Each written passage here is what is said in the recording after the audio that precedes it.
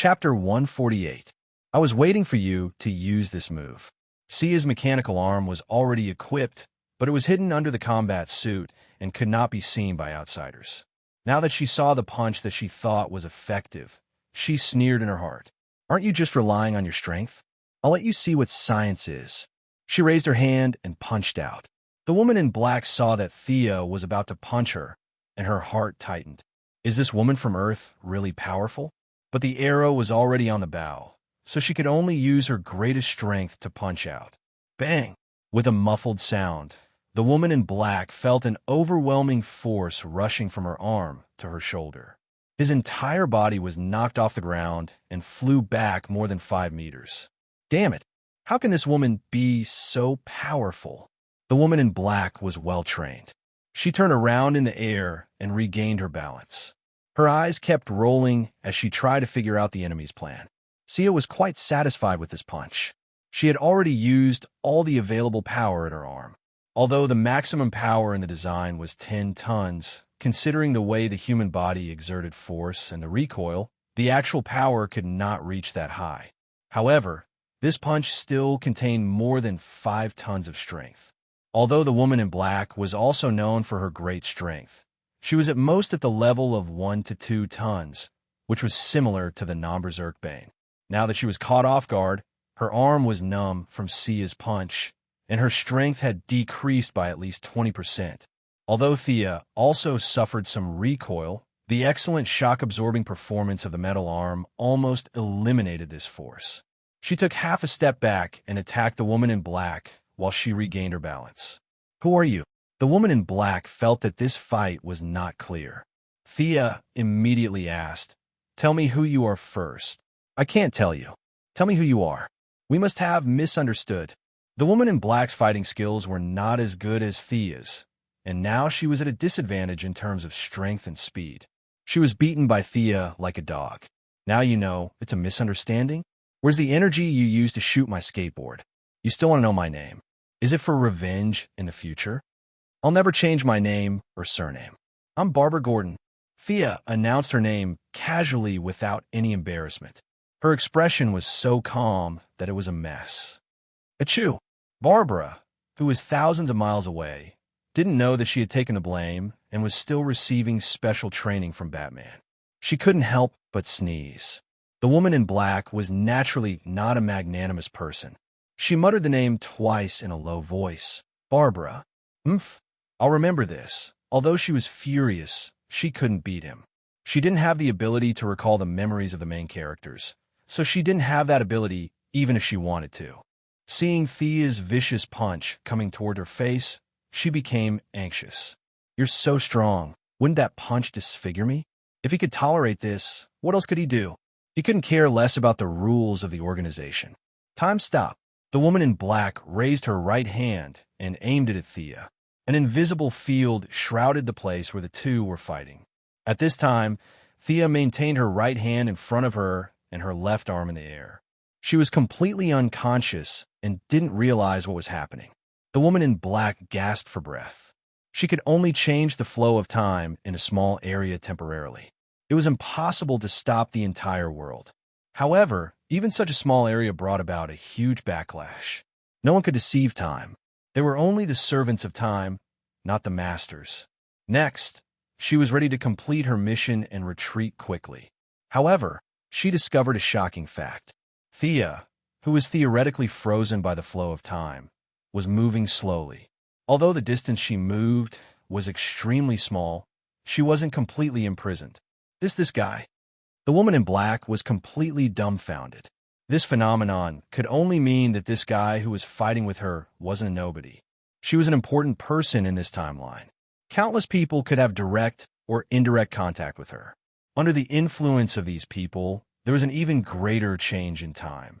Instead of saying that she was imprisoning her, it was more accurate to say that she was fighting for control of the entire timeline. Let alone her. Even if she pulled out the 180 people in the organization and multiplied it by 10,000, they still wouldn't be able to go against the laws of this world. It sounded like a long time, but in reality, only a second had passed. However, this short second had caused the black-clothed woman's vitality to be greatly damaged. Her originally pretty appearance was like that of an evil spirit, and her body also uncontrollably shriveled up. No, the backlash of time was too great. She had to stop immediately. She would rather be beaten to death than use this move. However, she underestimated the tolerance of time and overestimated her own limits. Halfway through her action, a huge amount of energy exploded from within her body. The explosion of energy was so quick and violent that it was shocking. Without even making a sound, the woman in black was blown to smithereens on the spot. This wasn't an adjective. It was reduced to an atomic structure. However, because the imprisonment field wasn't immediately removed, some strange substances in her body automatically entered Thea's body. With the woman's death, her time field was naturally removed, and Thea also smoothly regained control of her body. However, the scene in front of her made her a little confused. Although she was imprisoned, her memory was still there. The scene in front of her was that she jumped up and attacked, and then the woman in black was instantly blown to smithereens. Did I do this? Thea was confused. Did I hit her? Was she killed by my punch? Was she possessed by Saito-sensei? However, the enemy was indeed dead. Although many villains had the tradition of faking their deaths, as long as their heads weren't chopped off, this woman was already smithereens. In theory, it was impossible for her to revive, right? Carefully feeling her body, she vaguely felt that there was something extra in her body, but she couldn't identify it without a reference. At the same time, in the grass not far from her, two people were whispering. What do you think we should do? Rem, Thea killed the Time Wanderer. She's going to take my original body back to Star City. What was it? The blonde woman in white leather couldn't say what it was. The tall man named Rem had a funny look on his face. I'm a doctor of physics, not time travel. However, this Thea is very different from the Thea we know. The blonde woman rolled her eyes at him, knowing that he couldn't give any constructive advice. Just as she was racking her brains for a solution, their communicator rang. Miss Lance, Dr. Palmer, the timeline shows that Wanderer is dead. Did you do it? The owner of the voice found it hard to believe, but his tone was very relaxed. The two in the grass looked at each other and smiled bitterly. They wanted to accept this glory, but they really didn't do it. Chapter 149. The two of them came up with no good ideas, so they decided to go back and discuss it. But when they moved, Thea immediately sensed them. Even when she was a pure martial artist, Thea was astonishingly sensitive, not to mention now that she had evolved in a psychic power. Who's there? The sound of their footsteps instantly alerted Sia. Relying on the support of the wind, walk spell on her body, she glided over to the two of them like a flying dragon, her feet barely touching the ground. But when Sia saw the faces of the two people clearly, she was instantly dumbfounded. The blonde girl was Sarah Lance, and the tall, handsome, and funny guy next to her was Ray Palmer. Why were they here? At this time, at this place? Thea vaguely understood something. She used her psychic power to sense Sarah Lance, who was knocked out by the shockwave. That's right, there were two Saras. The one in front of her was Sarah Lance from the future. Hi, I'm Ray. You don't know me. Oh, at least not now. No, I mean you should know me now. The handsome Ray Palmer, who was 9 meters tall, ignored the mysterious atmosphere between the two women and greeted them in a relaxed and cheerful manner. But after a few words, he found it more and more ridiculous, so he stopped talking. But he still stared at her with bright eyes. This guy was indeed Felicity's boyfriend. He was just as funny as she was. Thea pursed her lips and nodded reluctantly. Then she turned to the blonde girl, who was silent. You're Sarah? Sarah Lance, who already had the demeanor of a future legendary captain, bit her lip and said helplessly, Yes, you. Why are you on Purgatory Island? I'm here to find Oliver. Thea answered firmly and reasonably. No one could find fault with it. Sarah was having a headache. Naturally, she couldn't find any fault with the answer. Just as she was racking her brains, Captain Rip Hunter's voice came from the communicator. Hold her down for now. We'll be right there.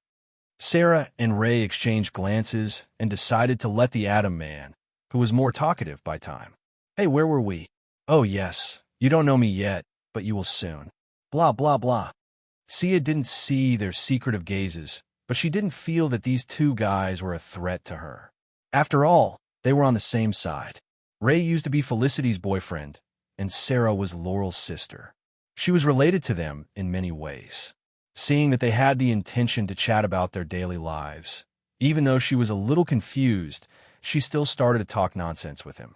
Unfortunately, Ray Palmer was the kind of person who could talk nonsense all day long, but was always unreliable at crucial moments.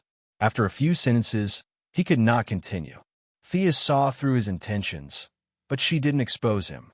Instead, she changed the topic and discussed with him about physics, technology, and nanotechnology. This made Ray Palmer breathe a sigh of relief. For an authority in quantum mechanics who could solve the Ehrenfest theorem in an hour, he could talk about science and technology for 3 days and 3 nights without repeating himself. What a genius! Although many of his ideas were just general discussions, they still made Thea's eyes light up. This guy could be seen as a weakened version of Tony Stark. Just a simple conversation between the two had benefited Thea a lot. Just as Ray was explaining a formula to her, Thea smiled. "Your friends are here. We mean no harm," Sarah quickly explained. Yeah. Ray Palmer nodded like a chicken pecking at rice. Whether or not they meant harm, they would only know when they met. Thea looked at the people opposite her who didn't hide their tracks and rushed towards her. A strange feeling arose in her heart. Was she so strong that she needed to team up to fight? She was so happy. Happy my ass. She didn't get any experience or reputation from fighting these people. 5 people came from afar. The one in the lead was the captain of Wave Rider, Rip Hunter, who was wearing a long brown windbreaker. On his left was Captain Frigid, who was wearing a down jacket and sunglasses and holding a slightly exaggerated-looking gun. Next to him was Captain Frigid's good partner, Heatwave, who was wearing an asbestos fireproof suit and holding a flamethrower. On his right was an ordinary-looking black youth with thick lips. Thea couldn't remember his name. Beside him was a fat old man with white hair and round glasses. Was the whole Tomorrow's Legend squad coming out? No, there should also be Hawkman and Hawkgirl. Were those 2 idiots dead or not? Miss Quinn, we're not enemies. We mean you no harm. Rip Hunter was the first to speak, explaining his side's position. Thea believed in this. Although her brother Oliver was a weakling now, his reputation would still shock many people in the future. He was known as the 8th magnate outside of the 7 magnate of the Righteous Alliance. As his sister, she would definitely have a good reputation in the Justice faction. They wouldn't dare to harm her. Seeing that she didn't overreact, Rip Hunt silently sighed in relief. It was inevitable to run into relatives and friends while traveling through time, so he couldn't just kill every single one of them. If he really did that, even the heroes of justice wouldn't spare them, so he was very experienced in dealing with such sudden incidents. His faction was neutral and even leaned towards the Righteous Alliance. Naturally, he couldn't force Thea, who had a close relationship with the Green Arrow Party. "We came here from a certain time in the future. We wanted to stop the Time Wanderer from making a move on Miss Sarah's past, but we didn't expect to meet you here. I hope you can hand Miss Sarah," Rip Hunter pointed at the fainted Sarah Lance in the distance, "to us and let her return to her original time." Thea had never thought about the broad issue of time changing Sarah's fate. She thought about it carefully. Wouldn't it be better to send Sarah back to Star City, to her father and sister? Yes, that's great. There was nothing wrong with that at all. From every angle, Purgatory Island was the beginning of Sarah's tragic fate. If it could be changed from the beginning, then it wouldn't be a bad thing. But Rip Hunt couldn't say that. A person's perspective was different from his or her own. From Sarah's point of view, changing everything would definitely be a good thing. In fact, it would be an extremely good thing. If she could return home and live happily ever after, who would be willing to suffer so much? But for Rip Hunter, it was a bit of a headache. Sarah was someone he had focused on nurturing. She had brains, potential, and enough decisiveness. But all of that came from the suffering she had endured. If he agreed to let Sarah go home, she wouldn't have any of those experiences. Wouldn't he be looking for trouble if he recruited her? Rip could swear to the heavens that as long as he let Sarah go, the capable blonde girl in front of him would instantly turn into a powerless young girl. changing boyfriends twice a month, having some pox on the weekends, and having parties when she was bored. This was the norm for young Americans. If he could maintain Sarah's original life path, it would be this image. But he couldn't say a single word of that. He could only rely on Sarah's own wishes. Whether his right-hand woman wanted to live her current life or return to the past was all up to her. Chapter 150. In the end, the choice was back to Sarah. Of course, it was the future version of Sarah in front of them. The unconscious weakling in the distance was automatically ignored by them. What should I do? Even with Sarah's extraordinary decisiveness, she was still somewhat hesitant. If she nodded, all her suffering would end, and she would return to her daily life. What Assassin's League or Legendary Team? To hell with it. If she shook her head, everything would go back to normal, and she would still have to continue struggling in this sea of suffering. Everyone was silent for a moment. Those who understood lowered their heads in deep thought. When the problem fell on their heads, how should they choose? Those who didn't understand were also looking around, wondering why no one spoke. Sarah opened her mouth and couldn't continue after that one word. Perhaps she herself was in extreme hesitation. You shouldn't become a weakling, Sarah Lance. You're an assassin, a fighter against fate. Think about the true meaning of your existence. Beside her, Captain Cold, Snart, said with a sharp, duck-like voice. The originally fluctuating balance had a subtle change because of his words.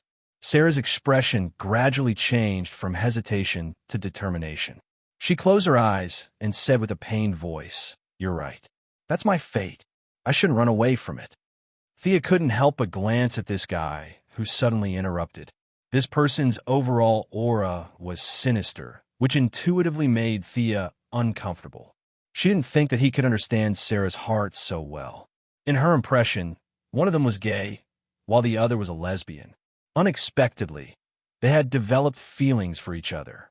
She really didn't expect that their hearts would be linked so early. Since you've chosen this path, I can't drag you back. Thea nodded at her, indicating that they could solve it on their own. With one problem solved, Rip Hunt, who had a beautiful beard, felt a huge weight lifted off his heart. But immediately, a new problem emerged.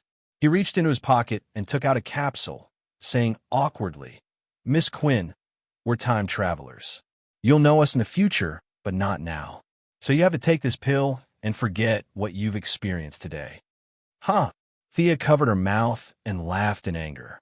Just because you think I'm easy to talk to, you think I'm a pushover? Time traveler? I'm so scared. I'm dying of laughter. Thea was laughing so hard that her body was trembling. However, under the puzzled gazes of the others, her face instantly turned ashen. "Are you sure you want me dead?" Rip Hunter tried to mediate for the last time. "We don't want to be your enemy, but these are our rules." Oof. Thea snorted. "Do you give everyone you meet pills? How is that possible?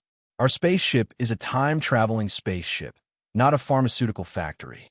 If we were to give one to everyone we see, we would have to work 3 shifts a day and not do anything else." Rip Hunter shook his head. "We don't want to do that. We respect Green Arrow a lot, but you need to know that there are 7 of us." Hearing his threatening words, Thea smiled contemptuously. So what if there were 7 of them? They were just chickens and dogs. He drew his bow and aimed at Rip Hunt, who was threatening him. Although this guy spoke of saving the world's peace, it was actually all for the sake of saving his wife and child. Saving one's wife and child wasn't shameful at all. In fact, it was a very noble act. However, in order to cover up this fact, he dressed himself up as the savior of the world.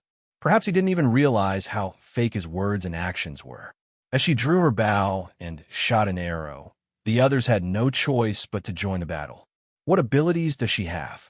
The gloomy Captain Lung asked the so-called acquaintance of Thea, Sarah Lance. She was the one who interacted with Green Arrow's party the most. She's Malcolm's daughter. Her training is similar to mine. Although Sarah had seen Thea fight with the Time Wanderer, she was a bit far away at the time. Thea didn't display much supernatural power, so she could only describe it based on what she knew. So that's a normal person with extraordinary skills? Heatwave shook his head, his face full of disdain. Rip Hunter said in a low voice, "Don't hurt her. She's an important person in the timeline. Don't worry. We can take care of her with our fists and feet. The ice and fire duo silently put away their weapons and rushed out. The rest of them also ran towards Thea. As they ran, they finished changing. Ray Palmer took out a small box from his pocket. The atomic suit instantly enlarged, and he put it on. The black guy and the white fat old man clasped their right hands together and combined to become the superhero Firestorm. Although Sarah didn't want to be Thea's enemy, she still took out her iron rod and pretended to run. Thea was a bit speechless at their formation. 7 people. Fine, 1 person. Now there were 6. The 6 of them ran in a row like European soldiers from the age of matchlocks. From a visual point of view, they were indeed intimidating.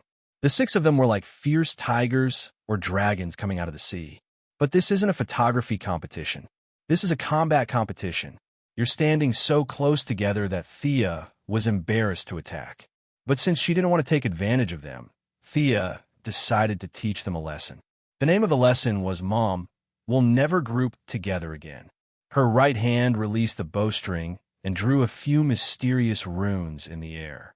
This was her modified illumination spell based on the dark mist spell. The starting movements and ending sound were exactly the same. She just needed to change the rhythmic runes in the middle from dark to light. With the help of the sun runes' strong light affinity, Thea released this modified spell in less than a second. The light attribute was known for its speed. Thea raised her hand and threw the glowing ball at Rip Hunter, who was running at the front. The ball of light instantly exploded around them. The originally beautiful formation immediately fell apart. What's that? A flash bomb?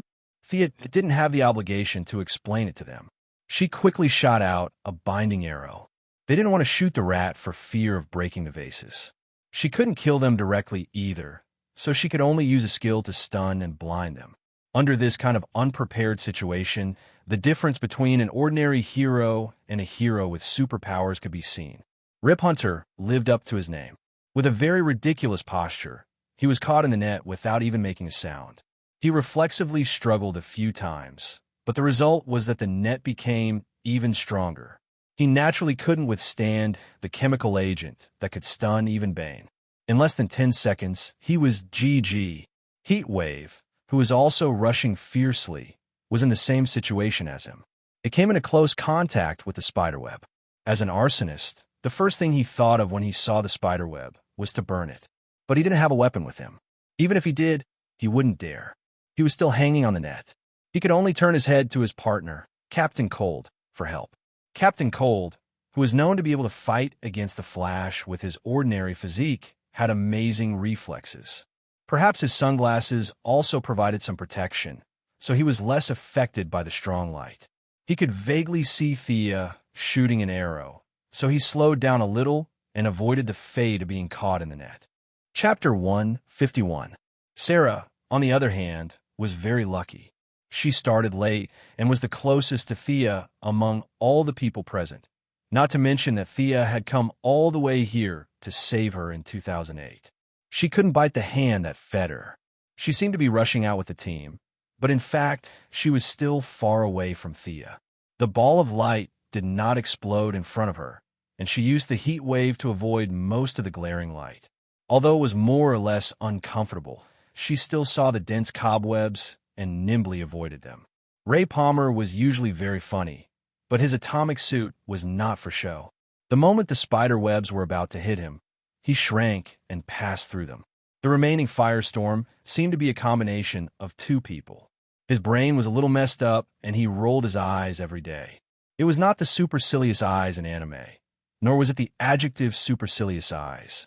It was purely the action of rolling the black eyeballs to reveal the white eyeballs.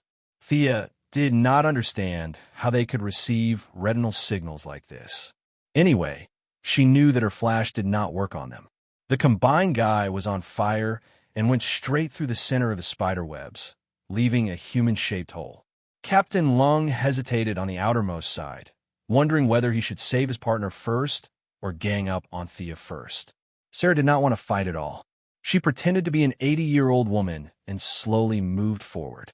In the end, the only ones who rushed in front of Thea were the Atom Man and the combined firestorm. Both of them were strong opponents, and Thea did not dare to take them lightly. However, their fighting styles were not mature enough. The Adaman's personal chivalry was too strong. He had a long-range weapon on his suit, but he insisted on fighting hand-to-hand. If a bookworm with several doctorates and a contemporary grandmaster of martial arts like Thea fought hand-to-hand, the result was already doomed. Thea didn't pay much attention to him and dealt with him casually. Her attention was always on the firestorm in the sky and Captain Lung Han, who was rushing over from afar.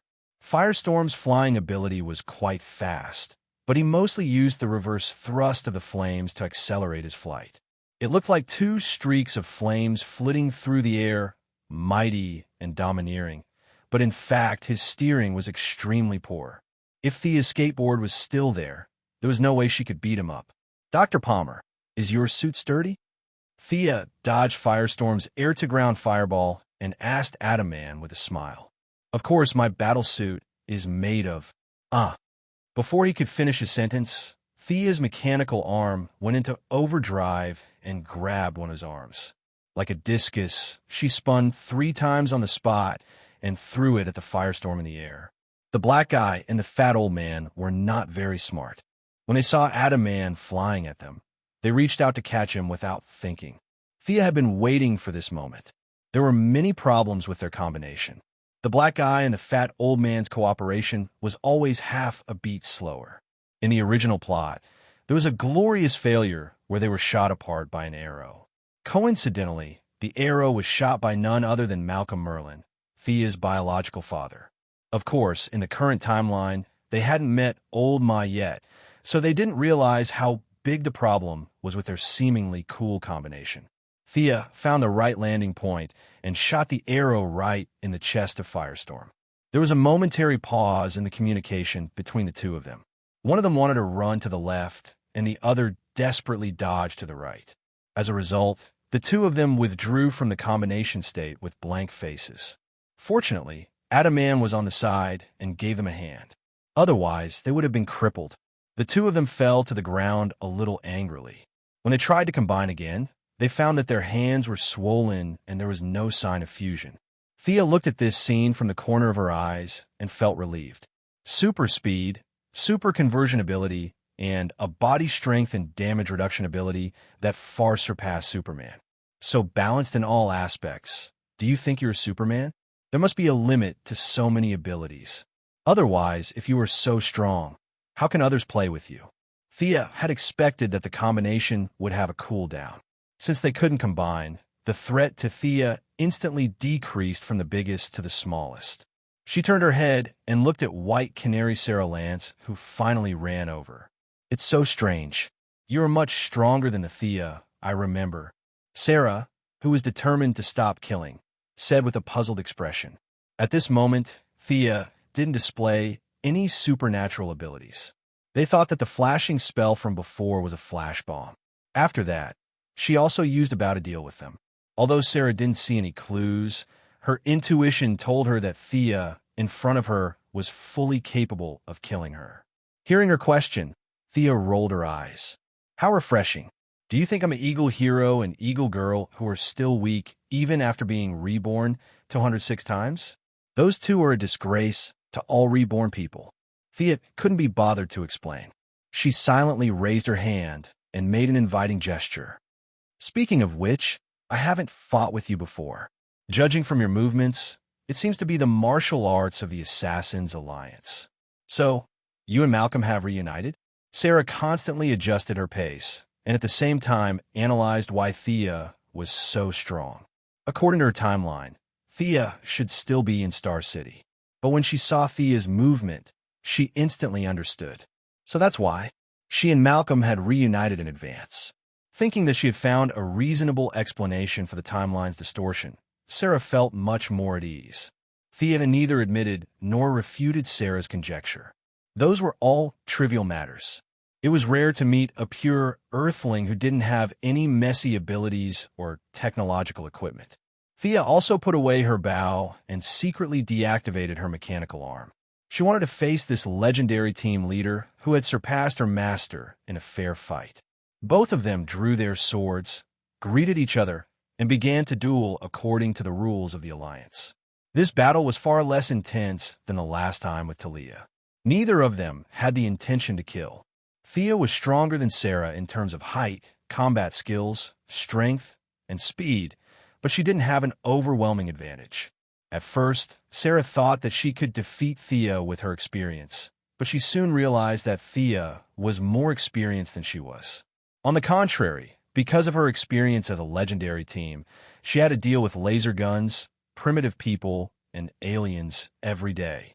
It had been a long time since she fought with a master of the same level.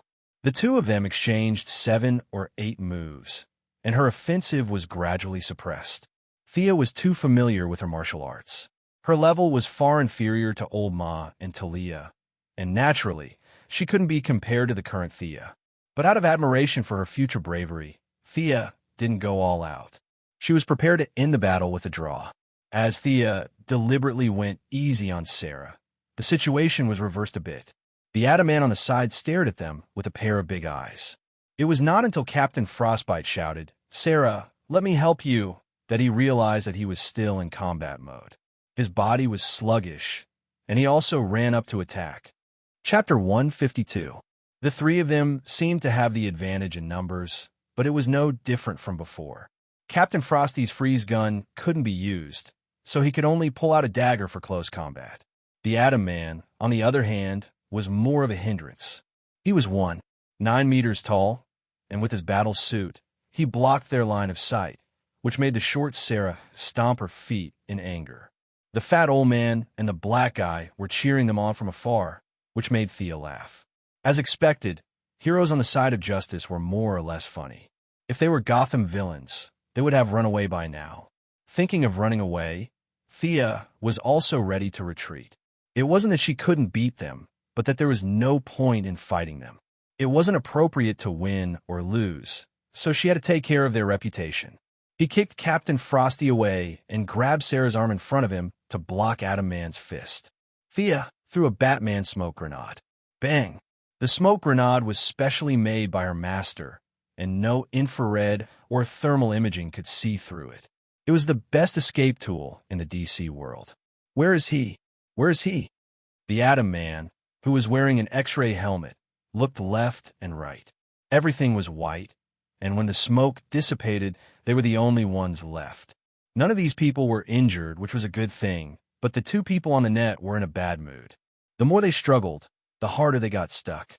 Rip had already fainted, while the rough man's heatwave physique was better than most people, so he was barely conscious, but his face was currently covered in white cobwebs, which made him look quite pitiful. Although they didn't have Thea's escape potion, Ray Palmer and the fat old man were the world's top scientists. After some analysis, they still rescued Rip Hunt and Heatwave. He did come down, but Rip Hunt's cool, beige trench coat and his Heatwave Army green fireproof suit were completely stuck to the ground and couldn't be removed. Heatwave was so angry that he took out his flamethrower and sprayed the cobwebs until his clothes were burned to ashes. Only then did he walk back angrily. The few of them were a little dejected. Thea did not appear to be very strong, but she was able to crush them as easily as crushing dry weeds. This made them doubt whether they could save the world in the future. That's right, a follower hero from Green Arrow's team could beat the 7 of them to such a state. Wouldn't a guy stronger than Green Arrow be able to kill them in minutes? Rip Hunter had lost his windbreaker and was only left with a shirt. His entire aura instantly changed from that of a rich and handsome man to that of a poor loser, but he didn't have the time to ponder over his image. He turned to the AI on the console and asked Gideon, "I'm here, Captain." A light blue 3D holographic projection appeared on the console. The mouth of the 3D person seemed to be opening and closing as he replied calmly, "Gideon, help me find out which timeline the Time Walker is in. We have to save everyone before she does." The light blue figure was silent for a while, as if he had gone through a careful examination. "Captain, the Time Walker did not appear at any point in the past, future, or present." "What do you mean?" Rip Hunter was a little confused. "Captain, according to tradition, the Time Walker is already dead.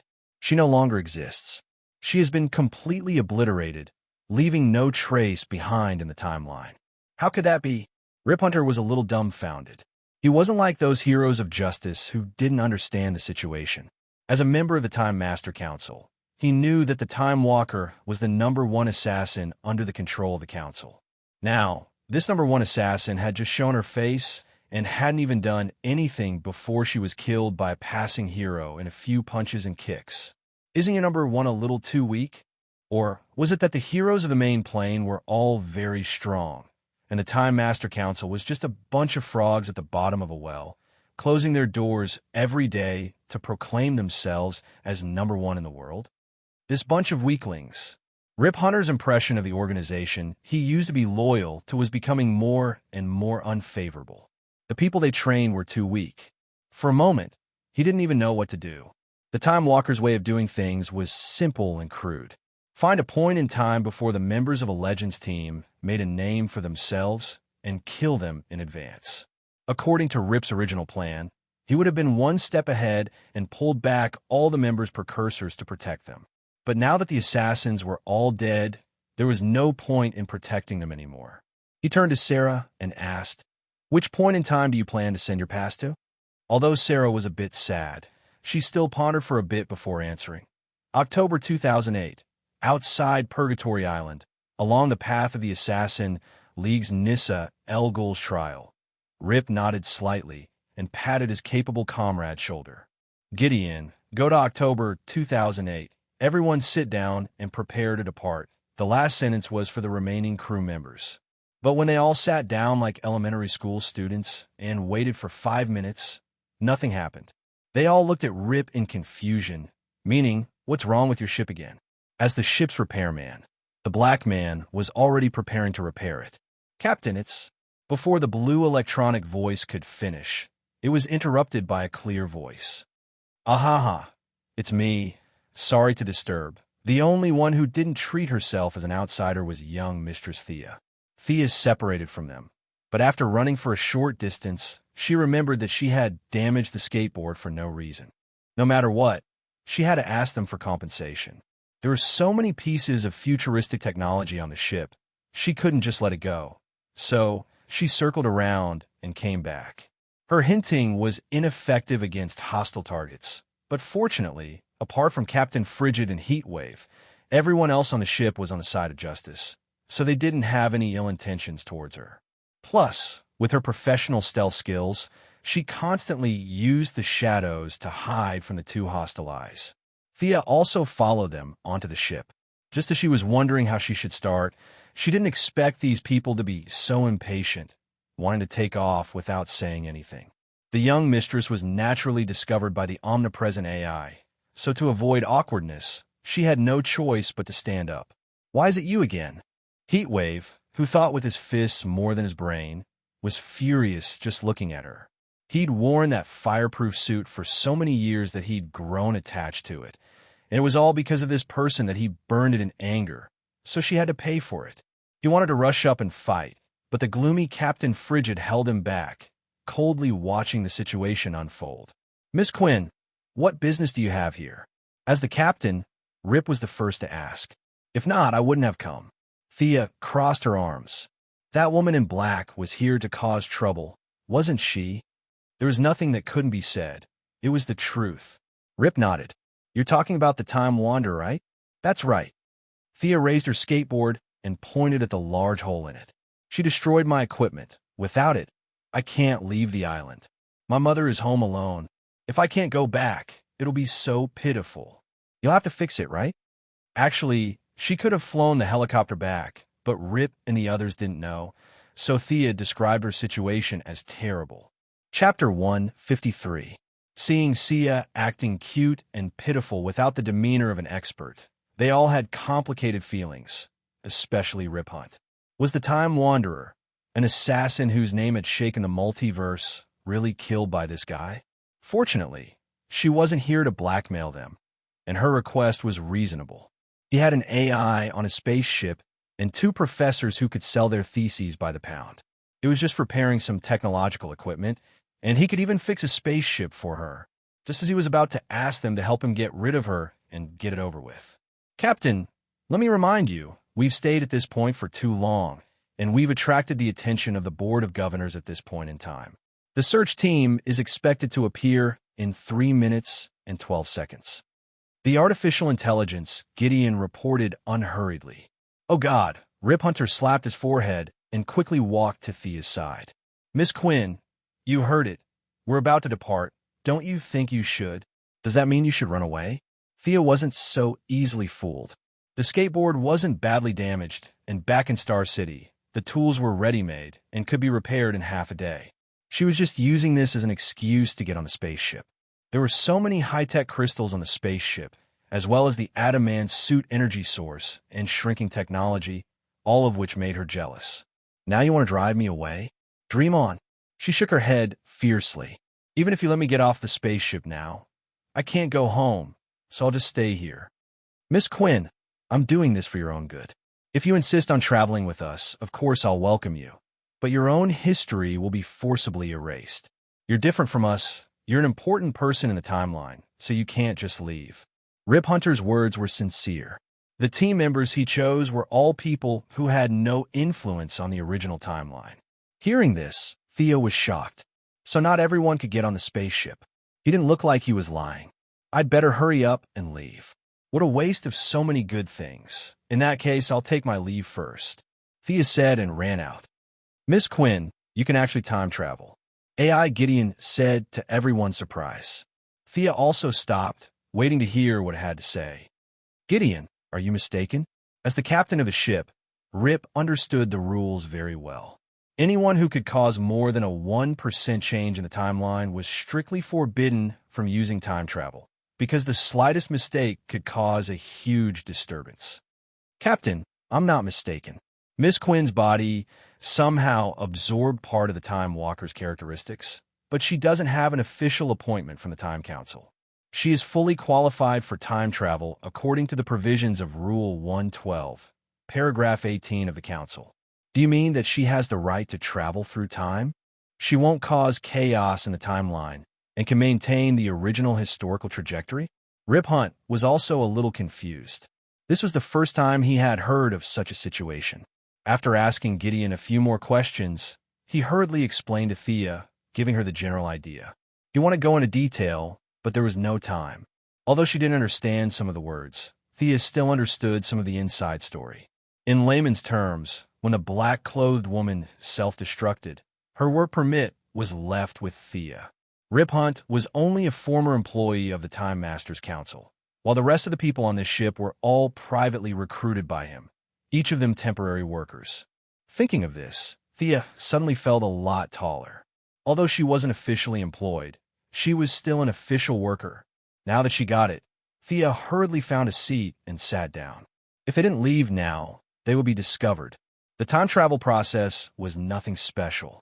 It was almost over in the blink of an eye. There was no scenery along the way. This short trip made Thea feel very uncomfortable, as if something was coming out of her body. According to the few people, there would be some symptoms during time travel. Some would lose their speech, some would lose their sight, but they would recover after a while. Thea was also relieved. The ship docked on land.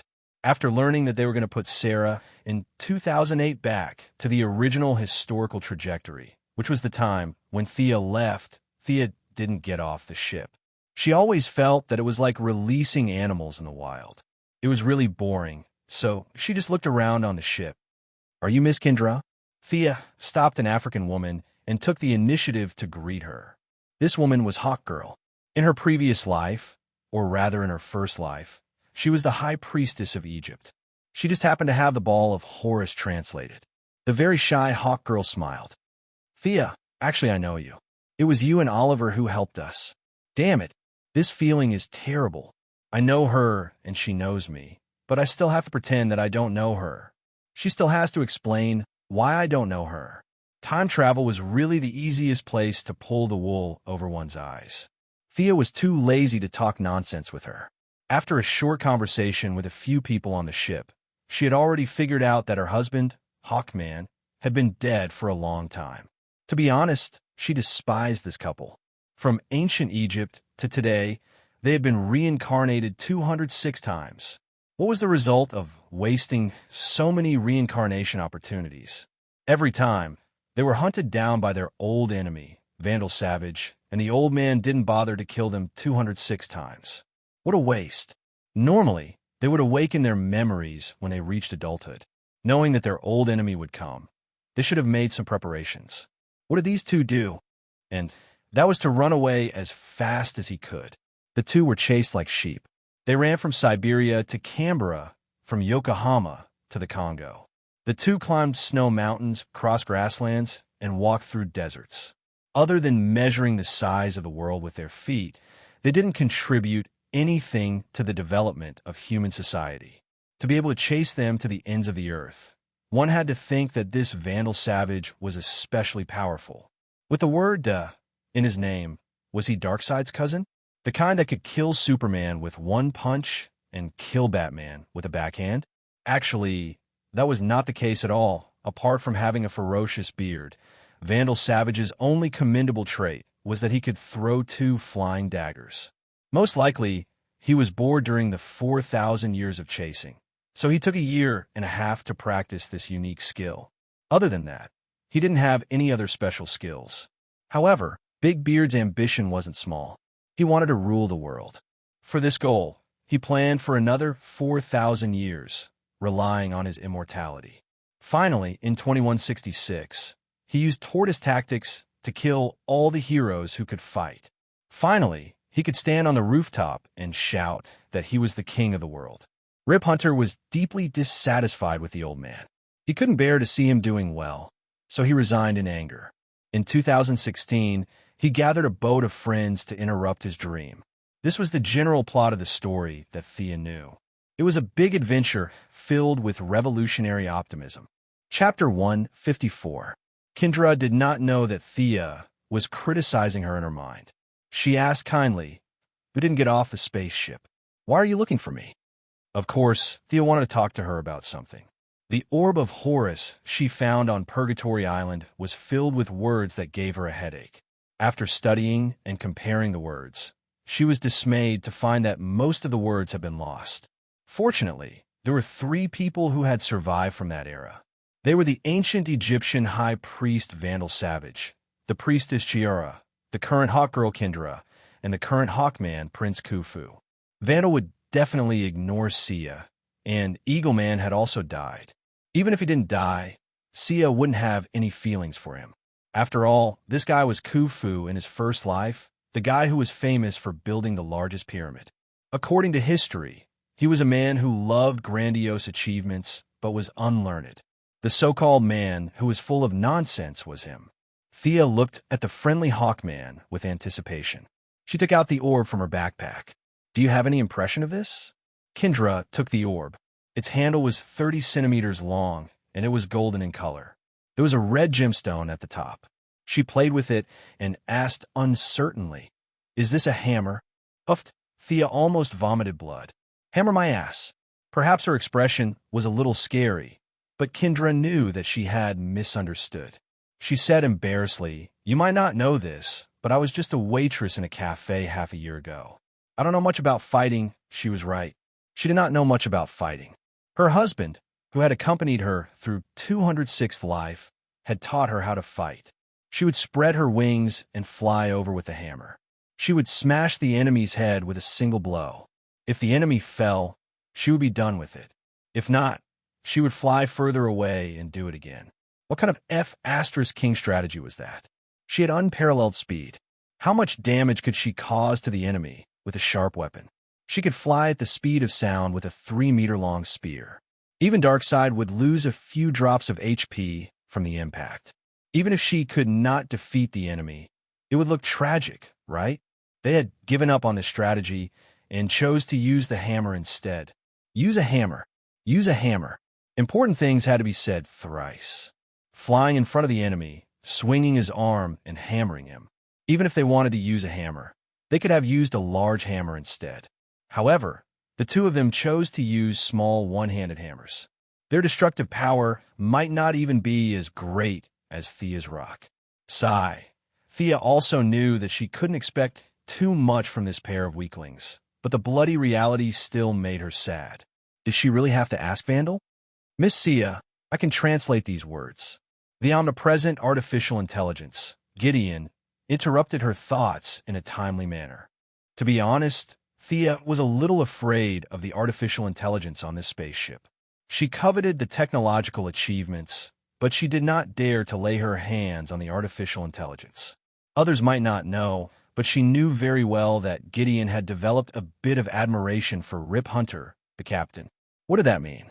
It meant that this artificial intelligence had feelings.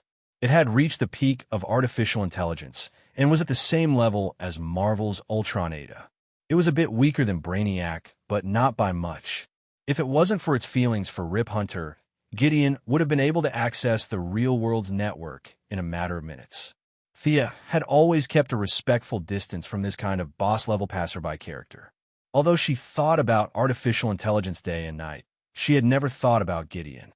Now that it had taken the initiative to talk to her, she could not refuse and could only express her gratitude very politely. As the crystallization of human wisdom that traversed the river of time and knew all the knowledge of both ancient and modern times, Gideon's ability was not to be underestimated.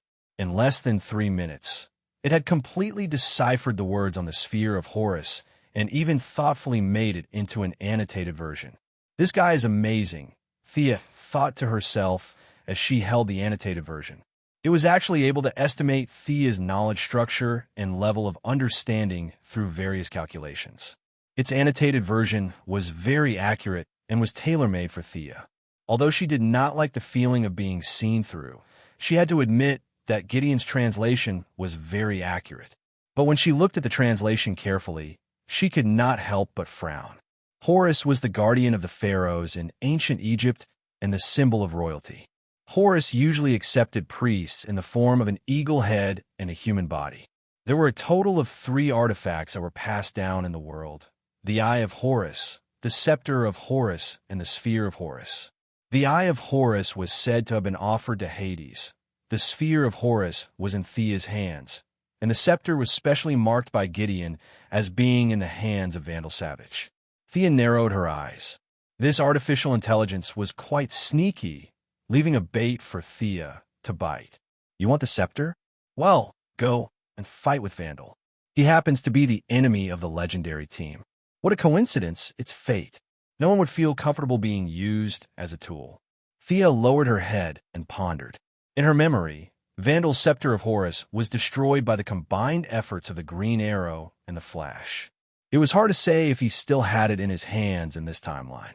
Thea sighed. She still could not resist the temptation. Should she help? Depressing. Her experience with Gotham made Thea a little resistant to helping. Although these people were stronger than the Bat family, there was a limit to their strength. She would not become a main force again if she helped, right?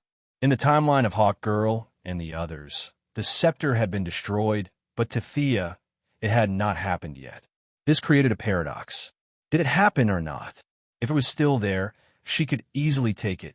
It was a set. If it was already destroyed, it would be useless even if she chopped Vandal up and fed him to the dogs. Thea shook her head.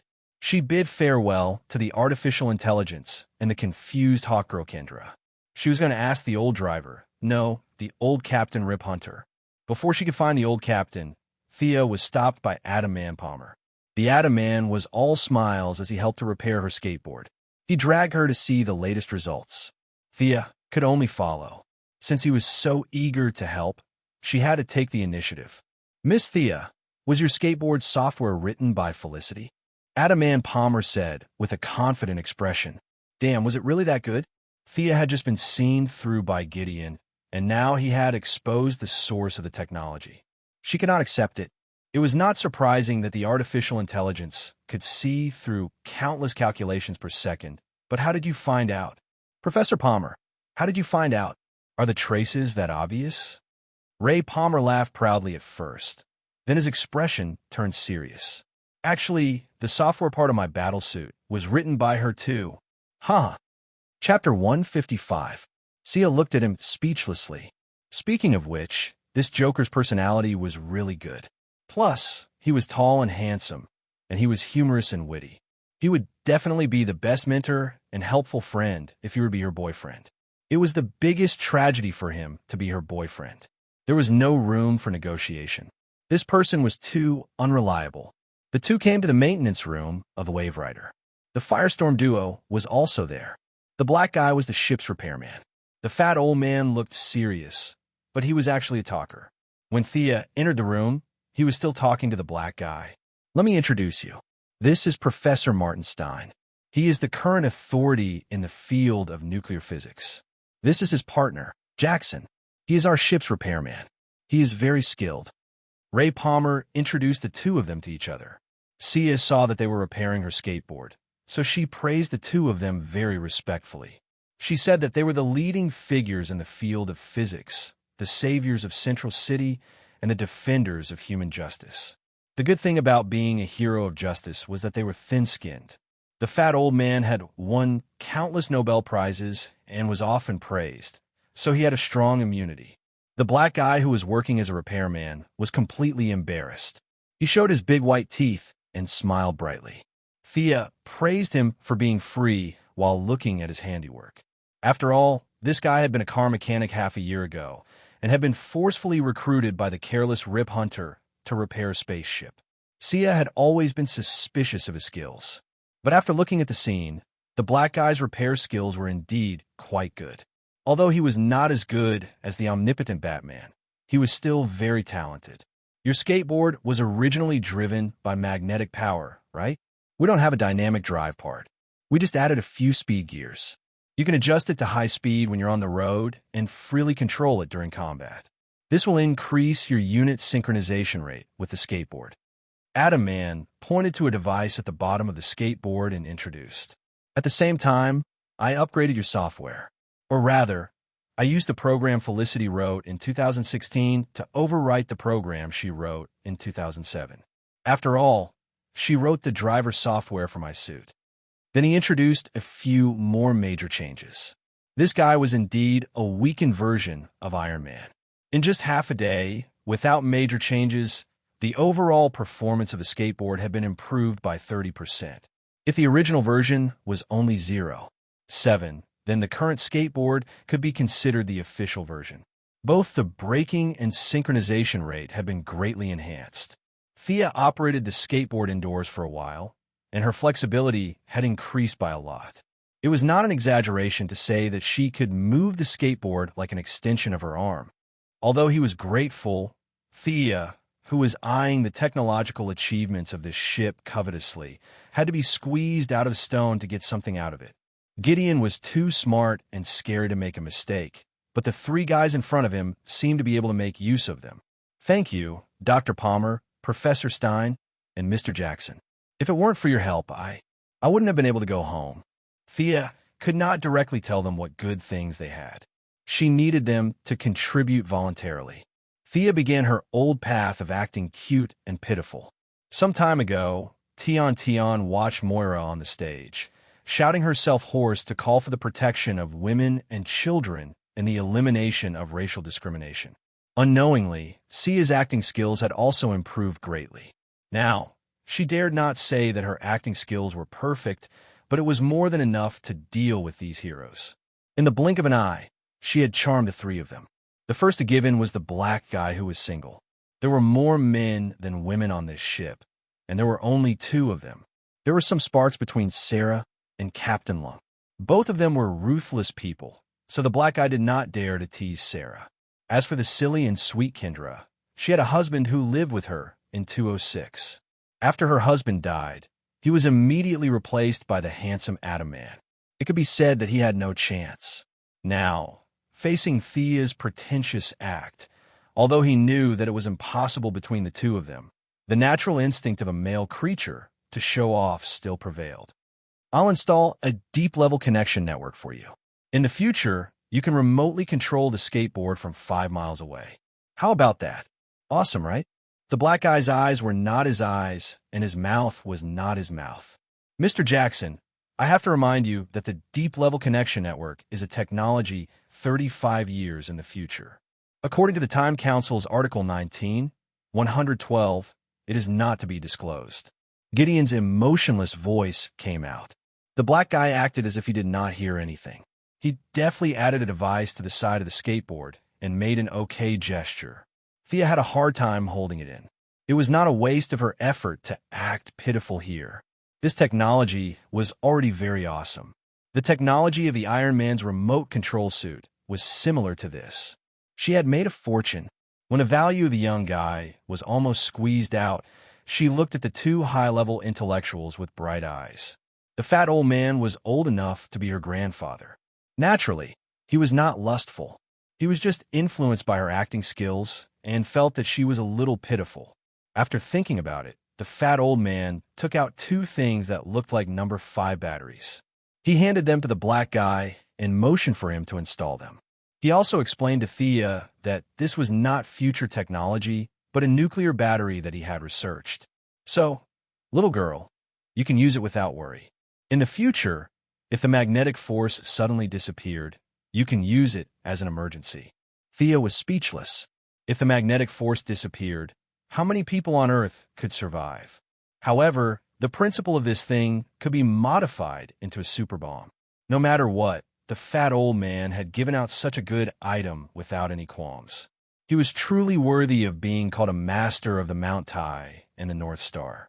Comparatively speaking, the handsome atomic man was much more resistant to beauty than Thea. When the three of them looked at him, he thought about it and then awkwardly said that he would be able to complete the atomization in a day if he gave the skateboard to him. This was a pleasant surprise.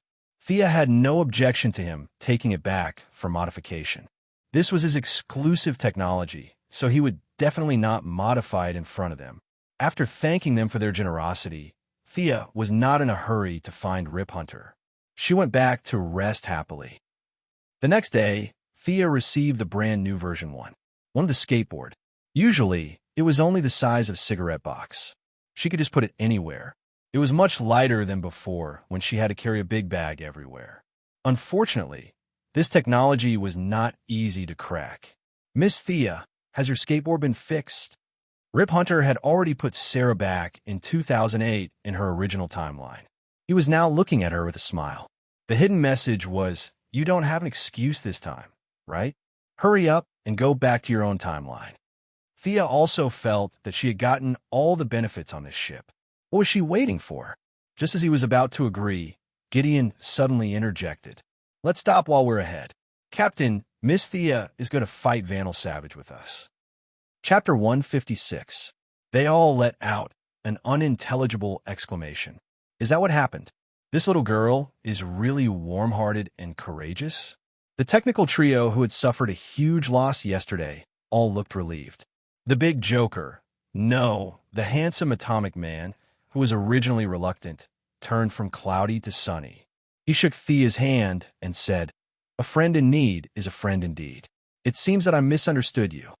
The black guy and the fat old man also ran over to express their gratitude. The black guy was a little embarrassed, but the fat old man didn't care. He was old enough to be Thea's grandfather, so he gave her a brotherly hug.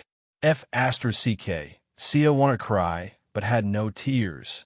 She had been tricked by this cunning artificial intelligence.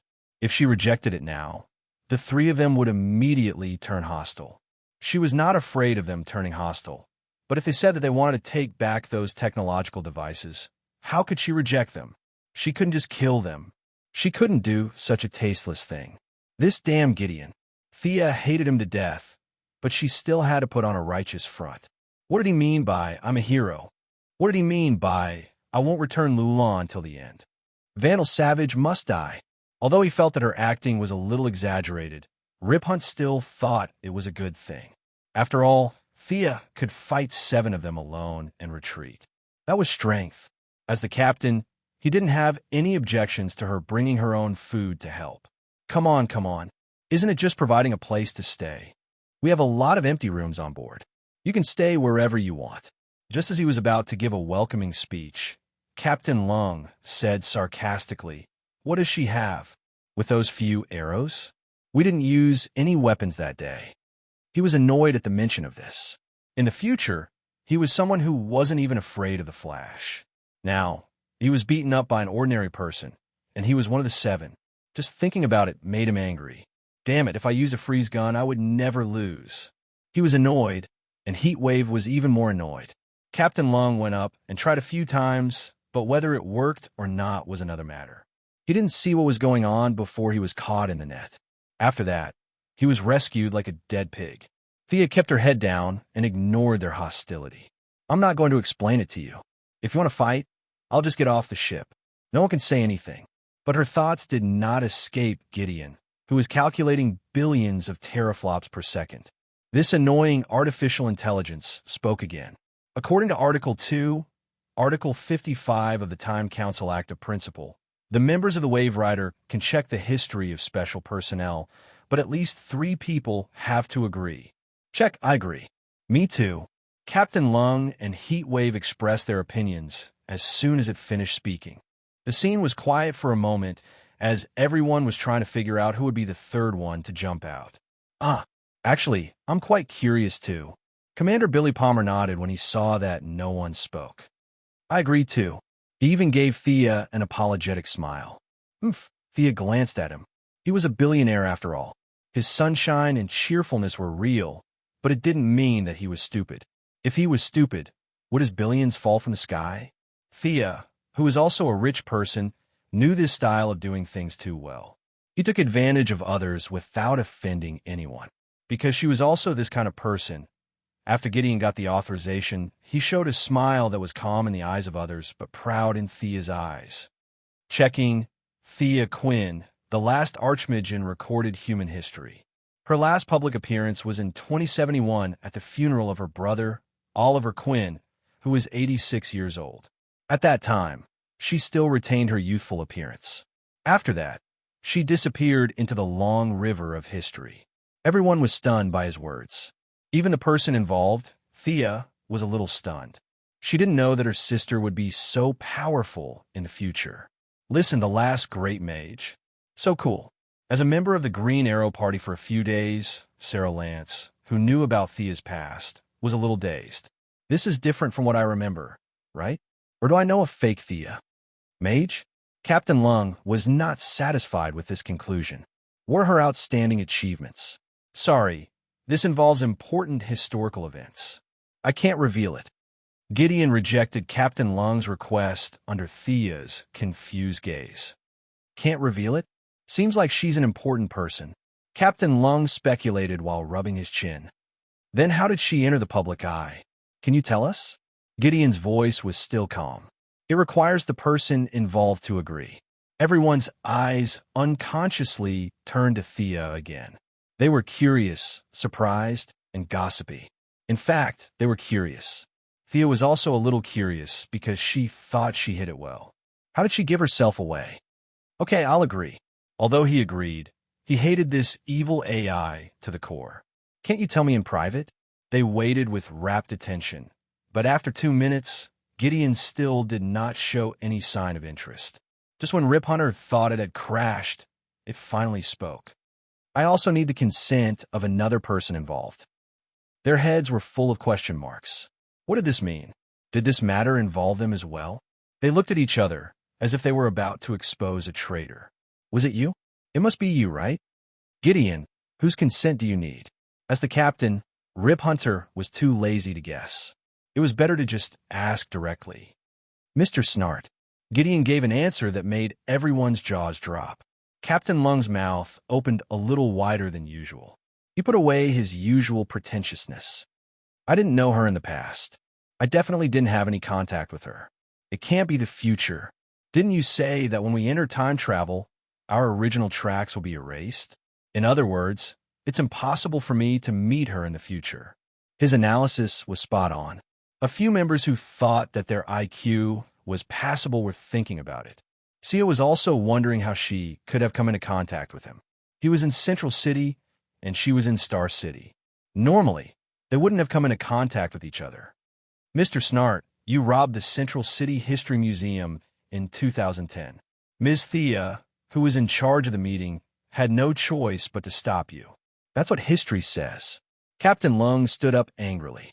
Nonsense. I've never met her. I didn't rob any museum in 2010 either. No, you've met her. History can't be wrong. Seeing how firm it was, Captain Lung was a little uncertain. He asked his good partner, Heatwave, Mick, do you remember? Getting an uncertain answer, he was a little confused. It didn't make sense. His memory was clear. He definitely didn't know Thea. Chapter 157. Mr. Snart, Gideon continued to explain in an infuriating tone. Miss Thea has most of the Time Walker's authority. Her energy level is higher than yours. If she's in the same timeline as you, she'll automatically overwrite part of your past. At this time, Captain Han finally realized what it meant to be thunderstruck. Vaguely, some of his memories were indeed loosened. What the F***CK? You didn't say anything when she boarded the ship. You set me up. What's the point of telling me now? If Thea knew what he was thinking, she would definitely run over and shake his hand. You finally understand me, right? This guy is too evil. He'll set me up without paying for it. Sarah Lance, who had been silent all this while, pointed at Thea and said, she's probably the one who interacted with me the most. Is my future still there? Gideon calculated for a while. If Miss Thea still maintains her original trajectory and shoots you to death in 2015, your history won't change much. Well, I still have to beg her to shoot me when the time comes. Why am I such a bitch? Sarah's expression was either ugly or speechless. She silently looked at Thea without saying a word. At this time, Thea finally remembered that she did shoot Sarah Lance to death in the third year of the storyline. However, at that time, Old Horse was the scapegoat. Oliver, who was obsessed with his sister, pretended that it never happened. Now, however, Old Horse was ordered by her to search for his ancestors. Who should she find to be the scapegoat? Besides, she probably didn't know about it. After all, it hadn't happened on her side yet. Thea immediately used her increasingly skilled acting skills and made a confused expression. To be honest, this expression was a test of her acting skills. She didn't have enough time to figure it out. Thea could only use all her skills to play the role of an ignorant girl. She was afraid that she would be seen through if her expression was not on point, so she even added a hint spell on herself. Fortunately, the people on the ship were all good at fighting and killing. They didn't have a teacher who was both virtuous and skilled. Although Gideon was as cunning as a ghost, he was still not a human. It was impossible for him to completely simulate human emotions. With several factors, her performance was successful. The legendary squad only knew that Sarah Lance had been killed once and then resurrected. However, he had never known who the murderer was. Today, he finally knew. There was only one truth, and it turned out that she was the murderer. But seeing that Sarah didn't seem to mind, they could guess that there was another story behind this. Naturally, they wouldn't poke their noses into other people's business. They could only sigh at how small the world was. Don't ask anymore. Let's get ready to set off. Since Miss Thea is going with us, let me introduce our mission objective to you. Rip Hunt hurriedly cut off their questions. After all, the timeline was extremely fragile, and Thea still needed to return to the original timeline. If she knew too much, she could easily do something that could cause half of the Legends party to disappear. So he hurriedly stopped the others who wanted to continue gossiping.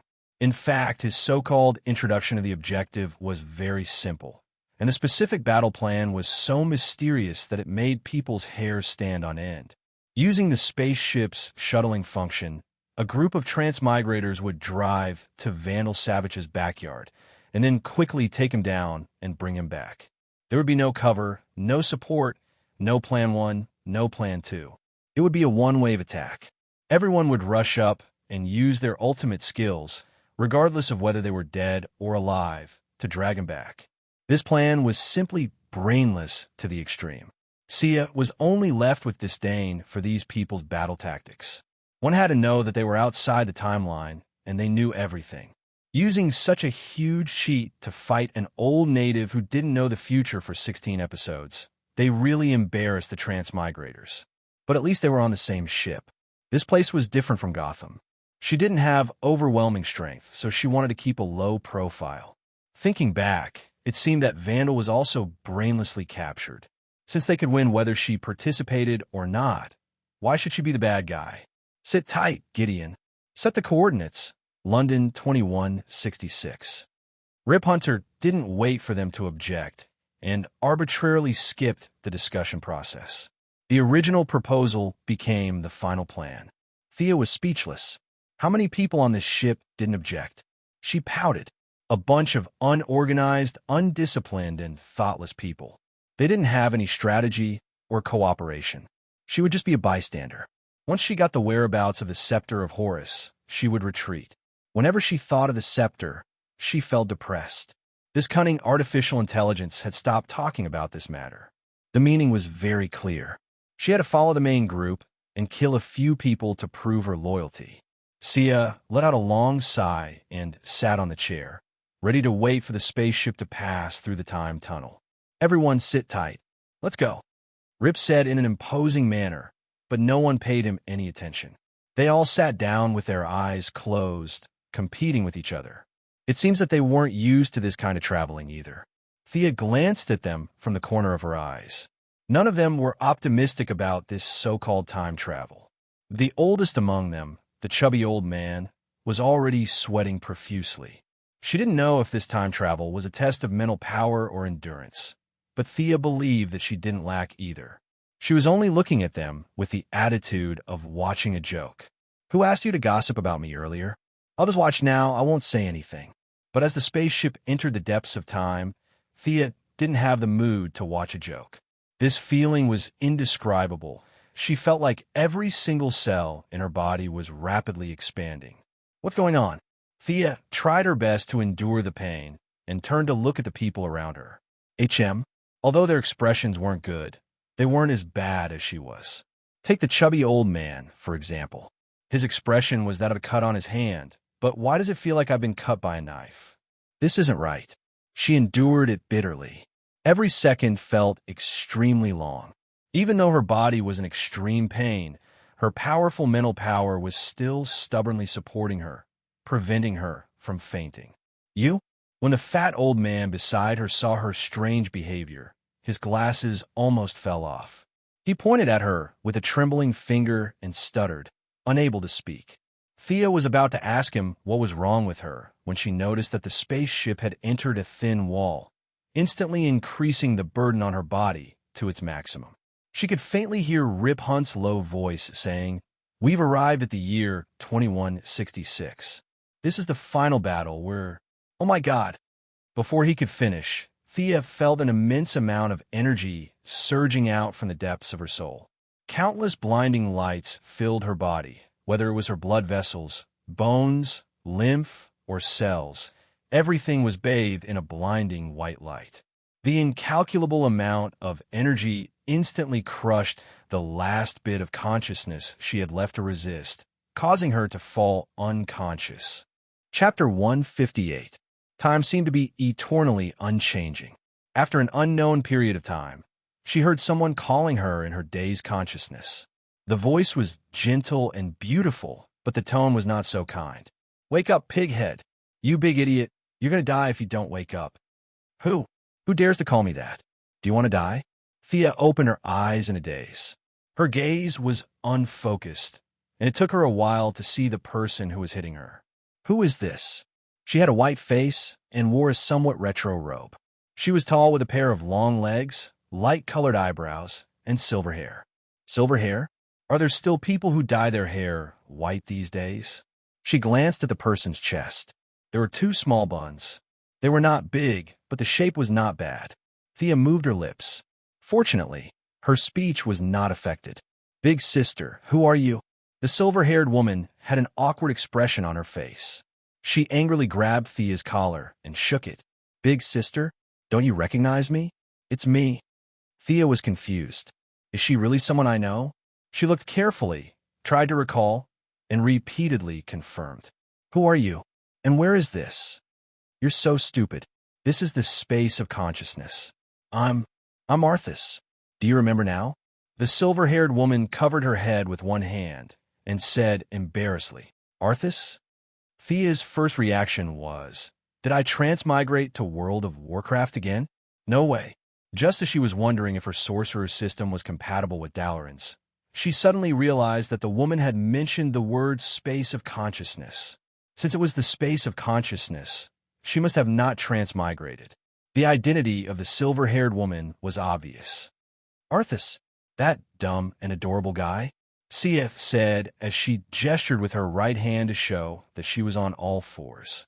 Arthas's face darkened. That's a turtle, right? I can see part of your thoughts. Don't think I don't know what you're thinking. Tui, tui, tui, tui. Huh. Thea recognized this iconic action. As expected of my cute pet. But she was so cute when she was young. Why is she not likable when she grows up? By the way, how did you grow up? Isn't it going to be exposed to the sun for a long time? Thea felt a little wronged. No one would associate this silver-haired beauty with a little unicorn that had just been weaned. There was a limit to one's imagination. You're the one who's exposed to the sun, not a dead pig. When Earthies heard the word exposure, half of her face turned black, and the veins on her forehead began to throb. Her eyelids drooped as she said in a low voice, "As for how I grew up, I don't know." Thea looked around. Was this really the space of consciousness? It was a vast expanse of whiteness. It was similar to what he had imagined. But what was he doing here? How did I get in here? The silver-haired Arthas asked. You didn't summon me, how would I know? Earthies, who had turned into a beautiful unicorn for some unknown reason, said angrily. Thea stared at her for a long time. The way her eyes were shining was indeed very similar to when she was young. However, at that time, Thea would always throw some food to her. Now, she didn't have any. Could it be that she could conjure food out of her imagination? For some reason, Thea felt very hungry. Very hungry. However, no matter how much she tried, there was no food in front of her. Could it be that my space of consciousness is fake? What are you thinking about? This isn't a dream. You're so stupid. A clear voice rang out behind them. The pure white space seemed to be dyed with a layer of black ink.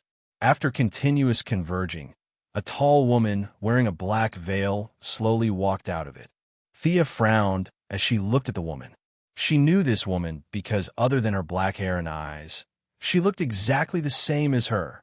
Even though she had some guesses, she still asked carefully, "Who are you?" The woman in the black veil blushed and the corner of her lips twitched. You've done so many things with me, and you're asking me who I am.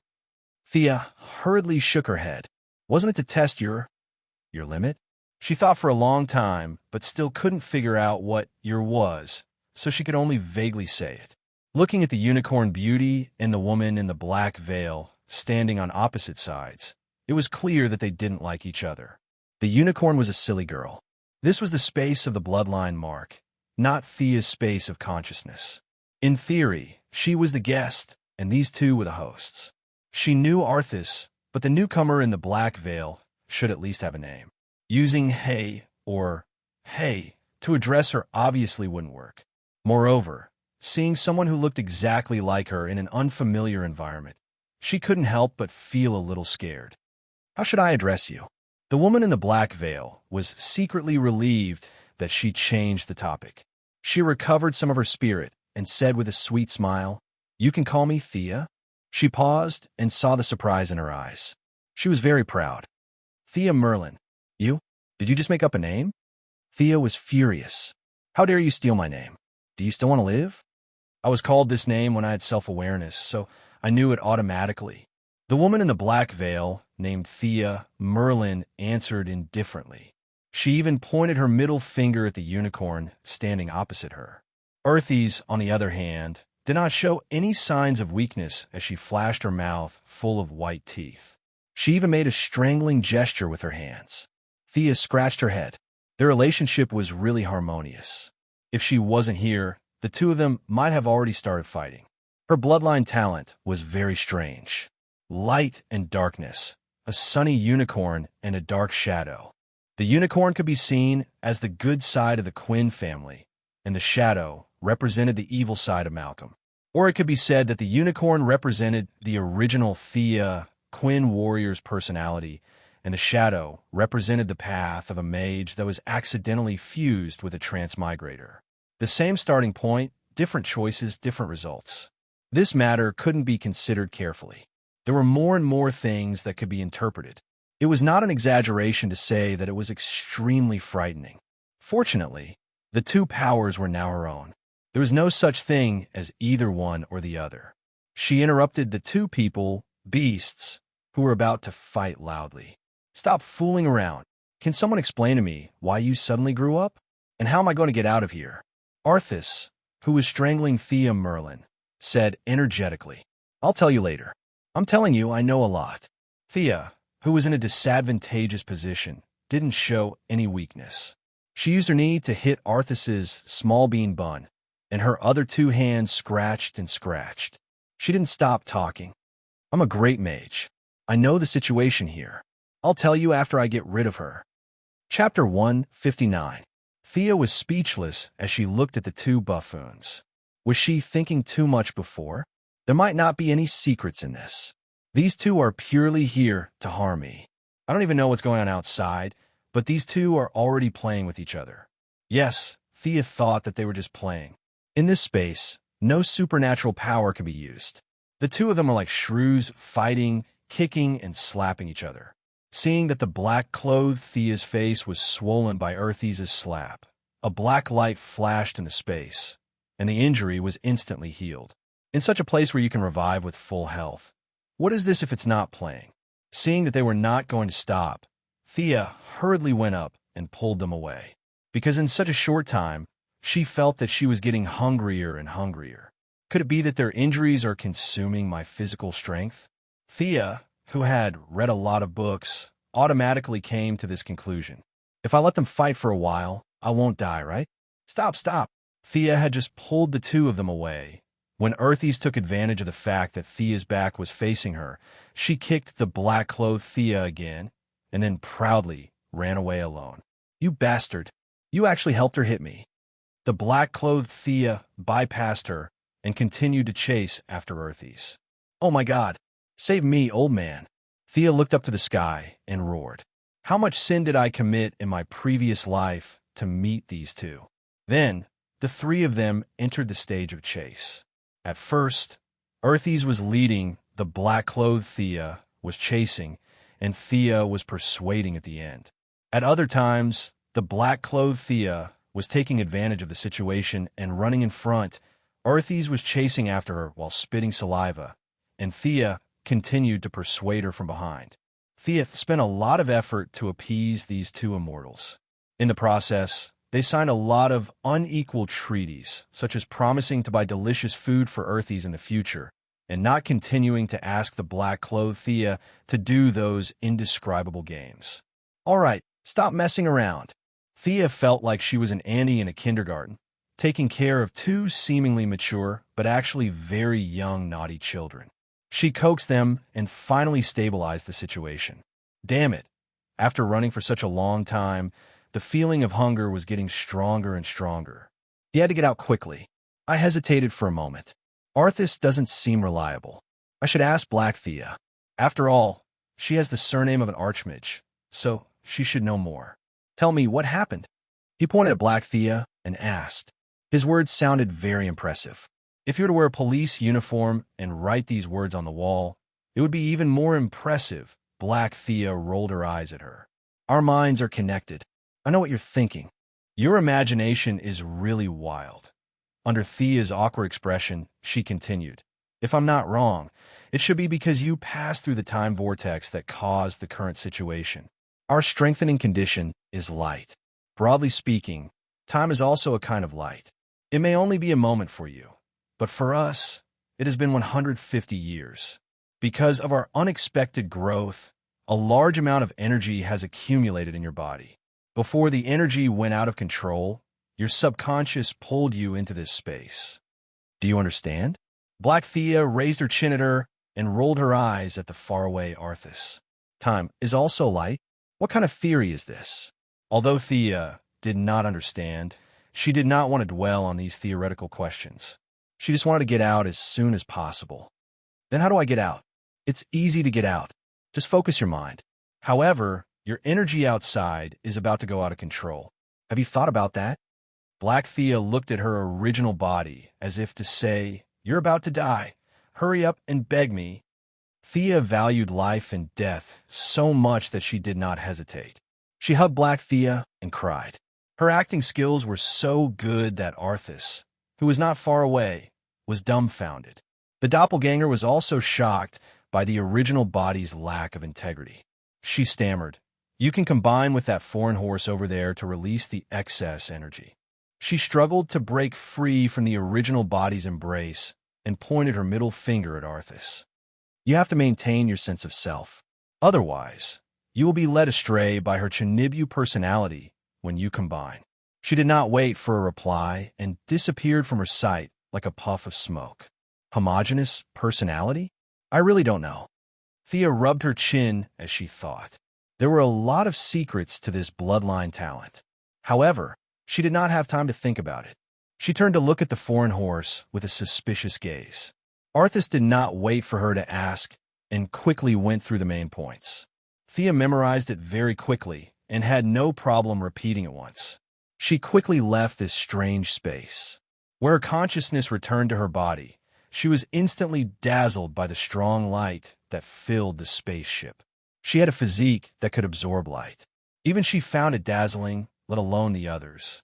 "Gideon, hurry up and scan." "What the hell is that?" Rip Hunt was still trying to find the cause. He had come to Vandal Savage with the determination to fight to the death.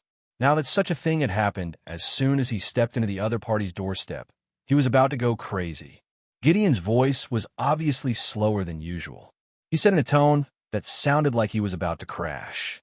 The energy field in the spaceship was too strong. His scanning line could not even get close before it was assimilated. He could not figure out what the situation was. Even the omnipotent artificial intelligence could not figure it out. Rip Hunt was completely at his wit's end. "Captain, this is like a nuclear fission reaction. Is there a problem with some of the ship's equipment?" As a leading figure in the world of nuclear energy, the fat old man felt like he was about to be burned. After all, he was the other half of the firestorm, a fierce person who could directly absorb the energy of a nuclear reactor. Now, even he could feel the drastic change in heat energy. One could only imagine how strong the energy overflow was. Rip was even more devastated. "My ship is made of futuristic technology. How could it be powered by nuclear energy?" But at least it was a direction to investigate. "Gideon, report the ship's damage." The artificial intelligence was very quick this time. "Captain, the power room is 17% damaged. The quantum neural chip set is severely damaged. Entering manual operation mode. The propulsion room is unknown. It is recommended that Mr. Jackson enter for inspection." Also, Gideon blabbered on and on, as if the spaceship was about to explode. Just as Rip Hunt was about to despair, he changed his tone and asked, "Captain, I have good news and bad news." "The bad news. The old pilot." No, the old captain was very experienced when it came to his own artificial intelligence. At the same time, he was prepared for the worst. "The bad news is that because of the overflow of energy, our ship has already left stealth mode. The moment we appeared at this time, Vandal Savage had already discovered us." Not bad. Rip could accept this result. It didn't matter if they were discovered. His ship was about to explode. Given the choice of dying without anyone looking or rising to the heavens in front of everyone, most people would choose the latter. Chapter 160. Amidst the blinding white light, Captain Han suppressed his discomfort and shouted at the top of his lungs, "What's the good news?" "The good news is that the light is too strong. Vandal's army can't aim at us. We've already escaped from their encirclement, but if we don't find the source of the light, they'll definitely catch up to us." Gideon tried to sound relaxed, but it still put a lot of pressure on them. As the culprit, Miss Thea had just run out of the bloodline space and overheard their conversation. She originally planned to play dumb, but it seemed that things had gotten a little out of hand. She wasn't the type to shirk her responsibility. Although she didn't know beforehand, she still admitted her mistake. "I'm sorry, everyone. This seems to be caused by me. I'll solve it immediately." "Miss Thea." Several different voices sounded at the same time. They were confused, puzzled, and surprised. "Miss Thea, how did you do it?" "You should know that your current energy reaction is far beyond a 5-ton uranium fission chain reactor. This doesn't conform to the principles of physics." The fat old man sitting next to Thea closed his eyes and rambled on about the formula of nuclear energy conversion to heat energy. "Professor, please tell her to stop this kind of behavior first." Our spaceship can't hold on any longer. Rip Hunter interrupted his incessant questioning. He was helpless against the fat, old man's unreasonable demand for the truth. Look at the situation. If you guys continue chatting for another 2 minutes, the spaceship will be burned to ashes. Thea naturally wouldn't be so unreliable as to chat with the old man. She had already summoned Arthas, and the two were having their first exchange of thoughts, preparing for the fusion. She was different from the flame storm formed by the fat old man and the black young man. They were two different entities that were trying to synchronize. On his side, whether it was Arthas or Black Thea, they were all a part of her. Light didn't represent justice, and darkness didn't represent evil. The two substances were just external manifestations of her. In the end, no matter who she was still herself. Her fusion was just an almost infinite amplification of one of her characteristics. A mysterious incantation came out of her mouth. Although they were on the brink of death, this was magic. The few people present couldn't help but listen.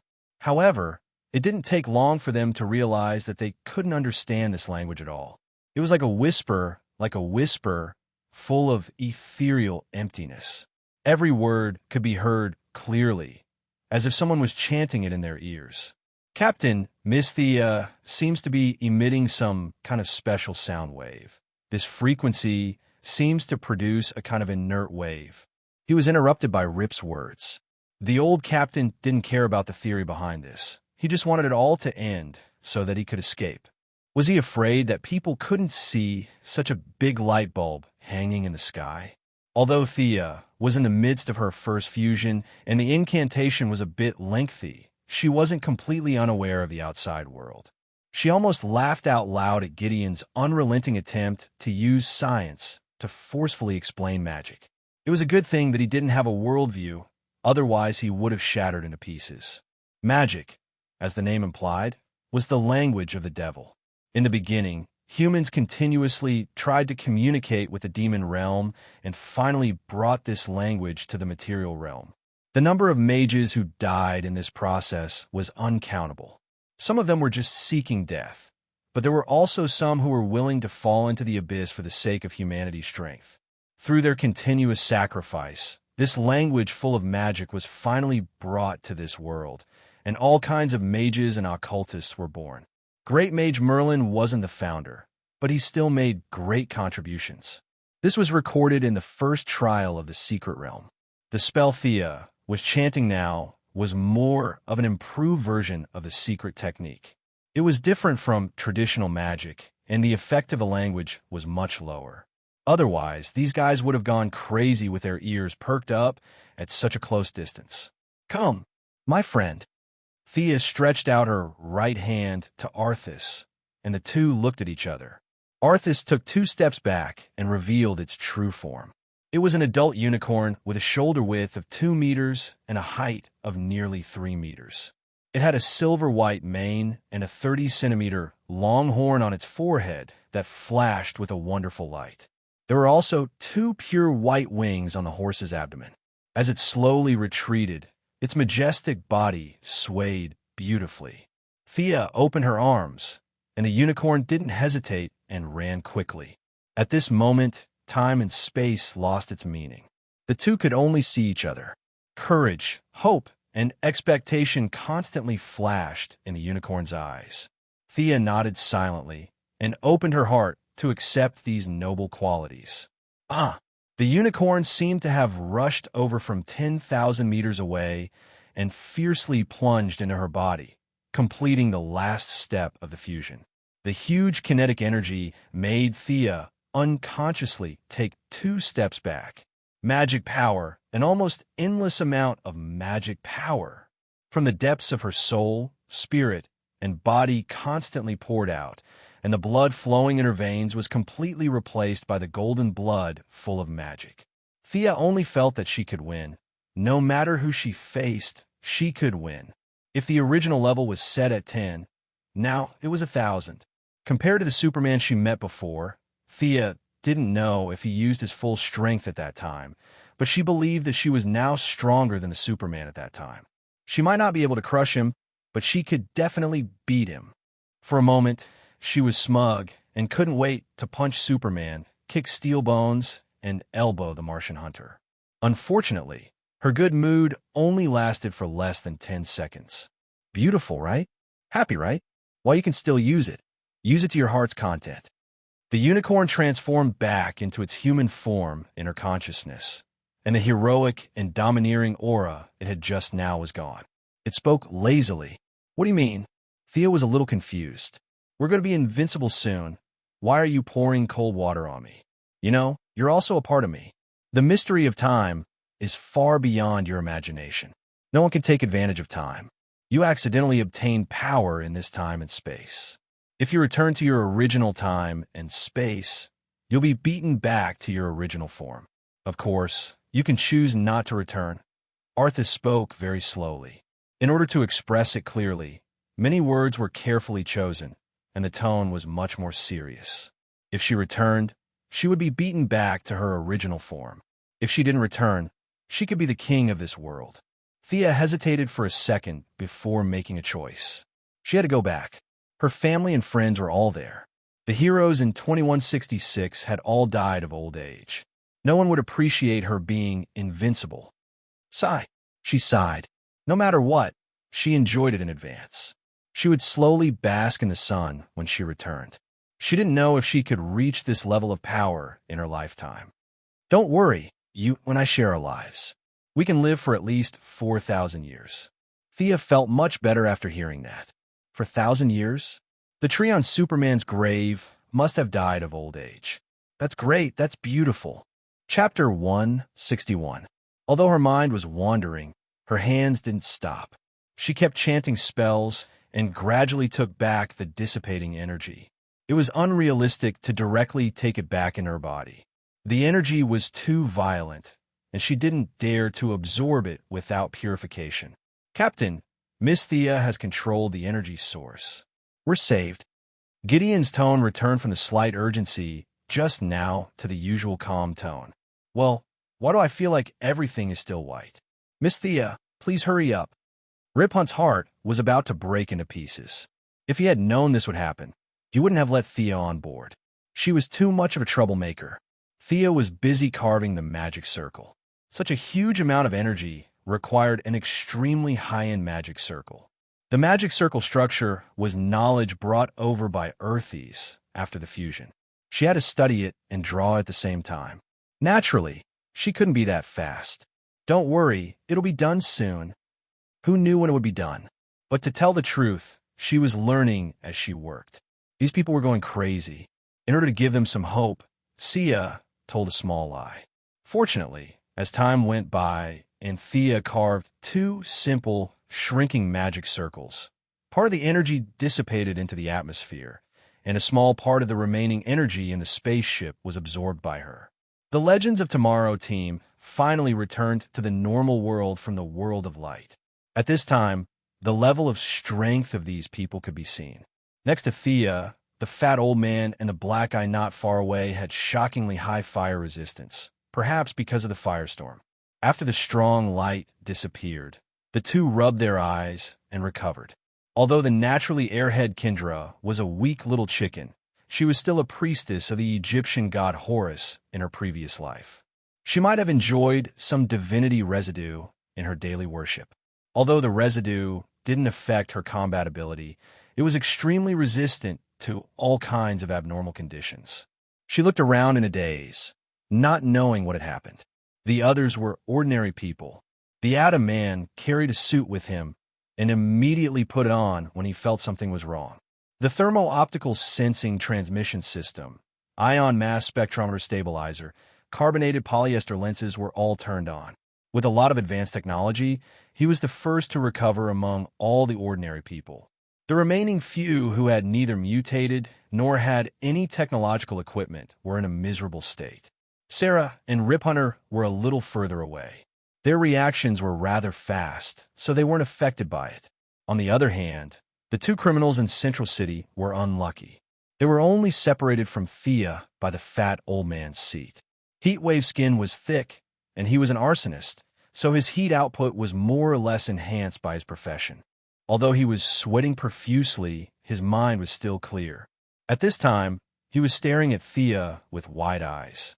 His little buddy, Captain Lung Han, was in a very bad situation at this time. This person was not strong at all. He was wearing a down jacket in the hottest days of the year. You could tell how bad his physique was.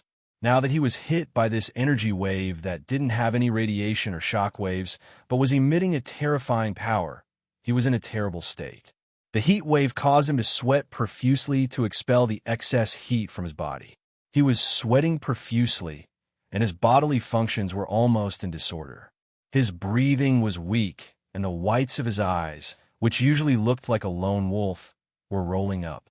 "Quick, Gideon, prepare the emergency room." Seeing his partner's miserable state, Heatwave didn't have time to be angry with Thea. He carried Captain Lung Han and ran to the emergency room. Thea was just about to say that she already had healing spells, and this kind of injury could be healed with a boo, but she knew that she had made a big mistake. She obediently continued to squat in the corner and draw circles. Whoosh! After drawing 5 more circles, she finally gathered all the overflowing energy. She just needed to purify it a little, and she could absorb it again. After finishing her work, Thea got up and apologized to them. She had made such a big mistake, so no matter what, she had to do something. At this time, her identity as Green Arrow's sister played a big role. Even though Rip Hunter's face was a little ugly, he reluctantly accepted her apology. Heatwave carried Captain Lung away to treat his injuries. The rest were all heroes on the side of justice. Everyone was very magnanimous, or rather, tolerant. Look at how the Flash caused such a big incident in Flashpoint. It was such a big mess, and other people only said a few words, but no one had ever heard of the hero clamoring to kill the Flash as a sacrifice to their flag. If this incident had been caused by a villain, the battle would have been going on for 5 minutes. So, the identity of the side of justice was still very useful. As long as you were still on the side of justice, everyone's tolerance was very high. At the same time, this also had to do with Thea's energy attribute. Sunlight, light attribute. It sounded like a friend of justice. This was a misjudgment caused by the narrow worldview of Westerners. They all thought that light was justice and darkness was evil. If Superman lay in the graveyard and absorbed ghost energy every day, forget about doing one good deed a day.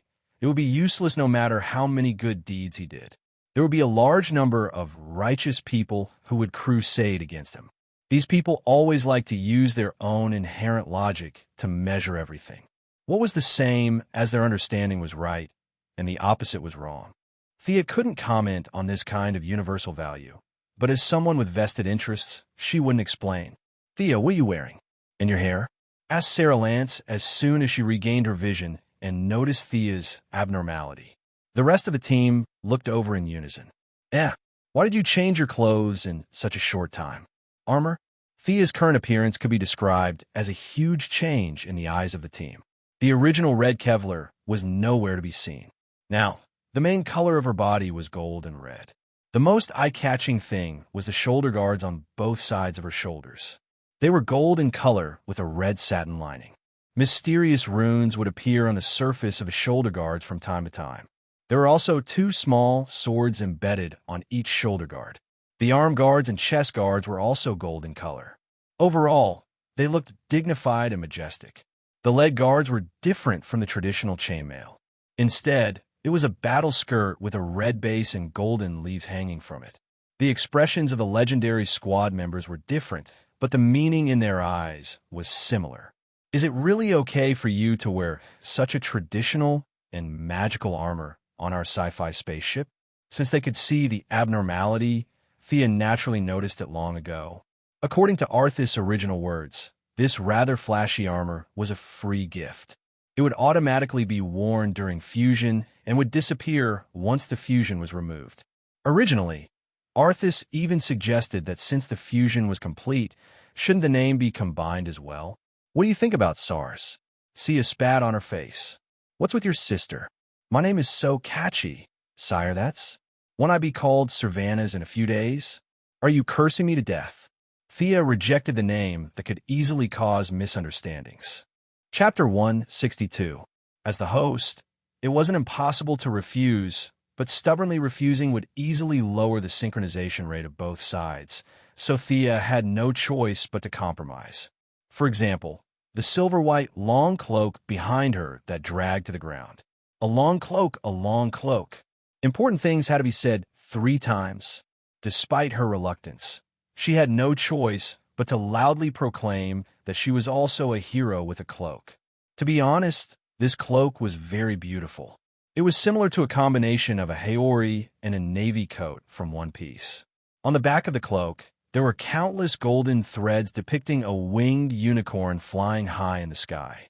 Thea had secretly taken a look at it before, and it wasn't bad. The drawing style was realistic, majestic, and full of strength. If it was a cute spitting head portrait, she would rather die than wear it. Actually, this is my family's emblem. My fusion with Professor Stein and the others is similar. I only became like this because I fused with a creature. As Thea spoke, she showed the pattern on the cloak to them. Whether they believed it or not, this was the answer anyway. When they saw the unicorn, their original sense of right and wrong jumped out. A unicorn, a legendary divine beast. Needless to say, it must be of the good side. Thea is a true friend. We believe you. Thea wiped the non-existent sweat on her forehead, finally explaining. This was a unicorn. If it was a giant octopus or something, they would definitely have to ask for another 10 minutes. Seeing that she was fine, Rip Hunter carefully ordered the tanned youth and the fat old man to check the damage of the spaceship. Thea's mistake wasn't light, and the spaceship's interior was fragile. Even the usually talkative Gideon didn't say anything, so it was obvious that something was wrong. While waiting for them to check, the heat wave pushed Captain Lung back. Of course, it wasn't that he was seriously injured, but that he was a normal person who frequently came into contact with frost rays, which caused him to lose some of his cells. This time, he was dehydrated by Thea's enormous heat source. Furthermore, it was a blessing in disguise. The intense radiation had eliminated more than half of the freezing radiation that had accumulated in his body over the years. Many of the damaged cells had also been revitalized. Having received such a great benefit, he naturally couldn't continue cursing. He also felt that he couldn't beat Thea in a fight, so he weakly returned to his seat and closed his eyes to rest, waiting for Rip's arrangements. He could hide his physical condition from others, but not from Thea. After merging with her body, her spiritual power was almost limitless. As long as it was within her sight, she could sense it. Thea glanced at it casually. She was a little surprised because her observation was more detailed. Captain Frigid's cells and the residual frost radiation had fused a little because of her intervention. She lowered her head and thought for a moment. Then, she walked up to him and organized her words. Your cells. Before she could finish, she was interrupted by a heat wave. Get lost. Thea was a little angry. Are you done? Did I give you face? Her originally pretty face instantly changed. What did you say? I didn't hear you clearly. Say it again. Following her anger, visible ripples appeared around her. Floating objects were constantly suspended in the air, and the air seemed to show signs of freezing. Captain, the magnetic reaction in the air. Gideon's voice came from an unknown corner, but it was rudely interrupted by Thea. Shut up. Thea didn't say anything. She only looked at Heat Wave coldly. She was now in an invincible position. Artificial intelligence, Vandal Savage, these people were no match for her. Heat Wave was an idiot. She had made such a big commotion. Although he was a little afraid, he had to admit that this person had one good thing about him, and that was his tenacity. He looked back at her without showing any signs of weakness. His meaning was clear. You can kill me if you want, but I won't bow down. Thea, don't. Sarah hurriedly came over to stop the two. In fact, she was mainly trying to stop Thea. Although Heat Wave didn't admit defeat, he wasn't going to court death. His eyes were wide open, but he didn't move at all. Thea was very impressed with Sarah's future achievements. She still had to give her face. She nodded, ignoring Heat Wave, who was gnashing his teeth. She said to Captain Long, you should check carefully. There's something wrong with the genetic chain in your body. If there's no accident, you're going to become a psychic soon. After that, she walked to the side and sat down without waiting for his reply. What? Captain Lung was a little confused. He was already top-heavy. Just now, when his best friend wanted to fight with Thea, he gave Sarah a look and stopped the fight that could have ended in a second. Now you're suddenly telling me that I'm going to have a son? No, I have a psychic power? He wanted to ask for more details, but Thea ignored him and walked away. Captain Lung had no choice but to ask someone else for help. Gideon, this black-bellied artificial intelligence, had the most information on the entire ship. Mr. Snart, Miss Thea is right. Your genetic chain is undergoing some kind of mutation. I'm sorry, but there's no specific information in the database.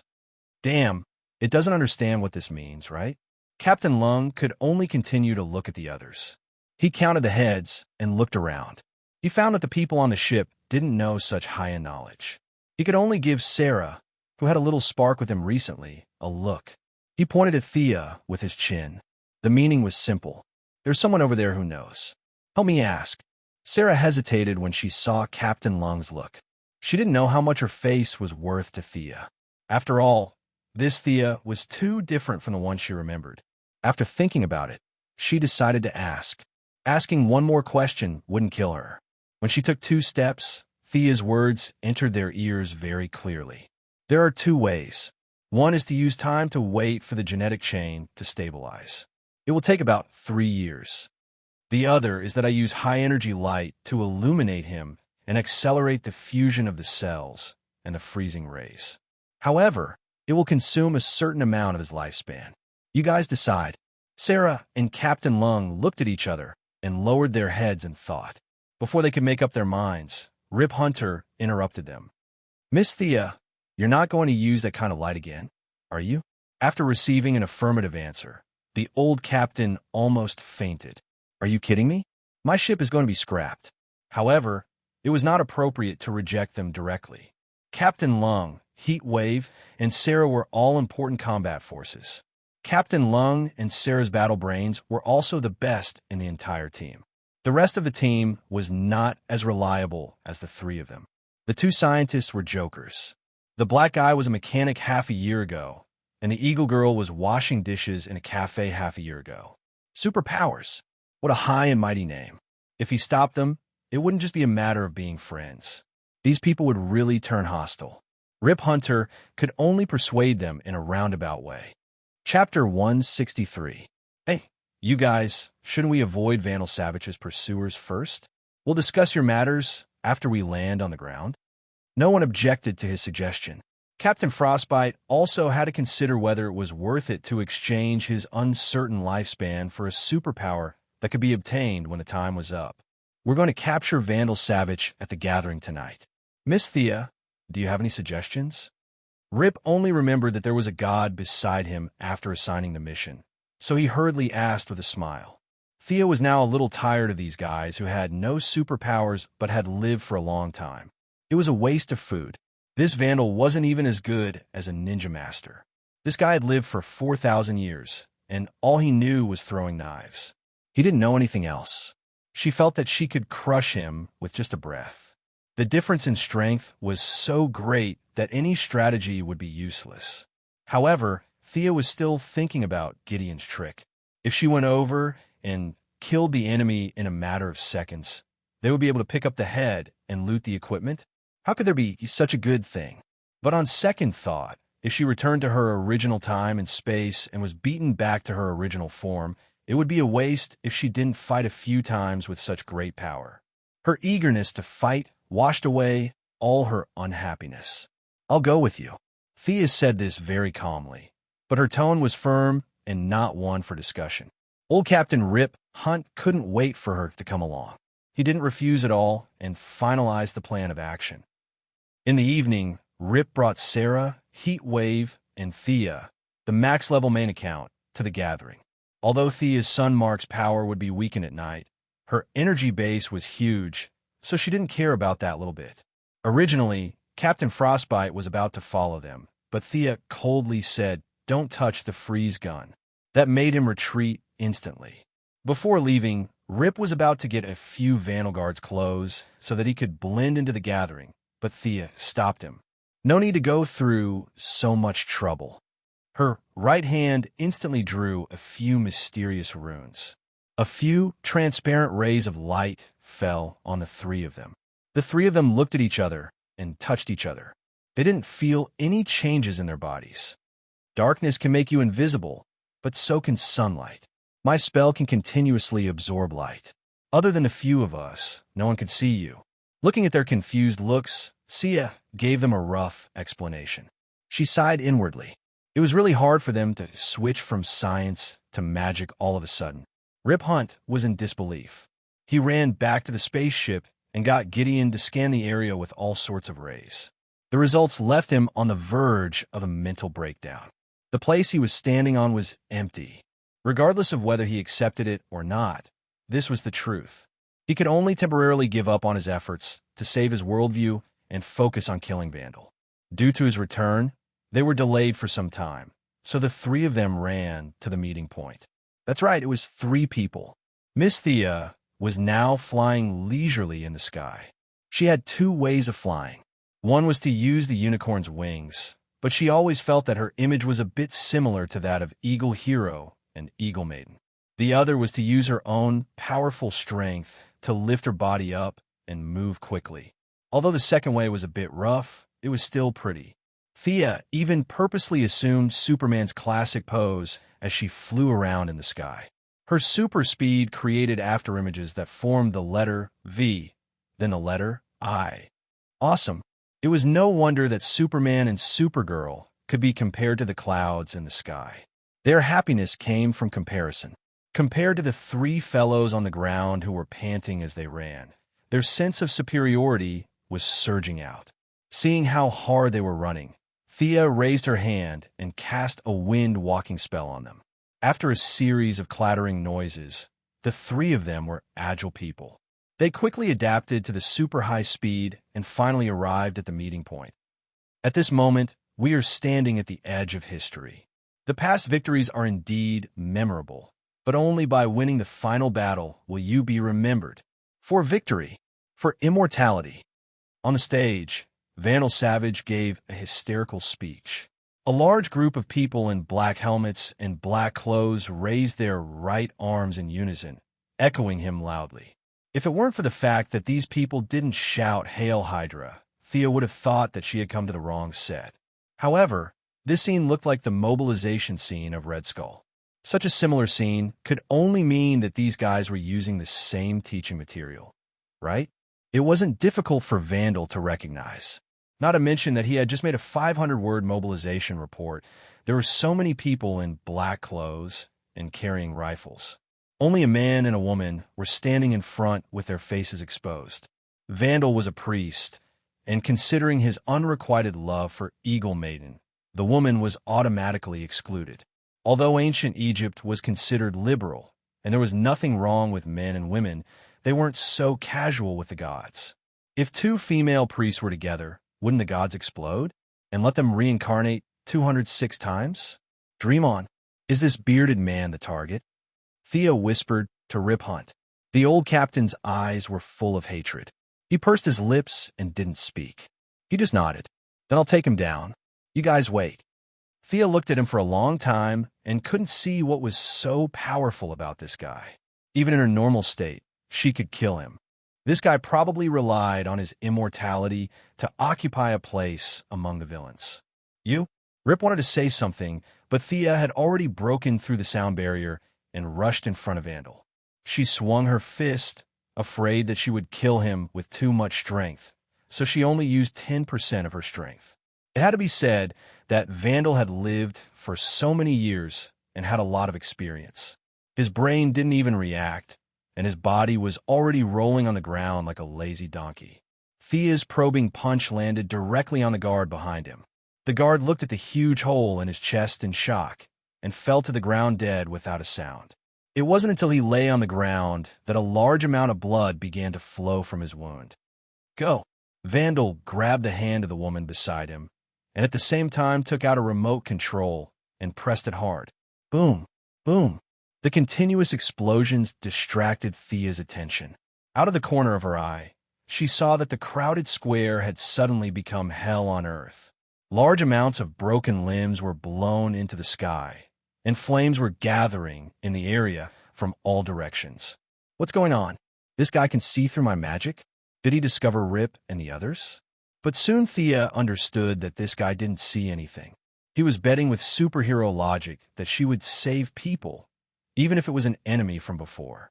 This guy hit the nail on the head, and he was right. The heat wave didn't matter, but Sarah and Rip had to be saved. Chapter 164. Thea could only look at him in disdain and quickly fly back. Vandal laughed, thinking that he had succeeded. He pressed a switch on the side, and a hidden passage appeared. He pulled the woman into it. Heatwave and Rip were easy to find, but Sarah was small and the scene was chaotic. Thea searched for 3 whole minutes before she found her in a pile of people. She quickly pulled her out and checked her breathing. She was still alive. After putting the 3 of them in a safe area, Thea didn't know what to do. This guy was unbelievably decisive. He threw away so many of his loyal subordinates just like that. Or perhaps he had predicted that Rip and the others would come and cause trouble and planted a huge amount of explosives in advance. Otherwise, it didn't make sense why he would plant explosives under the feet of his loyal subordinates. No matter how weird his brain was, he wouldn't do something like that. After him, Rip's morale was actually quite high. He ordered Heatwave to bring the unconscious Sarah back to the ship for treatment, while he followed Thea to find Vandal. Thea was a little speechless when she saw Rip pull out the small pistol. You must have seen how powerful I am and wanted me to bring you to kill a boss. Your acting was a little exaggerated. You were too enthusiastic. But she had nothing to fear now. The sooner she dealt with it, the sooner she could go home. The 2 of them were very experienced. They went to the place where Vandal disappeared and began searching. The secret door's switch was quickly found, but when they flipped the switch, they saw a huge metal door. I didn't find any lock on it at all. This door is single-use. Once it's closed, it can't be opened again. Thea kept using magic to check it. There was no password lock, fingerprint lock, or pupil lock. It was just a metal door that was cast in one piece. It was usually open, but closed at critical moments. The door could only be used once. This guy's brain was wired differently from a normal person. Had he been thinking about how to escape for the past 4,000 years? Blowing up all his subordinates to make a single-use door? No normal person would have that kind of brain. Rip Hunt fumbled with the door for a long time. He said uncertainly, "This is made from boron nitride and a large amount of osmium composite metal." He turned to Thea. "Can you break it? This is the strongest alloy in the 22nd century. How am I supposed to know?" Thea was a little depressed. She flew around the entire venue twice. Although she did not have the X-ray vision of Superman, she could still estimate the direction and layout of the underground passage with her magic antennae. The result of the observation could only be described as very good and very powerful. For some unknown reason, this vandal had hollowed out the entire underground. The outer layer was thick rock, and the inner layer was made of a metal that Thea could not recognize. The innermost layer was made of the same material as the door. "This is a tortoise shell," Thea explained to Rip what she saw. "Do you have any weapons on your ship that can penetrate this shell?" Rip immediately contacted the Wave Rider, but the result was very depressing. Gideon's original words were that they could theoretically get through, but they were currently being chased by a giant emerald robot that was over 200 meters tall, so they had to think of a way to deal with it first. The handsome old captain spread his hands, indicating that he had done his best. The rest was up to her, heroine. Phew, Thea let out a long sigh. She had been looking forward to a hearty battle, not a demolition. She could only contact Arthas, who was sleeping in the space of consciousness. Hey, stop sleeping. Do we only have armor? Did you bring your own weapons?" "Sister, I'm a unicorn, not a lion or a tiger. I'm a beast of peace. My weapon is only a horn, but our fusion is not deep enough, so you can't use it," Arthas said after understanding the general situation. The 2 of them had discussed the fusion before. The so-called deep fusion meant that Thea had completely accepted her values. This was something that Thea could not accept. She did not want to become an incomparably bright and naive justice person. She only wanted to be herself. It was not impossible to break down the door empty-handed, but it would be a little stupid. She did not have a body of steel, so she could not do such a crude job. Some technical means were needed. Although there were not many people who used the light element in battle, it was not impossible. Thea immediately thought of Admiral Kazuru's powerful skill, Kusanagi Cloud Sword. Her left hand was placed on her right wrist, constantly gathering the light elements in her body into her hand. With the concentration of a large amount of energy, Thea compressed it twice. The originally transparent mass of light gradually turned golden and even faintly produced a trace of electric arc. Almost there, any more compression and it would explode. Thea stopped while she was ahead. Her left hand gently stroked the mass of light, and at the same time, both of her hands stretched out to both sides. In less than 30 seconds, an incomparably dazzling long sword was completed. She gently waved it twice. It seemed a little light. Fortunately, she was only using it temporarily, so she did not have to worry about its weight. "Captain, stay away." Thea left this sentence and began to fly away. After flying for about 2 kilometers, she felt that it was about time. She changed her direction, raised the light sword high, and rushed towards the metal door with all her strength. A huge sonic boom had just sounded, and she had already rushed forward, stabbing the metal door with the sword. The earth shook, and the whole land was shaken by her violent impact. The light sword was instantly broken, but the impact still caused incomparable damage to the metal door. The previously smooth and thick door was violently hit by her, creating a large hole with a diameter of 2 meters and a depth of half a meter. Thea rubbed her head and stood up, carefully observing her results. There was only one conclusion. This door was too damn thick. Could it be that the thickness, length, and width of the door were the same? Thea looked at the metal door that was 3 meters long and wide, and there was a bit of unconcealable bitterness in her eyes. Forget it, this kind of suicidal impact is a bit dangerous. Let's just dig a hole. She gathered another Kusanagi Cloud Sword. This time, she did not run, but stood in place and dug along the hole just now. She was very depressed here, but Vandal Savage, who was hiding in his turtle shell, was almost desperate. At first, this bunker was designed by his most outstanding civil engineer, who used a lot of manpower and material resources in the city to build it. The cost was simply incalculable. But just now, Sia's attack had shaken the shelter that he thought was impenetrable.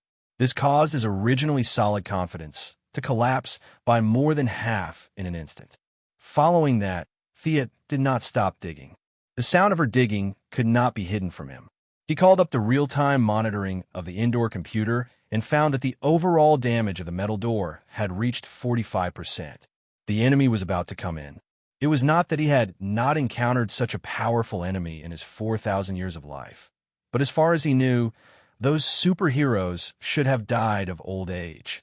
Where did this guy come from today? Chapter 165. As Thea's actions became faster and faster, he became more and more anxious. He looked at the few staff members around him with a murderous gaze and pulled out a throwing knife at lightning speed.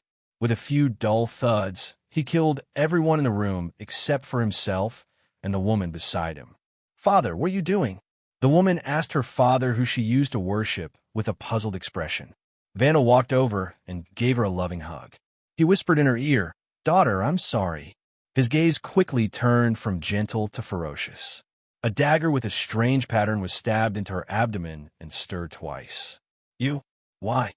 She fell into a pool of blood with deep confusion. "I didn't want this to happen. This is your fate." Vandal closed his eyes and turned his back to his daughter, who admired him. Not long after, he returned to normal. He pulled out an unconscious young man from a compartment in the basement. If the legendary squad were here, they would definitely recognize that this was the Hawkman who died not long ago, the reincarnated lover of the Hawk Girl. For the legendary squad who traveled through the river of time, only a few months had passed. But for Vandal, it was a solid 100 years. He spent a lot of effort and found this young man 30 years ago, the 207th reincarnation of the Hawkman. Listening to the vibrations outside the door that were getting clearer, he did not hesitate anymore. He lowered his head and dipped it in his daughter's blood and drew an unusually complicated circle on the ground. Time passed by slowly. Vandal's daughter had completely breathed her last. The blood that flowed out of her body turned from bright red to dark red. Finally, just as the blood was about to coagulate, he finished drawing the circle. Panting heavily, this circle consumed a lot of his energy. There was no room for mistakes. Even with his 4,000 years of experience, he drew it with trepidation. Fortunately, he finished it successfully. The blood of a loved one. Vandal chanted the first half of the ritual softly. As his voice was transmitted to the circle, the pattern drawn with blood instantly came alive. There were bursts of light flashing in it from time to time. Thea, who was still digging outside, immediately felt that something was wrong. This was too wrong. The air was filled with a restless aura. The birds on the nearby branches had collectively flown away. Should they continue digging or observe the situation? Thea asked for Rip Hunter's opinion. Even though Rip didn't sense anything, the two quickly came to an agreement. A gentleman wouldn't stand under a collapsing wall. Let's watch from afar. What if the enemy used some kind of suicidal move? How dangerous would that be? At most, he could just travel through time again. It was not a big deal. At this moment, Vandal could not care less about the enemy's escape. His ritual had already entered the second stage. The blood of one's kin and the life of one's enemy are all contributed to the two ends of the scale. Me, High Priest of Horus, Vandal Savage, prays for the gaze of my lord. After a full 10 minutes, just as Vandal felt that the ritual was beginning to absorb his immortal life force, a mysterious power finally projected a near-omnipresent gaze from the depths of the multiverse. This line of sight was very faint and weak, almost between existence and non-existence. It barely sent a signal to Vandal, with praise and encouragement. Vandal was about to die from exhaustion. His life force had been greatly drained. If it had been an ordinary person, they would have died long ago.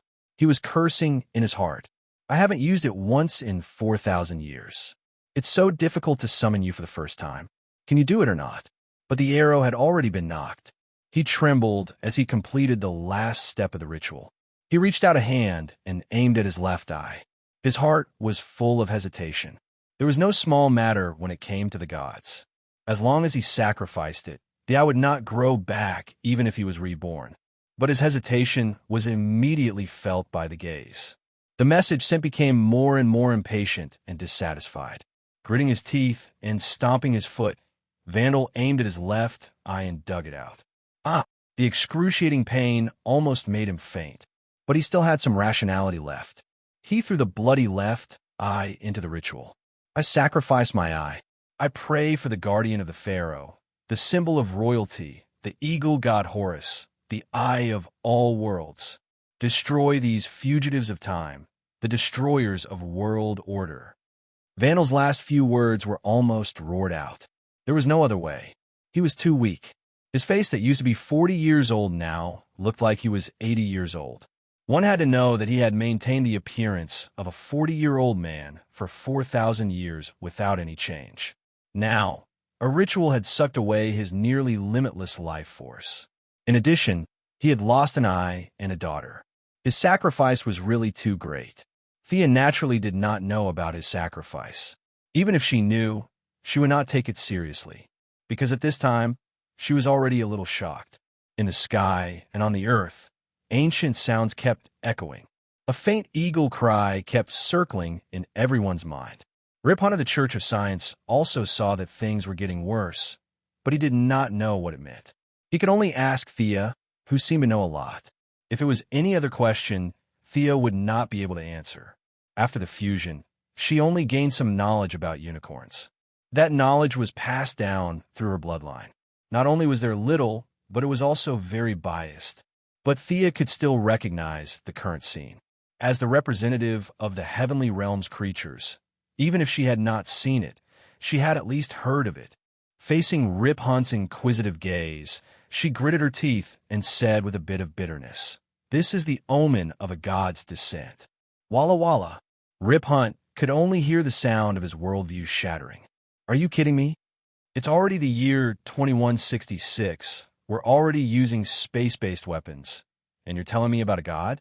Aren't we living in an era of science and technology? Was all the knowledge I learned in school fake? No one would know or care about the screams in his heart. Thea solemnly looked at the sky, not far away. The clouds that were already covered by a kind of high-density energy. The air was constantly rubbing against each other, creating large amounts of electric arcs.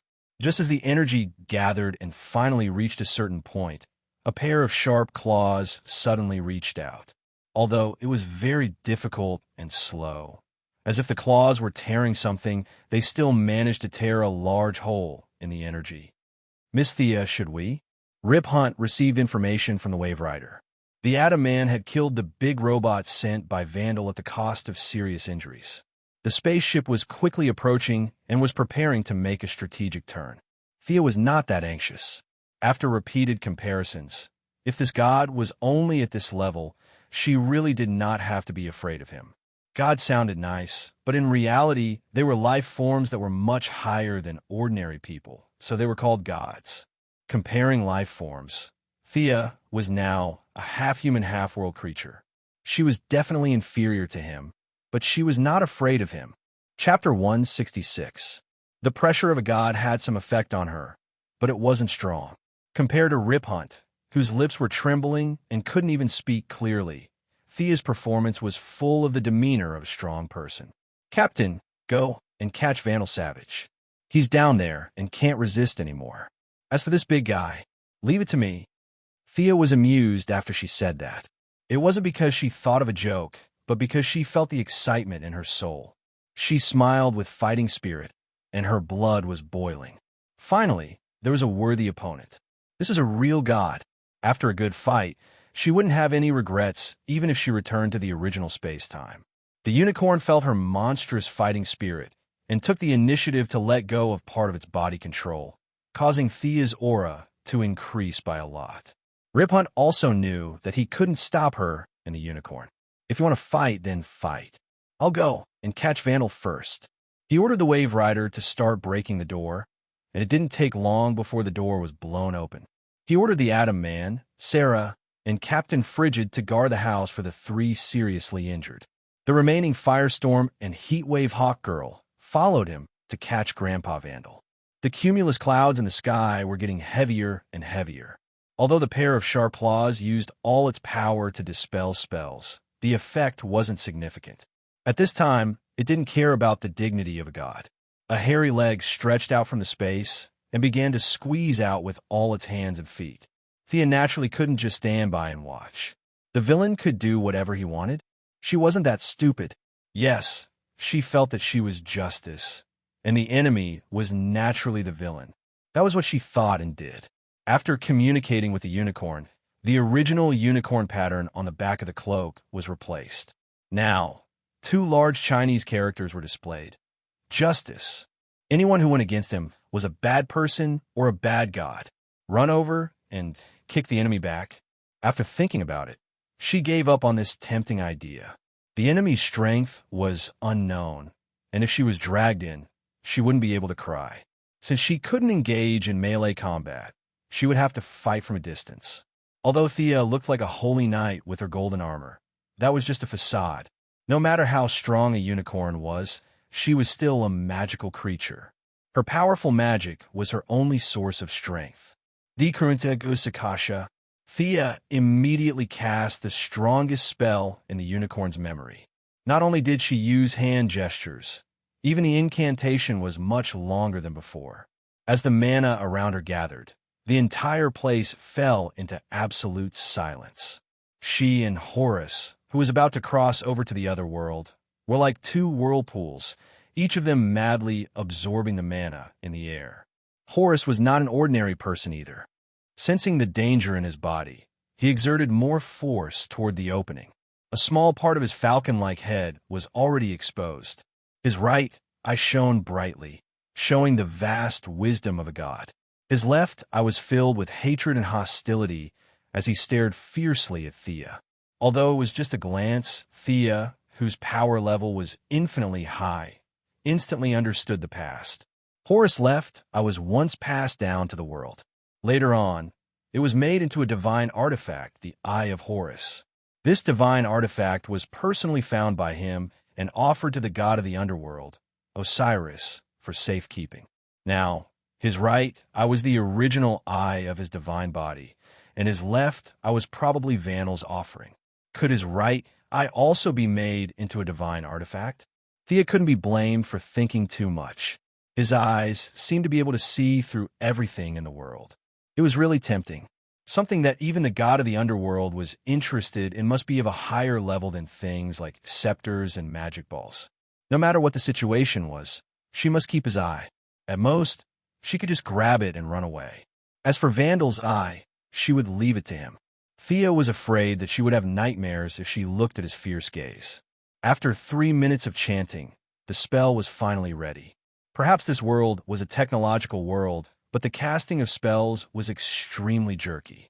Otherwise, even if it was the first time Thea cast it, it wouldn't be so strenuous. Burning cloud. She pointed at the figure of Horus in the distance, and a large cloud of fiery, red energy instantly covered the god who was trying to climb out.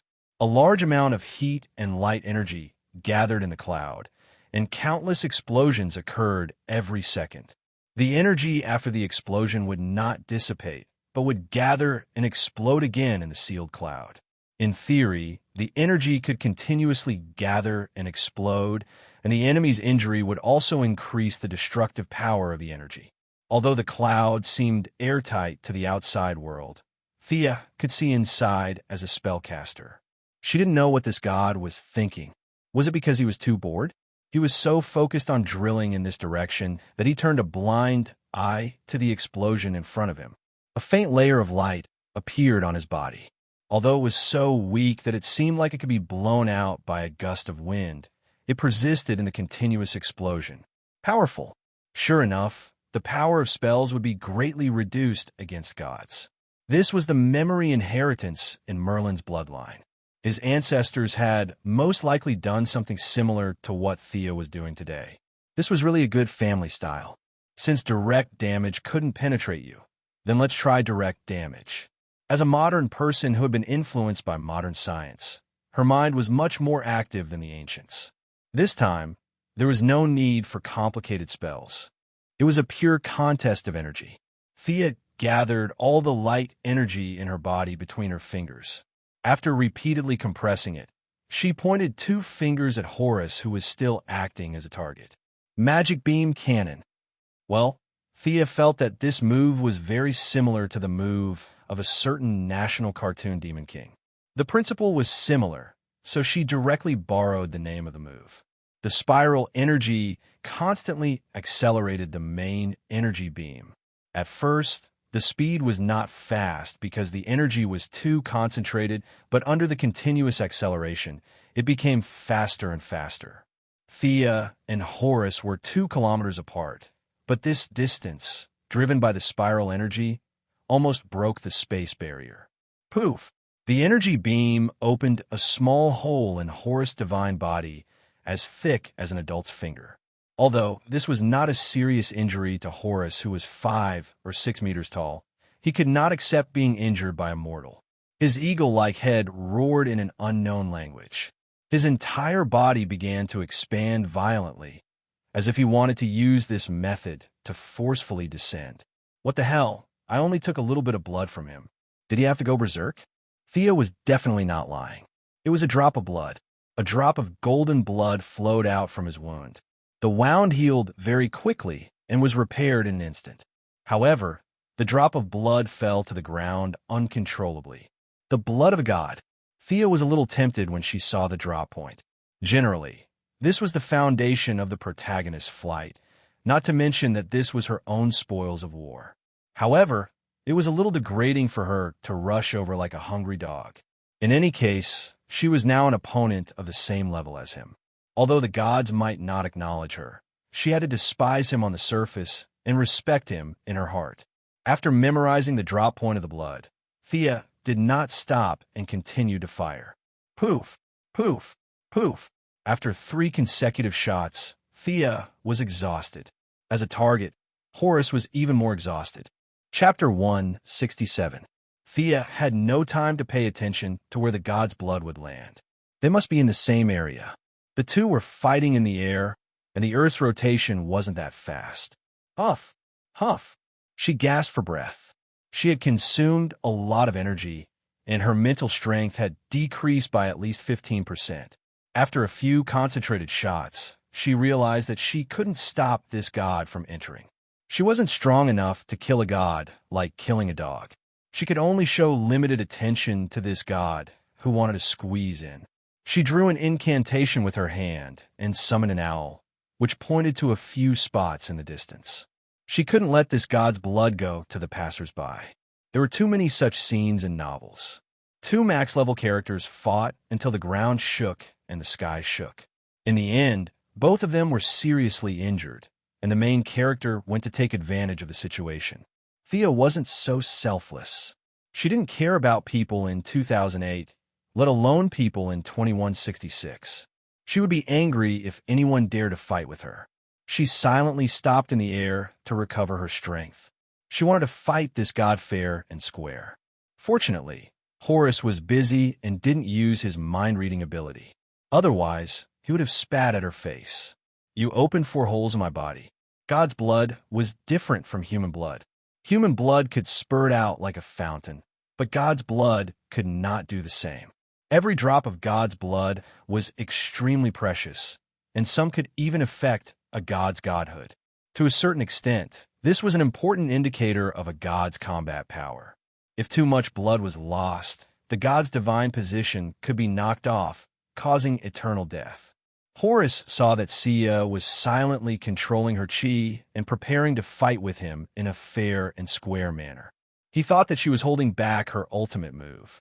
Although he looked down on human beings, he knew that he was now a target.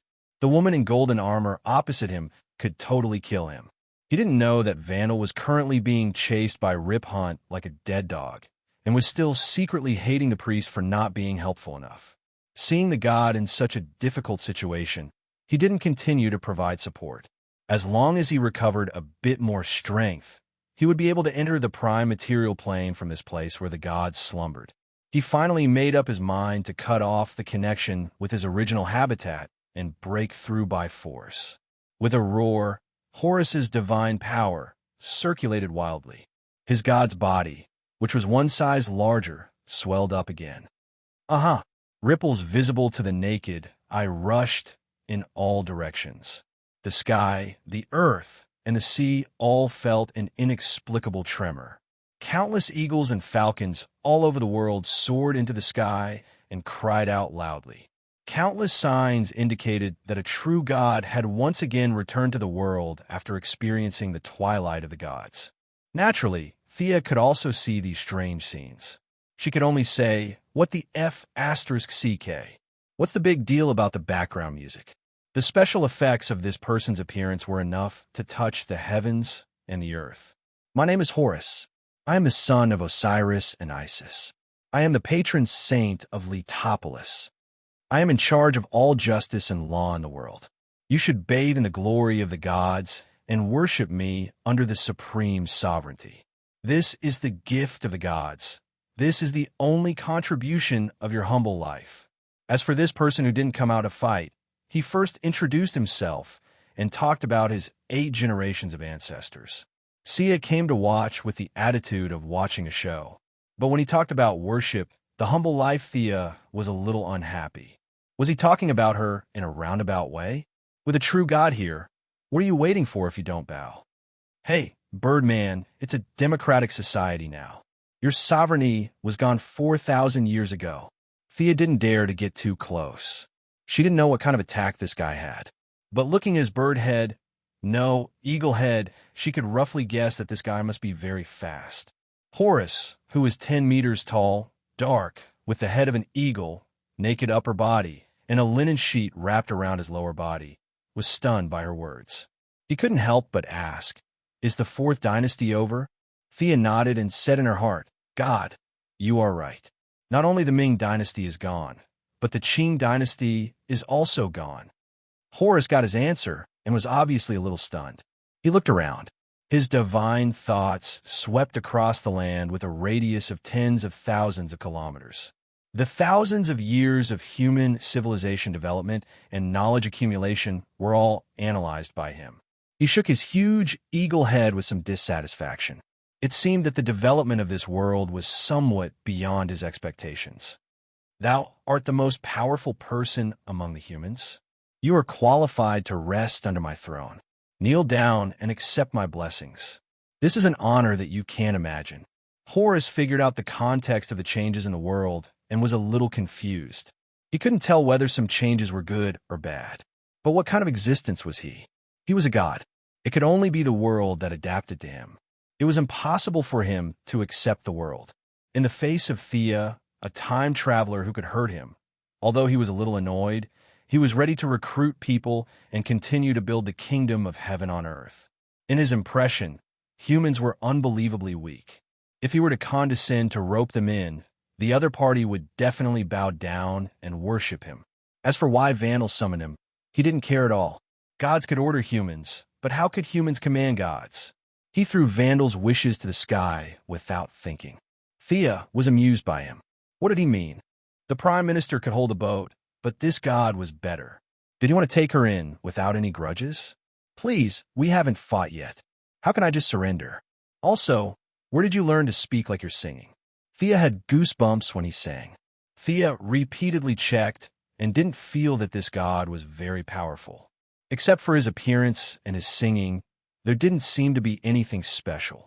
In terms of energy intensity, Thea was a little higher. This guy looked powerful, but Thea felt that he was seriously injured and was summoned to fight before he recovered. According to the game data, this guy's upper limit of health and magic was extremely high.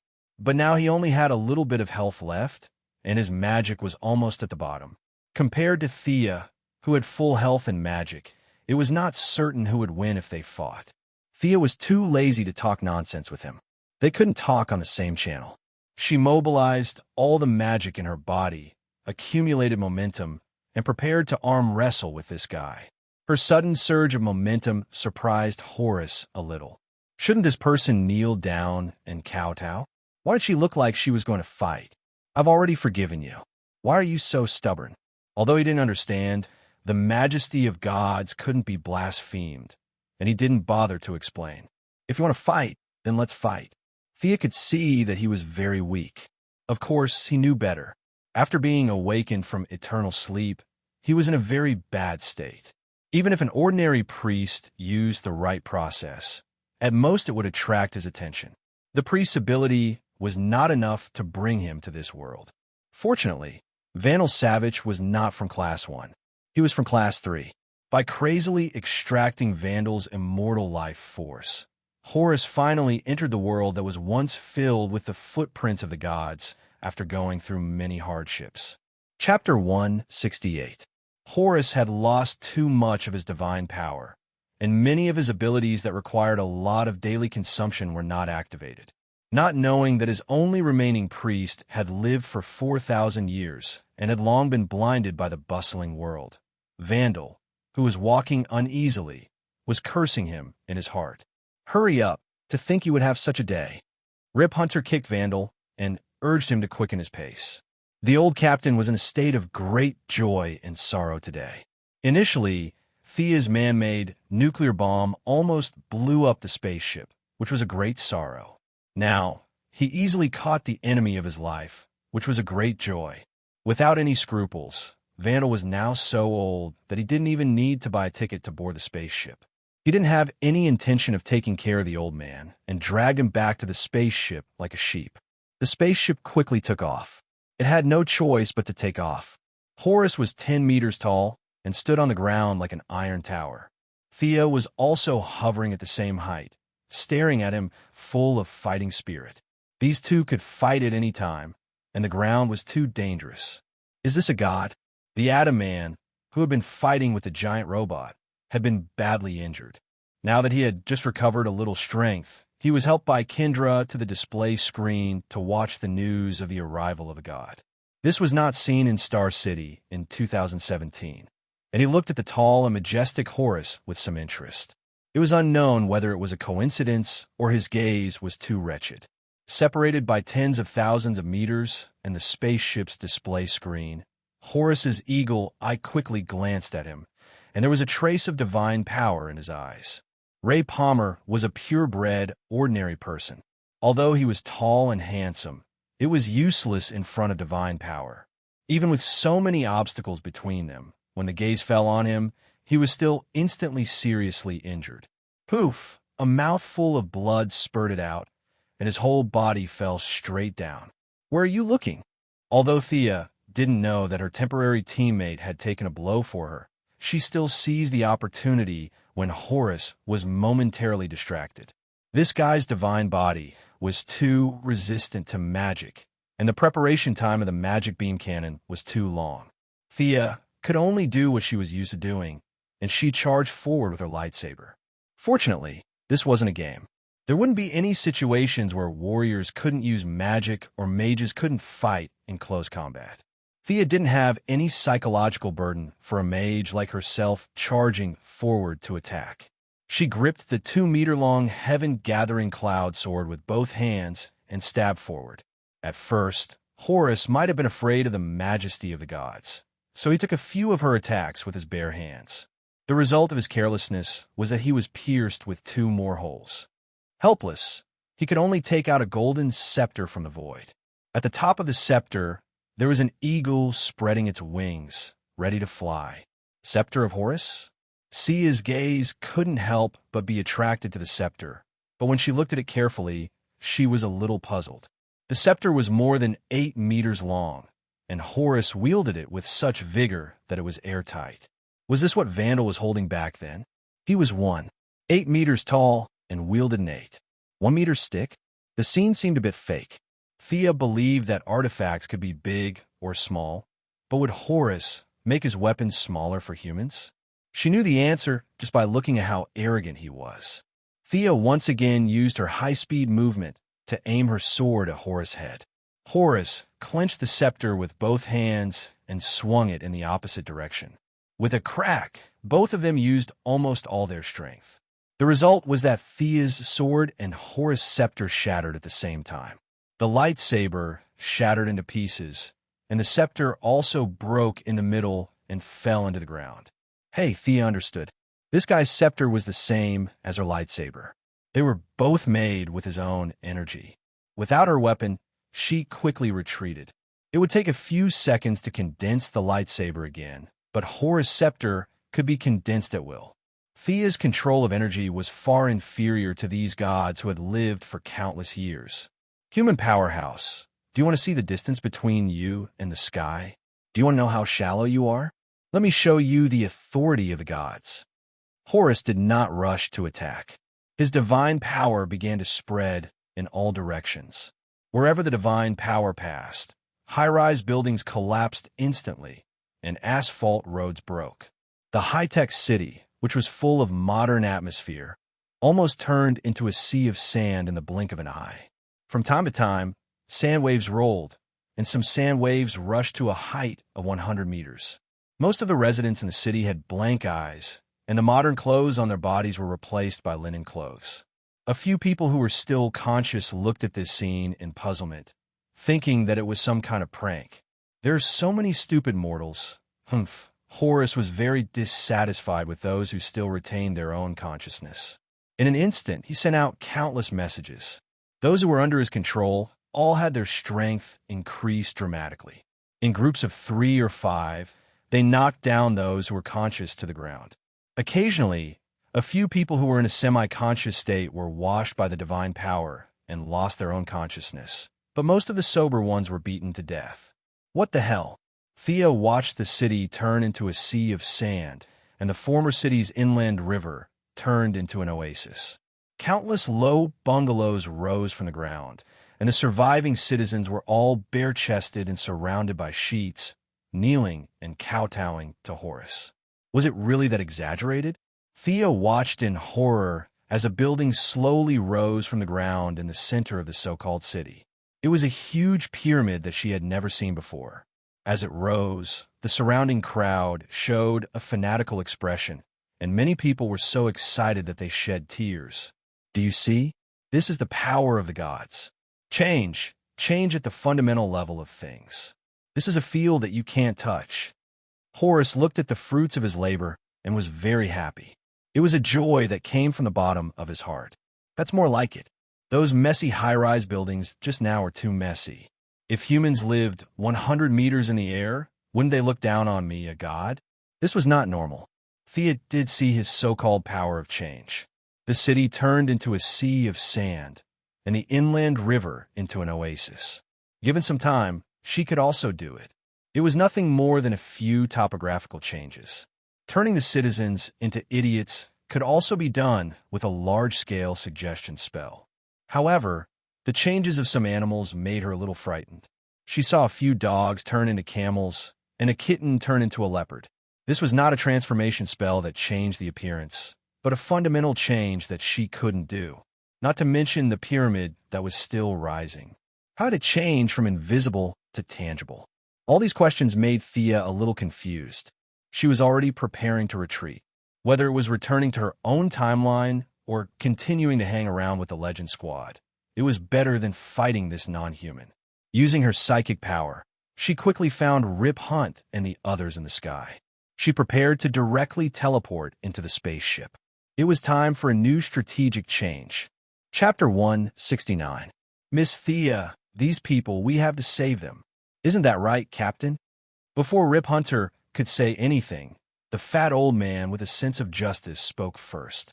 As someone who grew up under the banner of freedom and democracy, Martin Stein, who had lived for almost 70 years, couldn't accept the idea of brainwashing normal people into slaves. He was so angry that his lips trembled. After saying that, he turned to Rip Hunter for support. Didn't you say that we were going to save the world when you brought us together? You're not thinking of running away, are you? Rip Hunter, who had a handsome mustache, didn't want to get involved in this at all. He just wanted to get his wife and son onto the ship as soon as possible. What happens to the world after that really didn't matter to him. But now that the fat old man was looking at him expectantly, he couldn't do anything about it. This was the pain of a neutral person pretending to be on the side of justice. Before, Thea was forced onto the Wave Rider by all kinds of morals, and she was feeling the same as him right now. She couldn't think of a reason to refuse. Of course, that's what I mean. Rip Hunter could only pretend to be a fat man. Miss Thea, do you have any ideas?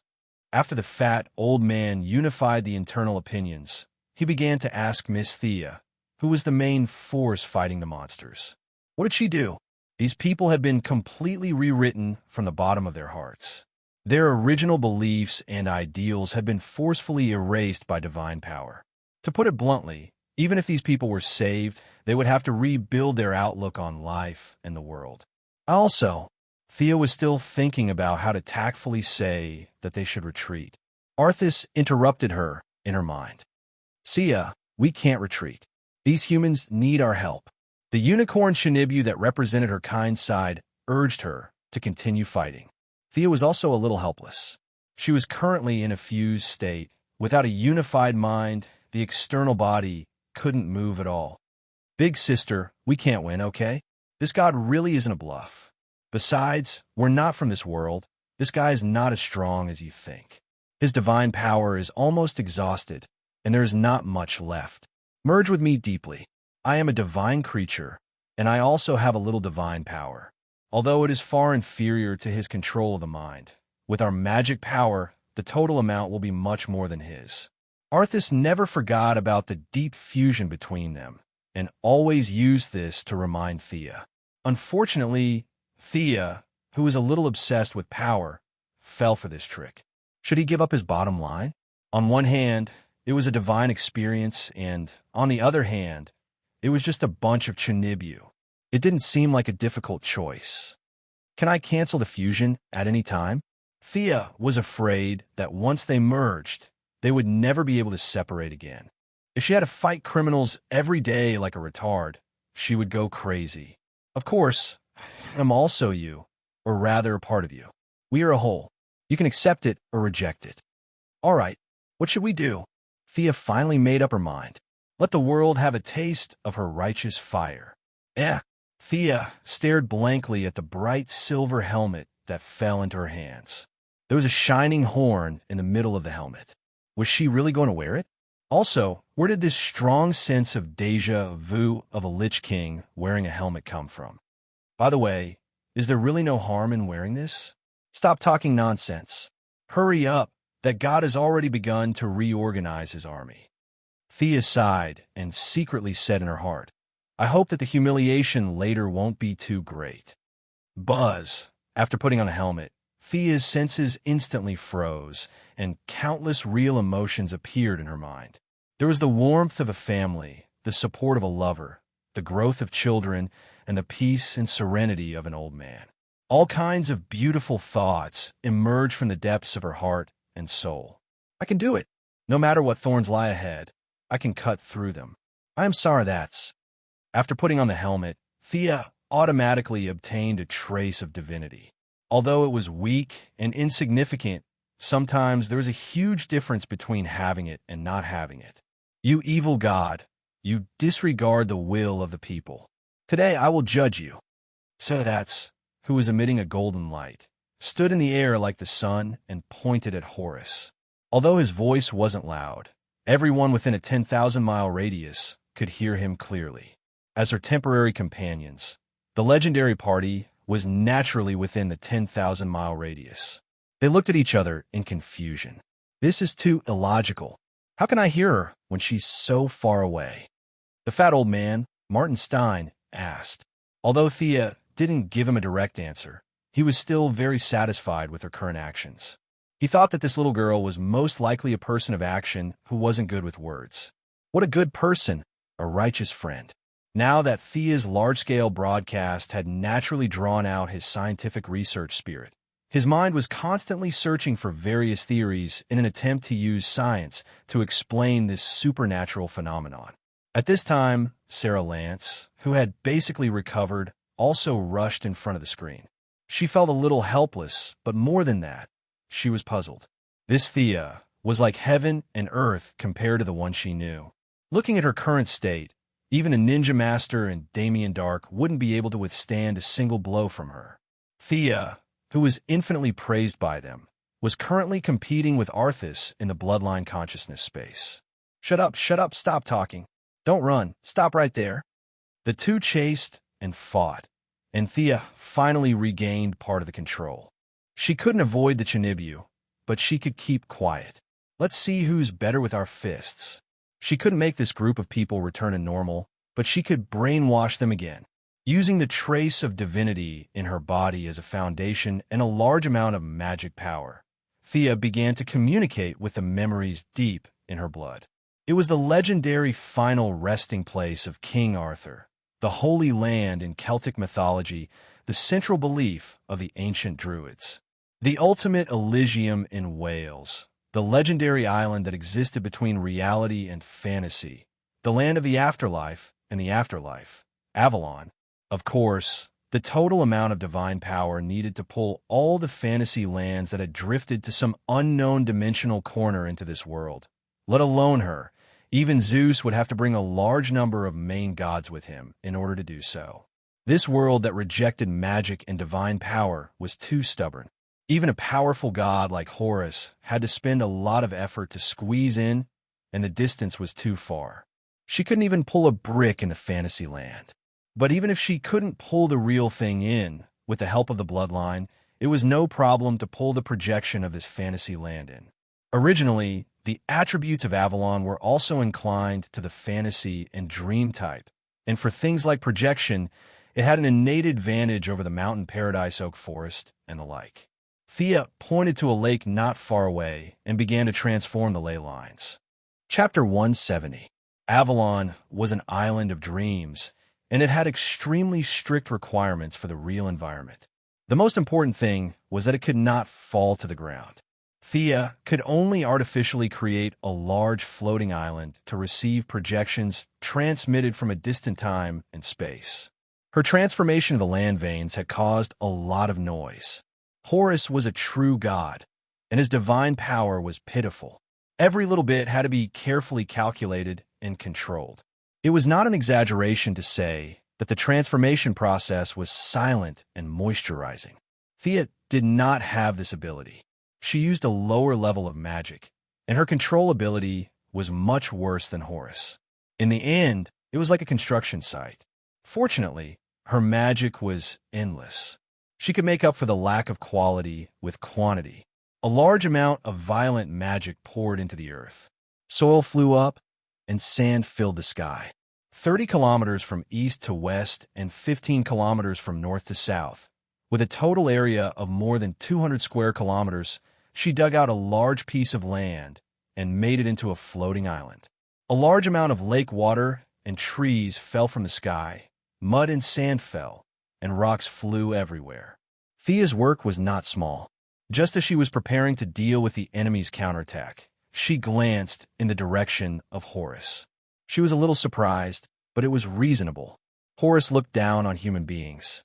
Even if Thea was stronger, she was still an ant in his eyes. How could the pride of a god fight without declaring war? The god did not have any intention of sneaking an attack. He looked at her digging and making an island and nodded thoughtfully. Well, since you're not in a hurry, I don't have to be so hasty. Thea compacted all the land on the outer edge of the floating island. Otherwise, when Avalon came, the huge magic reaction would shake this load-bearing land apart. Everything was ready except for the east wind. Thea kept chanting, and this time the chanting was particularly long. The air was silent, and only her voice could be heard between heaven and earth. Boom! At first, the sound was very small, but as time went on, the frequency of the vibration became higher and higher. Even the pyramid that Horus had built was shaken, and a large amount of sand rolled down from the tower. Many brainwashed former citizens were also frightened by this invisible aura and looked around blankly. Just as Horus's huge eagle, I was carefully looking around. Come back. Avalon, the bronze-colored foggy island, the eternal fantasy land. Sia shouted.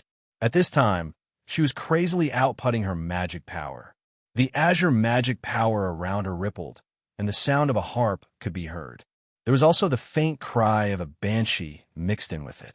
The originally bare, floating island seemed to be shrouded in a layer of foggy air. It was impossible to see what was inside clearly. Only through the gaps in the clouds could one see the scenery inside. There was a forest, a lake, and an illusory palace in the deepest part of the island. The people on the spaceship were completely dumbfounded. No science could explain this phenomenon. The Atom Man, who was seriously injured by the divine eye, was a bit like a cockroach. After receiving some treatment in the medical room, he was concerned about the situation on the front line and was now watching the battle with his injury. Looking at the huge island that Thea had summoned in front of the screen, as a die-hard fan of the Knights of the Round Table, he was completely dumbfounded. Even if he didn't know at first, Thea had shouted it out, and it was the kind of regional broadcast type. Avalon, Ray Palmer whispered, his heart full of the excitement of seeing his idol. Captain and everyone, I need your help to deal with this evil god. Thea's voice was transmitted in the spaceship at the right time. Her words were full of righteousness and kindness. Even Superman was at the same level as her. From any point of view, she was the representative of justice and the savior of human freedom. I'll help Jackson, let's go. The fat old man, who had been influenced by liberal and democratic ideology, was the first to respond to her call when he heard that they were going to deal with an evil god. He turned to look at his partner. The black guy was actually a little scared. The scene was almost like the end of the world. After all, he was still repairing his car half a year ago. He had only seen such an exciting scene before in his dreams. But looking at the fat old man's determined look, if he refused, he would jump out with a parachute and a rifle. So he could only nod. The two completed the fusion and turned into the superhero firestorm. Without saying goodbye to Rip Hunt, they flew out of the cabin door. I'll go help too. The Atom Man immediately put on his battle suit. Ray, your injury? Hawkgirl called him. It's okay. My battle suit has a life support system. It'll be fine. He hugged Hawkgirl and flew out with Firestorm. As for whether he was doing it for justice or to see his childhood idol, it was up to him to decide. Ray, Hawkgirl chased after him but couldn't catch up. She could only go back to the command room. She found Sarah Lance looking at her. Send me down. I'll go help too. This was the helplessness of an ordinary hero with no abilities or technological equipment. If they wanted to help, they had to ask others for help. Rip Hunt played dead again, and the team broke up. He said awkwardly, "We'll all go. We're legends." The bad guys didn't ask for their opinion, and they didn't object. It was an honor to be able to personally experience such an epic battle. It was indeed epic. Horus had organized an infantry phalanx. He had also summoned many fantasy creatures. Several 3-meter-tall, eagle-headed giants that looked quite similar to him were wandering behind the team.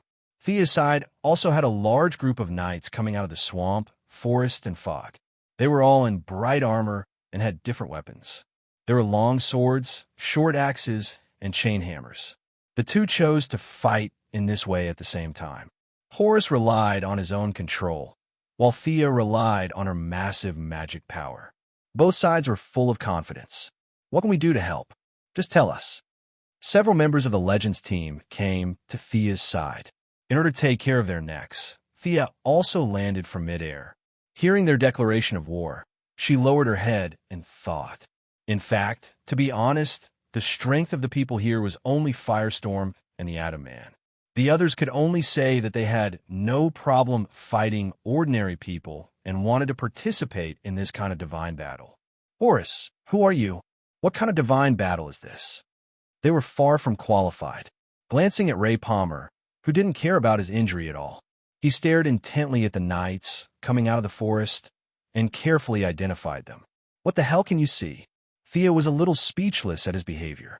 This was all a projection, and only a rough outline of a character could be seen. If the real person was transmitted, the magic power consumed would be completely disproportionate to the strength of the character itself. An ordinary medieval knight couldn't even defeat Sarah. So what was the use of him? She reached out and pointed at the Atom Man. Bursts of white light surged. "I'll suppress your injury first. Let's go back and treat it." After waiting for 10 seconds, the Atom Man didn't respond at all. Thea covered her head. This guy didn't hear it at all. Of course, she couldn't pour cold water on their help. Thea thought for a moment and said, "How about each of you play a Knight of the Round Table? I'll attach their soul projection to you." Before they could react, the Atom Man, who was in a daze, suddenly became energetic. "Really? Can I do it too?" "Why not?" After all, the Atom Man was the second to support her, and he came with a serious injury. His spirit was too precious. Thea pondered for a moment, drew a black fog from the forest, and pointed at Ray. "Knight Gawain, it's you." Chapter 171. Before Ray could understand what was going on, a cloud of black mist sprayed all over his face. It didn't take long for the fog to disperse. He was still the same person, but the frivolous and funny look in his eyes had faded a lot. His back, which had been hunched due to years of research, had straightened up. His entire appearance had changed greatly. Ray stood in place and kept moving his limbs. Soon, he shouted excitedly, "I know swordsmanship now. I know how to use a spear." "Ha!" Thea facepalmed. He was still the same joker. Thea could understand his excitement. This was a benefit. If Ray was in the game, he would have received a lot of cold weapon specialization notifications. This joker was so obsessed with the Knights of the Round Table. This gift to him must be in line with the wishes of those heroes. Her magic was a dual-level spell. The caster had to make the initial selection. This was the first step. The combination of the hero and the main body was the second step. If the hero and the main body did not match, the skills obtained would be very few. It seemed that Ray met Knight Gawain's standards. He was also a Prince Charming, tall and handsome. Their attributes should be very compatible. "Do you guys need it?" Thea looked at the others. The effect was so good. She could learn so many skills in an instant. Even she was envious. However, they rejected this kind of enlightenment. According to Captain Lung, he could not be a knight, and he did not want to be one. Thea glanced at their faces. Indeed, these guys, or rather, people in a modern era who had the character of a knight, were rare. People who had seen too much would naturally lose their reverence. The 10-meter-tall guy on the opposite side, who had activated his halo to brainwash them, probably thought the same. Thea suddenly saw the hawk girl in the team and was stunned. "You? Don't you feel uncomfortable? It did not make sense. She was the priestess of Horus. She was probably the only priestess in the world besides Vandal. She should have flown to the other side long ago. Why was she not summoned? This was not in line with the principle of divine power. Kendra was stunned by the drastic change in her expression. It took her a while to understand what she meant. She lowered her head and said uncertainly, "There seems to be a voice saying something, but the voice was too soft. I thought I was overheated. Did something happen?" Eagle Girl had always been a little afraid of Thea. Now that Thea had threatened to kill gods and saints, she, who was still washing dishes in a cafe half a year ago, was so scared that she used all her brain cells to come up with an answer. She was afraid that Thea would not be satisfied, so she asked carefully in a low voice. Thea's mind was filled with question marks at first, but when she heard her say that her voice was too low, she instantly understood. Horus still valued this believer very much and summoned her as soon as possible. But unfortunately, she was too weak to hear the orders of the gods. Nothing happened after the first step.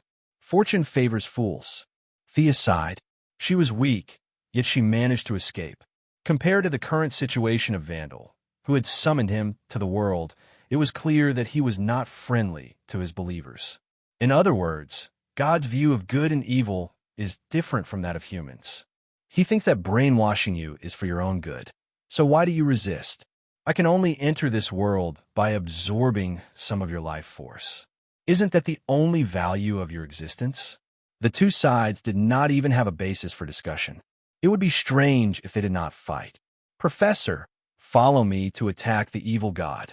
Captain, control the weapons on the spaceship to support us. Regardless of whether the other party admitted it or not, they first labeled him as an evil god. Although Thea also knew that this was actually a neutral camp and was still a distance away from evil, this was the consistent strategy of the righteous side. The rest of you, join the war on the ground, everyone. For the freedom and democratic will of mankind, defeat this evil god. May there be eternal peace from today onwards. No more disputes. After Thea finished speaking, she used a large amount of magic to cast a light return on each of the legendary team members. After receiving fatal damage, they would be instantly teleported back to the original casting point, which was Thea's side. If one looked at it from the sky, they would find that the land was divided into two sides. Horus on the east side was an army formed by the brainwashed citizens. They were dressed in a retro style, bare-chested, and there were all kinds of messy soldiers, such as archers, spearmen, sword-shield soldiers, and several chariots pulled by two horses. In contrast, Thea's side was much more orderly. She had enough magic, but limited control. She did not dare to summon King Arthur, who would listen to whom she summoned. The number of knights was far less than the opponent, but the formation was well-disciplined. Rey, full of chivalry, was imitating Theoden's pre-battle mobilization in The Lord of the Rings, flying in front of the formation with a sword. However, Thea did not see his expression as if he was going to fight to the death. This guy was playing, right? Are you ready? Are you ready to accept your inevitable fate of defeat? Horus's voice came from afar. Thank you for giving me time to prepare. I will win. I represent justice. I represent freedom. Humans are not the slaves of the gods. Thea almost roared in the end. I appreciate your belief, but it is meaningless. Horus did not wait for her reply and began to operate his divine power. Desert, raise your sand and block the light of the sun. The sea of sand on the side of Horus began to boil violently. Large amounts of yellow sand were lifted up to a height of 1,000 meters and continued to rise higher and higher, covering the entire sky. Over 100 huge eagle men made of obsidian were the first to charge out. The citizens who were controlled also slammed their weapons against their shields and followed closely behind them with a menacing aura. Hey, this god is a little smart. He knows that my power is drawn from the sun, so he wants to cut off the source of my power first. Good idea, but how is that possible? Thea silently operated her magic, and her body rose straight to a height of 10,000 meters. Spirits of the wind in the sky, spirits of the earth in the earth, living beings in the sea, free will in the world, heed my call. Let light and justice protect this continent. Let the light of humanity illuminate this dark night. Let the world bathe in light again. The large amount of mana output caused countless elemental creatures to rush out from all directions and launch an assault on the tall eaglemen. Kill Ray Palmer, who looked like a knight with a metal suit hidden under his knight's armor, led the charge. The rest of the knights also received the signal. They formed their usual wedge formation and rushed into the infantry formation opposite them. The two players did not make any further moves. Their minds were focused on the battlefield below. This was a battle of power, and also a battle of faith. Miss Thea, the casualties are a little high, aren't they? Firestorm flew to her side and whispered. Thea glanced at them. Their strength is not bad. They can fly up 10,000 meters in the air. How can there be no deaths in a war? Only the fat old man would say such childish words. Actually, it was fine even if Thea died. They were all created by magic. She could just summon them again after they died, but the other side could not. Chapter 172. The two of them watched as Ray Palmer dodged the two javelins and smashed the enemy's head with his flail. Professor Stein, don't worry. Look to the side. I need Ray to help me open up the situation. Only then can we use this troop. Firestorm followed her finger and saw some green figures. These are the Banshees of Lake Avalon. They can help these people regain their sanity. Sia had been prepared for the fat old man to come looking for her, so she had already arranged an ambush. As for regaining their sanity, it was pure nonsense. Their original personality had been forcibly erased by divine power. Even Horus would not be able to recover, let alone a mage like her. Thea did not intend to recover. She directly used the Banshee skill to charm them and brainwash them into having a free and democratic ideology. The fat old man was the top authority in science and technology, but his understanding of magic was based on stories he heard before he was 8 years old. Now that he heard Thea's words, he was relieved. While the two of them were talking, there were already many former citizens who had been brainwashed by Sia to come over. Thea did not have time to write a detailed memory for them. She only left a message that the other side was a slave system, the other side was a democracy, and the other side was stupid and rich. Immediately, many people who had brought their own spears and bows switched sides to Sia's side. The situation gradually became clear. Ray was charging in front to disrupt the enemy's formation, and the weak Banshees were desperately tempting and brainwashing at the back.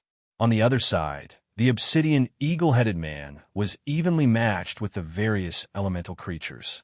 One side was almost immune to magic, and the other side was outnumbered. It was difficult to determine the winner in a short time. Horus looked at the battlefield with detached eyes. No one knew what he was thinking. Human, you underestimate the power of the gods. His eagle eye instantly looked at the great pyramid behind him. A ripple with a strange luster hit the top of the pyramid. With a loud bang, the pyramid, which did not belong to a human building, collapsed instantly. Thea naturally saw this scene. What was the meaning of this? Did they destroy their own building in the middle of a fight? This way of fighting is very mysterious. Are they trying to numb me? Soon she knew that she was overthinking.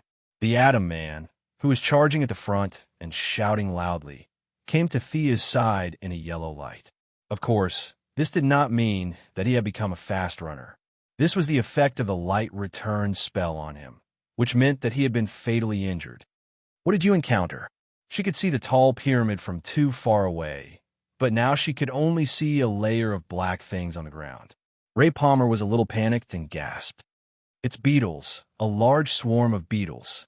The biggest one is as big as a calf. Sia looked over suspiciously. Wasn't this guy the eagle god? Was he not in the underworld god? How did he summon the underworld god's subordinates? The eagle-headed Anubis could explain, but beetles were not related to his divine title at all. But now there was no time to think about it. The enemy had come. The previous nights were almost completely wiped out. Many of the ones who had been brainwashed by Thea were also drowned by the sea of beetles. Thea could only organize the remaining knights to resist and remove the brainwashed citizens.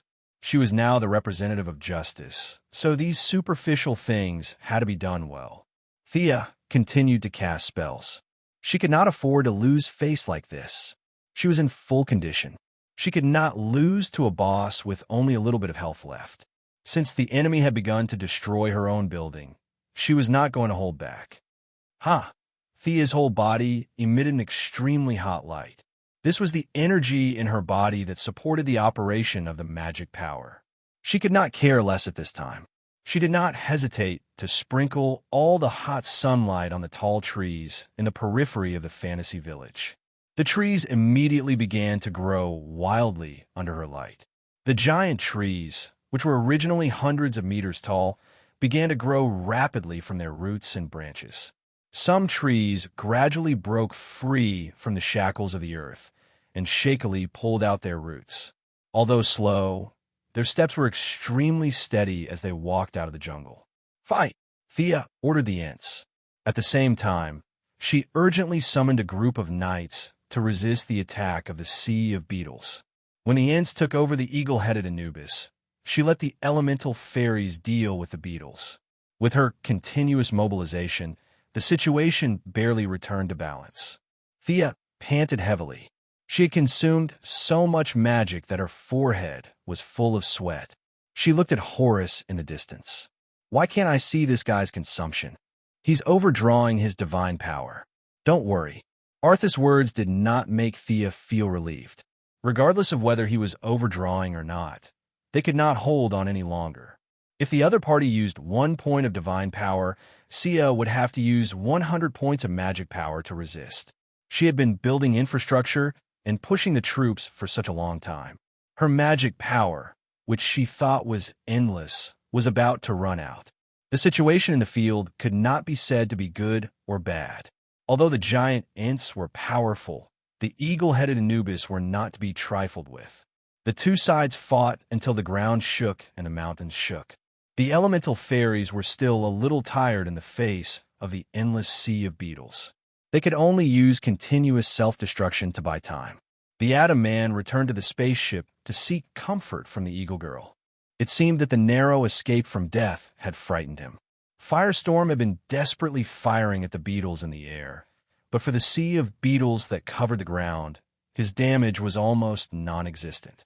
"Last hit. If it doesn't succeed, I'll run." Thea felt that she had done her best for the free world of 2166. If she could not win, there was nothing she could do. At worst, she could come back after she had mastered her magic power. After unsummoning all the knights in the field, she finally got some magic power back. After thinking about it, she directly replaced Avalon and all the banshees with a summoning circle, summoning a stronger creature on the original basis. As for what species it would be, Thea had no idea. The balance of the battle was gradually on Thea's side. Avalon slowly disappeared, the strength of all the Ents was greatly reduced, and the elemental fairies also seemed a little weaker because she had drawn a lot of magic power. Seeing the crisis, the Atom Man once again put on his armor. This time, he did not play the night game, but flew into the air and fired at the ground. The Wave Rider was also firing at full power to buy time for her. The firestorm had already triggered a large-scale explosion, eliminating a layer of the sea of insects on the ground. However, the effect was minimal, and it did not stop the beetles for long. "Miss Thea, hurry up.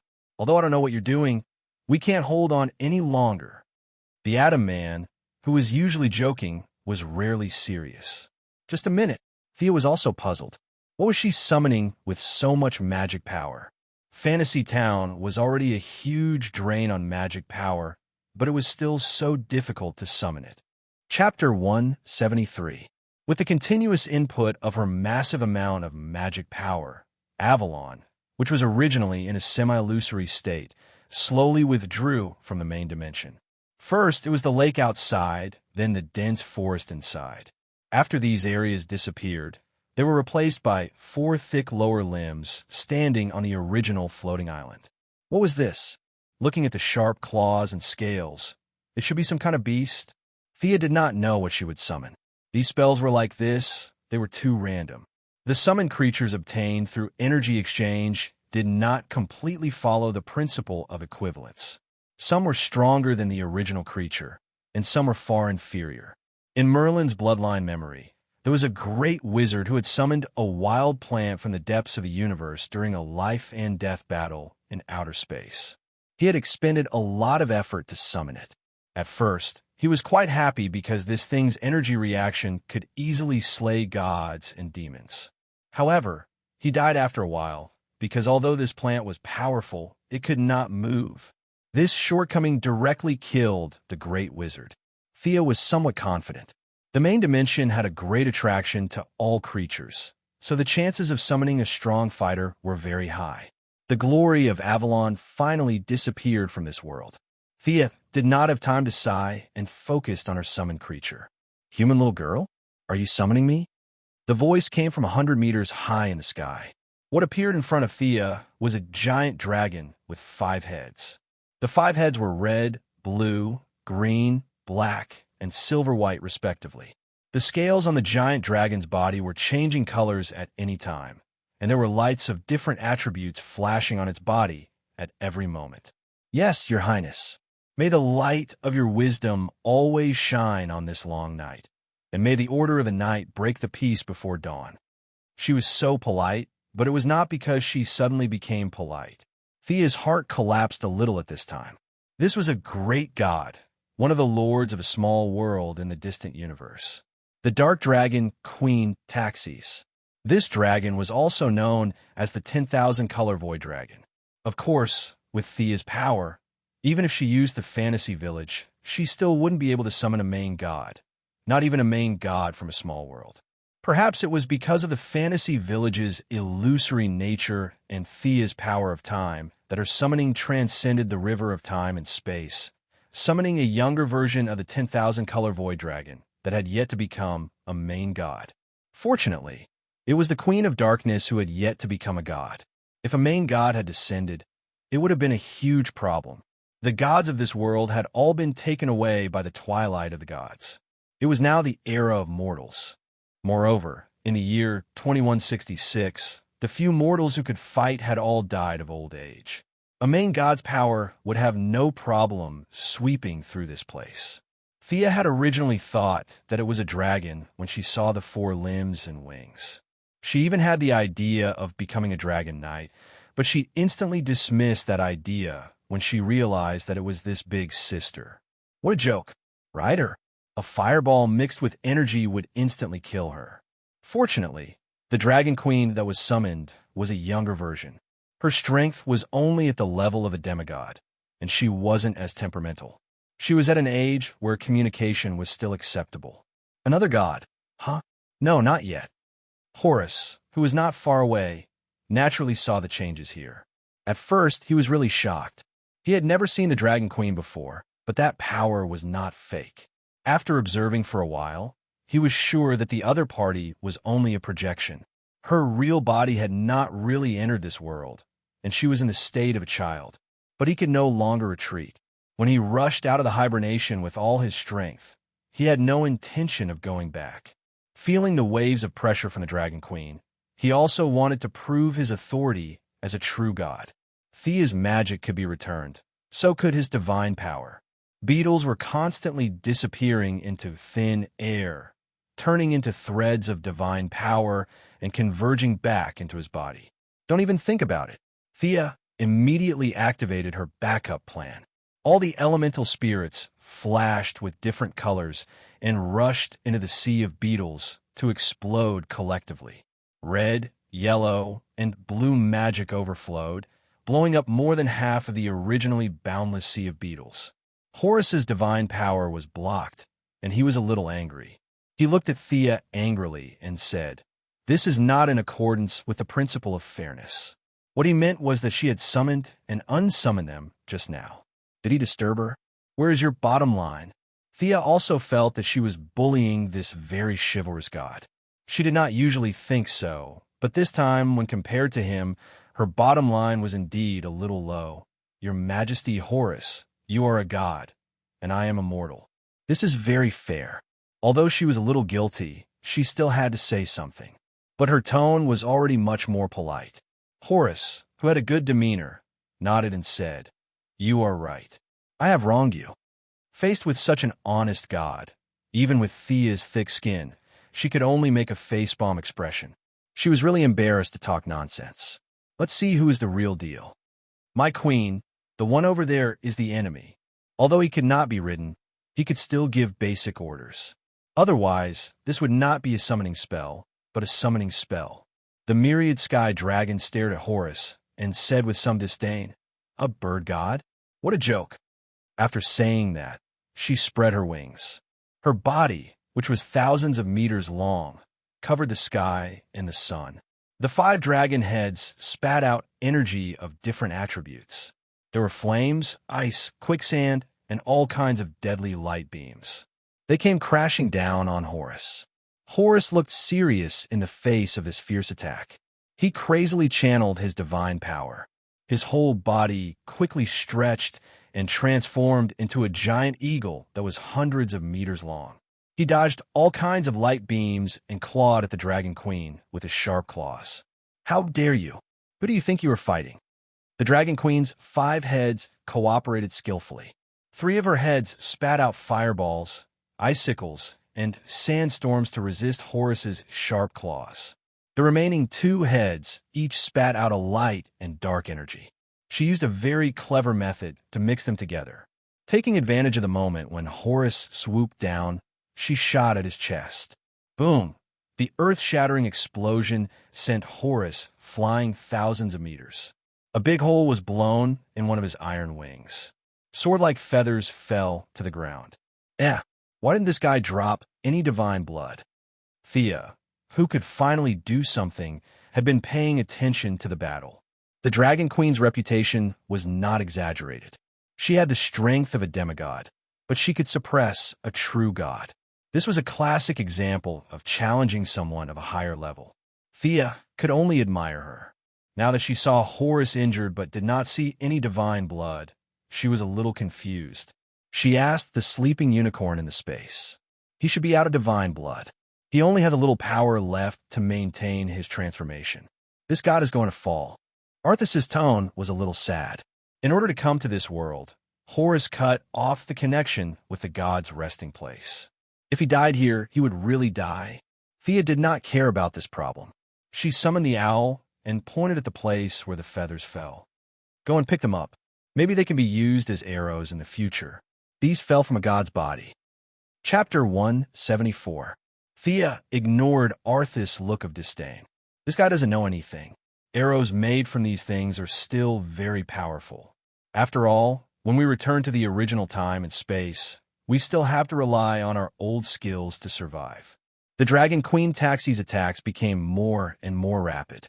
The mixture of fire and ice, the mixture of light and quicksand, from the initial mixture of 2 elements to 3, and then 4. Her understanding of the mixture of magic and magic had surpassed all known mages. This killing method that Thea couldn't name repeatedly inflicted heavy damage on Horus. Every time Horus was heavily injured, the eagles around the battlefield would collectively wail. The sound was so miserable that it made people cry. One of Taxi's dragon heads looked at these birds coldly. She didn't seem to be chanting any spell, but an invisible shockwave swept across in all directions, killing all the birds within a radius of 10,000 miles. They fell from the sky like dumplings. Even the owl summoned by Thea was implicated. Just as she wanted to summon it again, Taxi's cold voice came. "Those are my spoils." The voice was indifferent, but it was not to be refused. Thea was depressed. "What does this mean? Does this mean that you plan to pack up and take away the last god? This kind of evil nature is too difficult to communicate with." Thea had no choice but to endure it. This was like casting a movie.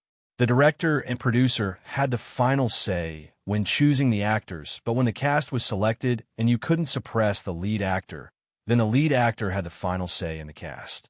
Thea was now the poor director who had to choose a big name as the lead actor. Since she had no right to speak, she would just watch her performance. The Dragon Queen's future divine position was neither light nor darkness, and it was not an element. What she liked was the broad field of chaos, time, war, and so on. The one that was summoned was far from the stage of igniting the divine fire. Although the attack was fierce and Horus was forced to retreat, she really couldn't take down this existence that had been a god for countless years. With a loud bang, Horus mustered all his remaining strength and sent the mountain-like taxis flying with a single wing. He landed on the ground and transformed into his human form. Kneeling on one knee, he silently chanted an unknown language. Thea, who had a tiny bit of divinity, could understand it. This was the divine language, known as the supreme language between heaven and earth. It could communicate with countless planes, space, and time. Great Father God, Osiris, please abide by the ancient agreement and give me the power to protect the order. The voice was bitter but firm. Horus, my son, according to our agreement, I will give you power. However, the eye that you have placed with me will no longer belong to you. Are you sure? The entire world was completely oblivious to this voice, but a few divinities could hear it. The fearless Dragon Queen could not help but take a step back. Thea was confused. Who is this? Osiris, one of the 9 main gods of ancient Egypt, the handsome and cool god of the underworld. The current god of death, Anubis, was his eldest son. Horus was the second son of his family. How did this guy come out? Although Taxis was also known as the main god, that was in her future, not now. In fact, even if she was, her future would not be as good as this god of the underworld. Her world was too small, and Osiris was the god of the main plane. One was the future village chief of a foreign village, and the other was a retired senior official in charge of human resources. It was clear who was stronger and who was weaker. Fortunately, the retired old cadre had no intention of coming in. After confirming Horus's will, he disappeared as if he had never been there. With his departure, the earth seemed to come alive. In the violent shaking of the earth's crust, a large amount of yellow energy gushed out from the depths of the earth and rushed into Horus's body. Many of the energies were extremely heterogeneous. This god did not reject them at all. He did not care that such absorption would destroy his foundation. Quickly attack him. He is absorbing power from the underworld. Taxis was relying on the fact that she was a woman, or a female dragon. She shouted at Thea and did not care about her face at all. She spat at Horus, who was still absorbing energy. This kind of enemy was taboo to watch when they were in the stage of gathering energy. Thea naturally did not intend to let him go. She gathered energy between her fingers again and pointed at Horus, who was surrounded by the yellow energy shield. Pa! Pa! The bright golden beams of light struck Horus's defensive barrier, causing it to flicker as though it would shatter at the very next moment. Thea sighed. This defense was very strong and solid. It was just an illusion that it would be broken immediately. As long as it was not broken directly, it could be restored in the next second. Divine power was very pure. If it could succeed, then so be it. Unlike magic power, which required a lot of nature changes, concealment, and conversion, divine power did not have these things at all. It was simple, direct, and domineering. This was the fundamental difference between the two. Thea returned without success, but it did not mean that Taxis also had no success.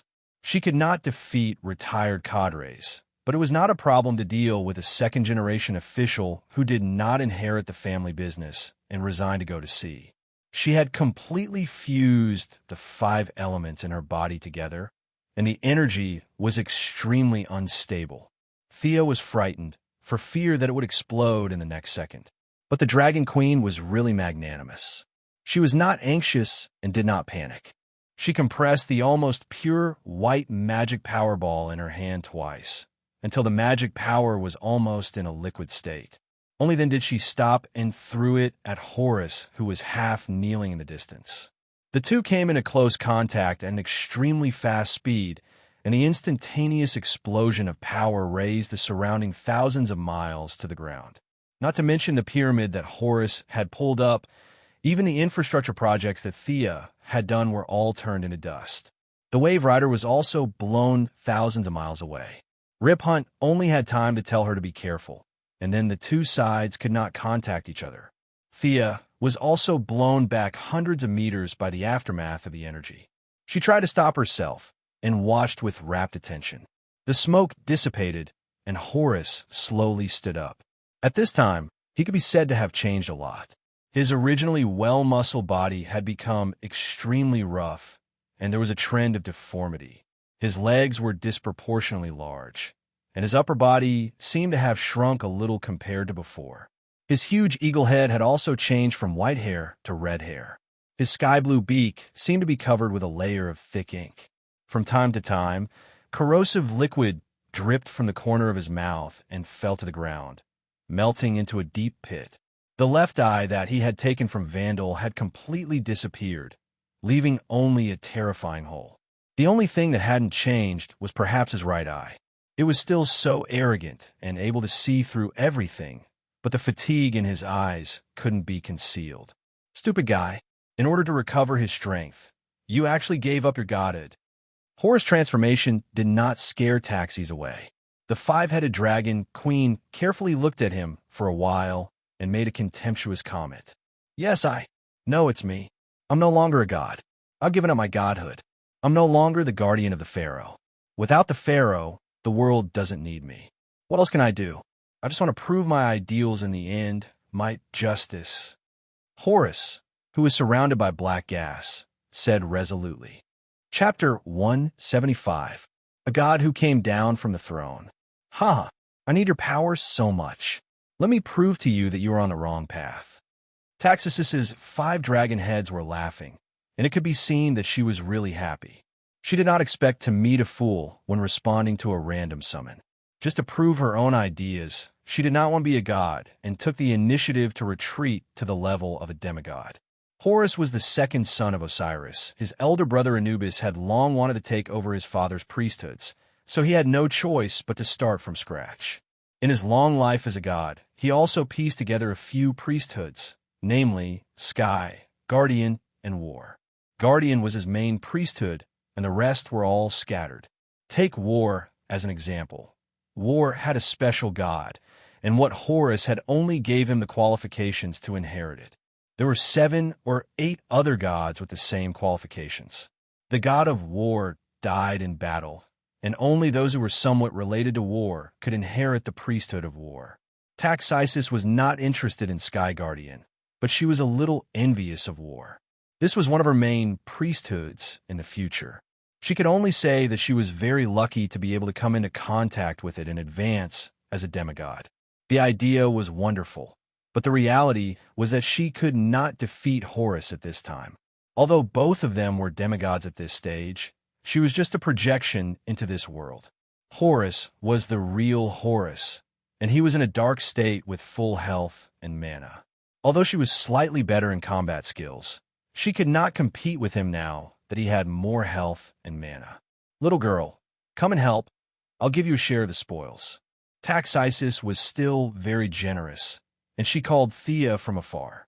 Thea was now trying her best to communicate with the unicorn. She had no choice. This cute pet did not like the evil dragon queen no matter how she looked at it.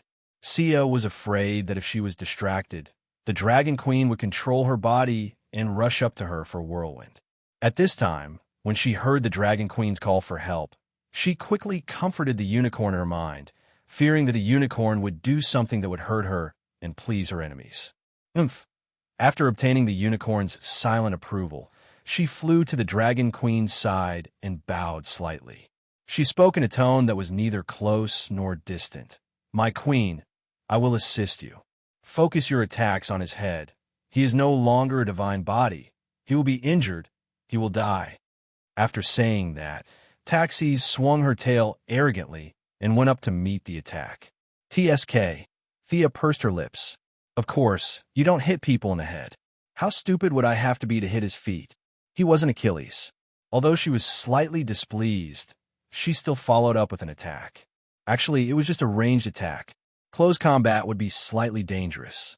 Looking at Horus, who was covered in black mist and surrounded by a dark aura, it would be best to avoid touching such a thing. With Taxis as the main force, she happily took up the promising job of long-range DPS. The Dark Dragon Queen went all out at this time. Her combat talent and combat awareness were far superior to Horus, who had never fought seriously before. She used all her skills to continuously wear down the defensive barrier on his body. Sia also released a few finger of light at the right time, hitting the earthen yellow barrier with a sizzling sound. As time passed, Taxis became more and more impatient. Her summoning time was almost up. After all, Thea's summoning was still at the level of a mortal. Summoning a demigod of her level, her existence time was rapidly passing. If it wasn't for her main body desperately maintaining the channel in another world, she would have been sent back. Damn it! Taxis then spat out several mixed light beams at Horus's defensive shield. Of course, she was not worried about the world being ruled by the evil gods. She just felt that the duck in her hand was about to fly away, and she was not happy. Little girl, do you have any other moves? In desperation, with her pride, she could only try to ask this mortal for help. Although she was a very strong mortal, the light aura on Thea's body had always made her uncomfortable. In the end, she really had no choice but to ask her. Of course, Thea still had one move that she did not use. She believed in the principle of keeping a backup plan and not revealing it until the end. Using special magic to transmit her voice to the Dragon Queen. When Taxis first heard her words, her 5 dragon heads and 10 dragon eyes instantly stared at her with a vivid expression, as if she was pondering whether to eat it raw or roast it with fire. But after constantly weighing the pros and cons, she finally gritted her teeth and made a decision. She nodded and motioned to Thea. Come on, I'm going all out today. Thea couldn't wait to look up to the sky and laugh. What did this mean? A dragon knight and a future main god. If she wanted to express her current mood, she could only use the word awesome to describe it. She chanted a spell in a low voice. She needed an enlargement spell, and at the same time, the Dragon Queen also shrank her own body size. Thea grew to 10 meters tall, and the Dragon Queen shrank to 300 meters. My queen, I'm going.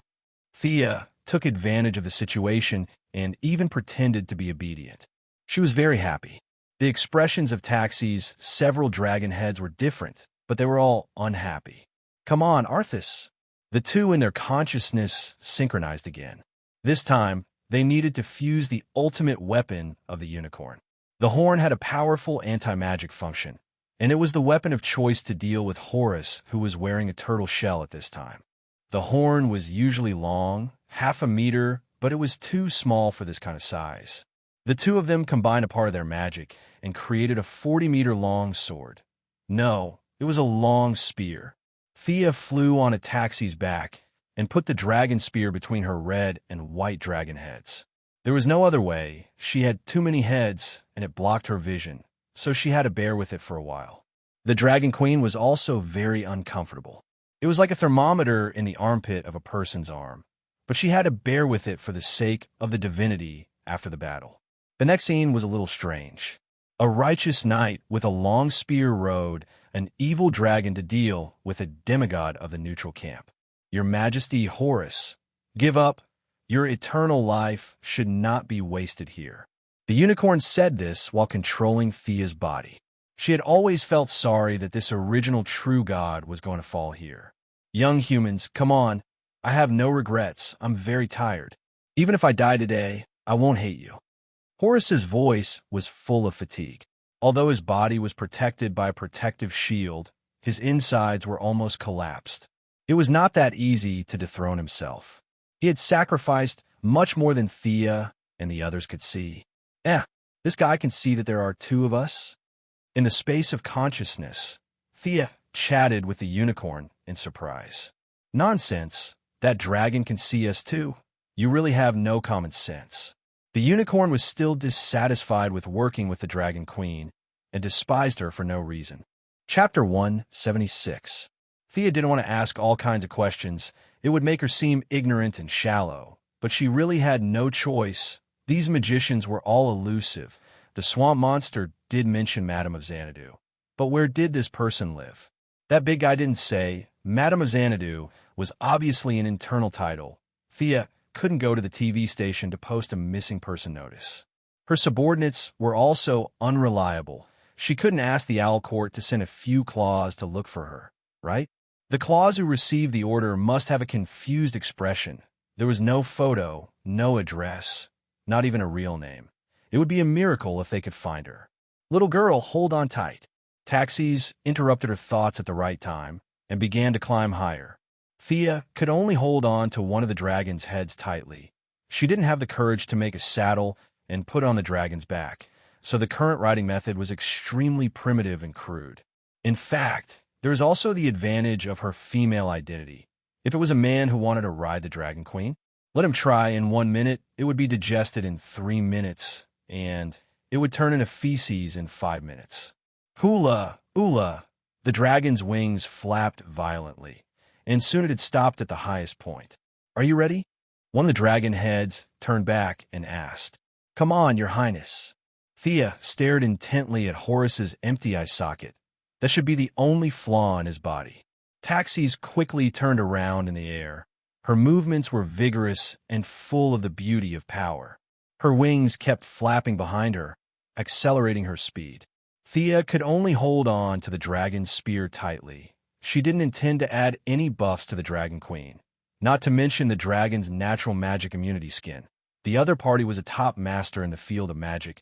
She could just forget about her self-taught skills. Horace also noticed their full sprint. After absorbing too much power of the underworld, he had lost the ability to transform into an eagle. He could only stand quietly on the ground and prepare to deal with the next thunderous attack. At this time, Thea and Taxis had already turned into a bolt of lightning, and the huge kinetic energy and acceleration allowed them to pass through a white fog, accompanied by a loud sound. And with the momentum of Mount Tai, they rushed down towards Horace. 5,000 meters for 1,000 meters. As the altitude continued to decrease, Thea's heart also jumped to her throat. This was slaying a god. Although this person was a little silly and took the initiative to drop a level, it was still very worthy of praise. Since ancient times, how many people had been able to do this? Thea only hated that her friends on the Wave Rider hadn't flown back yet. It was a pity that her heroism had fallen to the point where no one could appreciate it. As the distance between them grew closer and closer, Horace's strategy was very simple. He would avoid attacking them from the front and attack from the side. Sia and the others, on the other hand, were to kill him with all their might, regardless of everything else. Both sides were competing in terms of vision, speed, and strength. Perhaps there were also some small tricks mixed in. 800 meters. 500 meters. Raise your spear, Taxis shouted sternly, and Thea also raised her spear with all her strength, concentrating all her energy on this spear, hoping to kill him in one shot. One person and one dragon had their backs to the rising sun, breaking through thousands of miles of clouds, and with the belief to challenge the true god, they slammed into the giant below. When the distance between them was less than 20 meters, the two sides could already see each other's expressions clearly. Thea was determined and full of vitality, while Horace, on the other hand, was lethargic, with reluctance and relief in his eyes. We have the upper hand in terms of momentum. Thea was overjoyed. She raised the spear in her hand and aimed at Horace's head from afar. The spear's movement seemed as fast as lightning, but in Horace's eyes, this speed was just so. If he was still in the true god state, he would directly grab the spear and decide whether to fight or kill the enemy. But now that his realm had fallen greatly, he couldn't take such a risk. He aimed at Thea's shoulder and arm, and the moment she raised her spear, he determined where the opponent's attack would land. Horace had already seen that there was something wrong with her spear. It was as white as jade with a spiral pattern, and the spear tip flashed with an inexplicable aura. He felt that even if he was still in the divine rank, he would still be injured. At this time, he was even more unwilling to take it head-on. The moment the spear tip touched the protective shield, he hurriedly dodged to the right. He dodged. Horace was overjoyed. Unbeknownst to him, Thea was also shouting in her mind, "We fell into a trap." Back when they were in the sky, they had already communicated with each other. Although Horace's power level had dropped, he still had his experience. Since they were so blatantly trying to pierce a hole in his body, Horace was no fool. he would definitely be able to guess that they had an anti-magic weapon in their hands. This required them to play a little trick. Fortunately, whether it was a person or a dragon, they were both women who were born with the talent for acting. Thea's acting skills came from her mother, Mora. Although Taxis had little experience, she had lived for a long time, so she could be considered a model of self-taught. The two cooperated very well for the first time.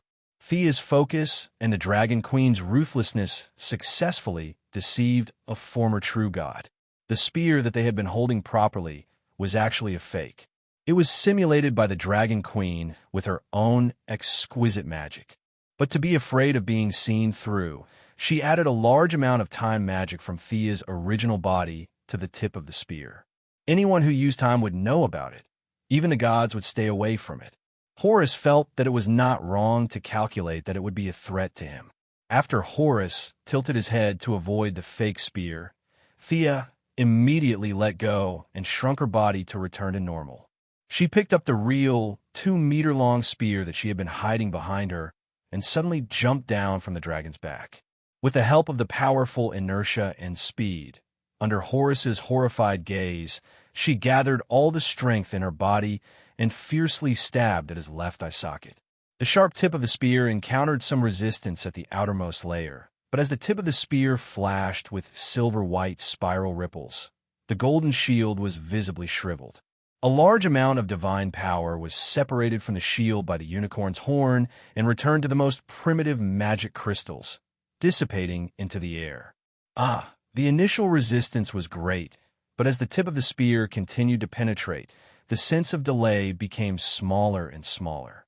Finally, Thea broke through the golden shield, and the tip of the spear finally arrived in front of Horus with her strength. At this time, Thea had completely abandoned her defense and held the spear with both hands. Time seemed to have lost its meaning at this moment. The 13 eyes of the 3 people, dragons, were all watching her movements. The sound was neither crisp nor loud, but Thea knew that she had done it. She had killed a demigod with divinity with her own hands. Although this achievement could not be replicated, she was proud enough to add the title of God Slayer to herself. Horus, who was stabbed by the sharp dragon spear from his left eye socket to the back of his head, screamed and fell to the ground. His body was like a mountain crashing to the ground. Chapter 177. Countless flashing balls of light flew out of his body. Divinity, Taxis was waiting for this moment. Her 5 heads, 2 front claws, and tail began to plunder frantically. What elegance, calmness, and delicate movements had all disappeared.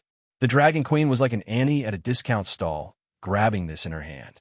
The Azure Divinity is not bad. Take it that the dark black divinity of the underworld, slightly worse, but it is also faded with me. Retired old cadres dare to come to our village to find me? I will kill him. Others may be afraid, but I am not afraid. I will take it. After her frantic plundering, she took away nearly 50% of the scattered divinity, most of which could be directly absorbed by her. The remaining 30% dissipated into the air, and only 10% was absorbed by Thea. Or rather, it was absorbed by the unicorn in her body. Why is this thing ignoring me? What kind of personality does Thea have? How can she not take the benefits that are right in front of her, regardless of whether it is suitable or not? She will take it first. But no matter how hard she tried to grab it, the balls of light flew away around her without stopping, not even bothering with her. This made her extremely unhappy. Isn't this discrimination? Is there anyone who is reasonable? When a few balls of light automatically entered her body, she was very happy, and countless thoughts emerged in an instant, such as igniting the divine fire, taking charge of the divine position, and walking to the position of the supreme God. But she was not happy for more than 2 seconds. Seeing the balls of light circling around the unicorn, she knew that she was thinking too much. The unicorn turned a blind eye to her frustration and happily absorbed the essence of the balls of light. Looking at the Dragon Queen and the unicorn in her body that was in a cultivation state, Thea curled her lips. Both of you are ignoring me. I'm going to open the corpse. Do you think that I wear red every day is fake? I will let you see my lucky hands. But after walking around Horace's body, she found that she was a little helpless. This guy was too poor, his upper body was naked, and there was only a linen cloth covering his lower body. It did not look like he had any equipment. What? Take away the linen cloth? Thea felt that she did not have such a heavy taste. Furthermore, Horace's transformation was quite serious. His entire body was somewhat deformed. Sighing, "I'll take my share first." Casting a magician's hand, an invisible giant hand grabbed at Horace's right eye. But it didn't move at all. It didn't move at all. She felt a little awkward. She had wanted to act gentler and less impatient, but this fellow's body was really sturdy. Thea could only do it herself. She walked to the side of the corpse. No matter what, Horace was a good opponent. Sia mourned for him for a second. She still had to take what she needed to take. She had spent a long time casting spells, but still couldn't take out the eye. Sia rolled up her sleeves and prepared to use force. These eyeballs are really big. Horace was 10 meters tall, and his head was more than 1 meter tall. Including his long beak, it was more than 3 meters long. She pulled out Thea's anti-magic spear from her left eye socket. Her right eye was still shining, but it was getting darker and darker. Just the part of the right eye was the size of a square table. How was she going to take such a big eye back? The Atom Man's nanotechnology must be ineffective on it. Thea thought about how she looked like carrying a huge travel bag and felt stupid. But anyway, she had to get it first.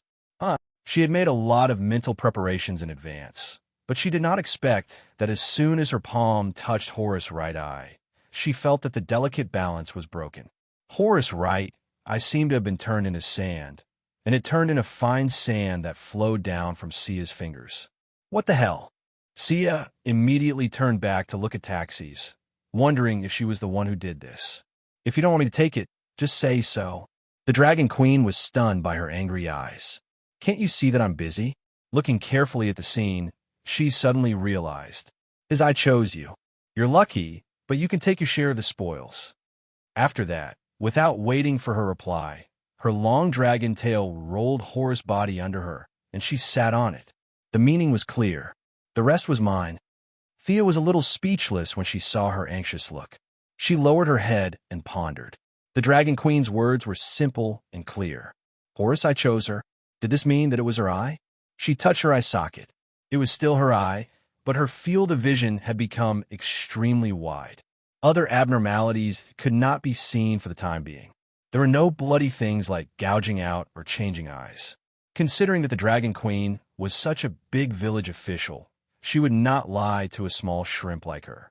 She probably was not lying when she said that her eye was on her. However, Thea originally intended to put it together with Horace's orb to see if it could form a set. Now that it had become her eye, she immediately gave up the original idea. Even if it could form a super artifact, she would not gouge out her eye. Perhaps it was because the Dragon Queen had fought side by side with her before, but the unapproachable aura around her had dissipated quite a bit. The 5 dragon heads scanned the battlefield from 360 degrees. Whenever they found the fragments that Horace had dropped during the previous battle, they would immediately fly over to pick them up and keep them in a small pocket. This should be a space bag, right? Thea looked at it enviously. This technology had long been lost in the main world. She really wanted one, but she knew that she did not have any bargaining chips now. She could only watch the Dragon Queen loot the battlefield. After a full 10 minutes, taxis finally scanned the entire battlefield from all angles.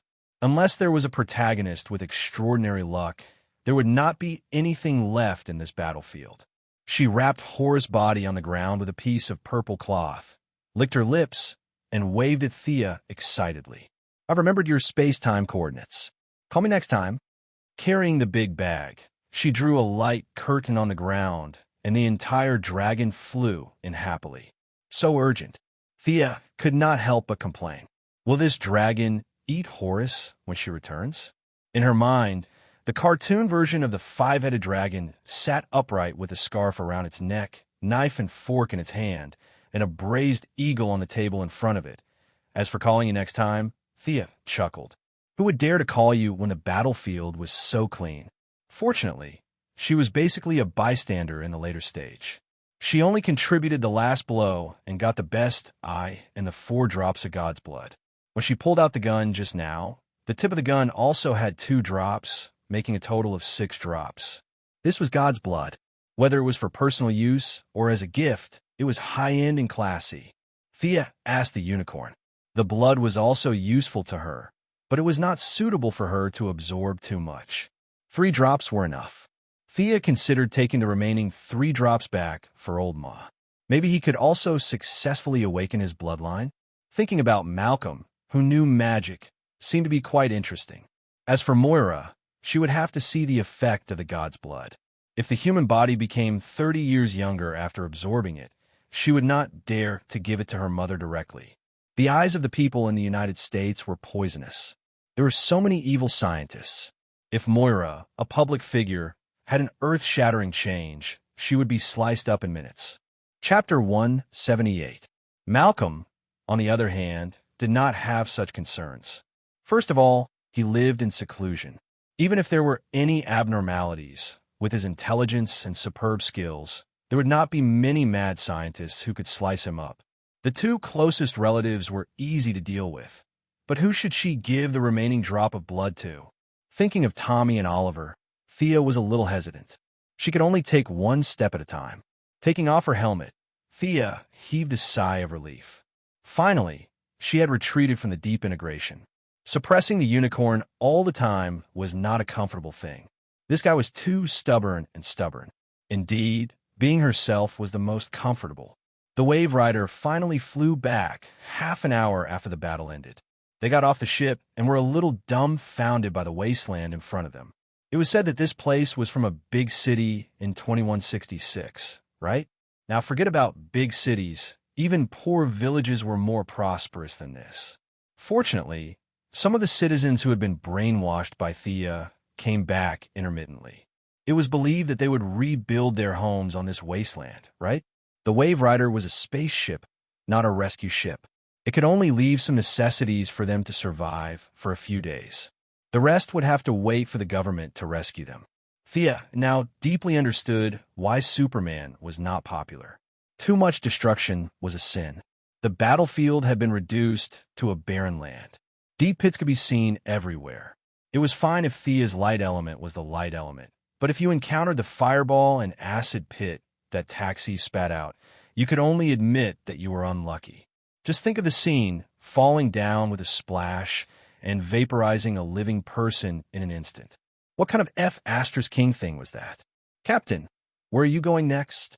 Thea followed them onto the ship and turned to ask Rip Hunt. His 1,000-year-old enemy was finally caught, and his wife and son were not in danger of dying.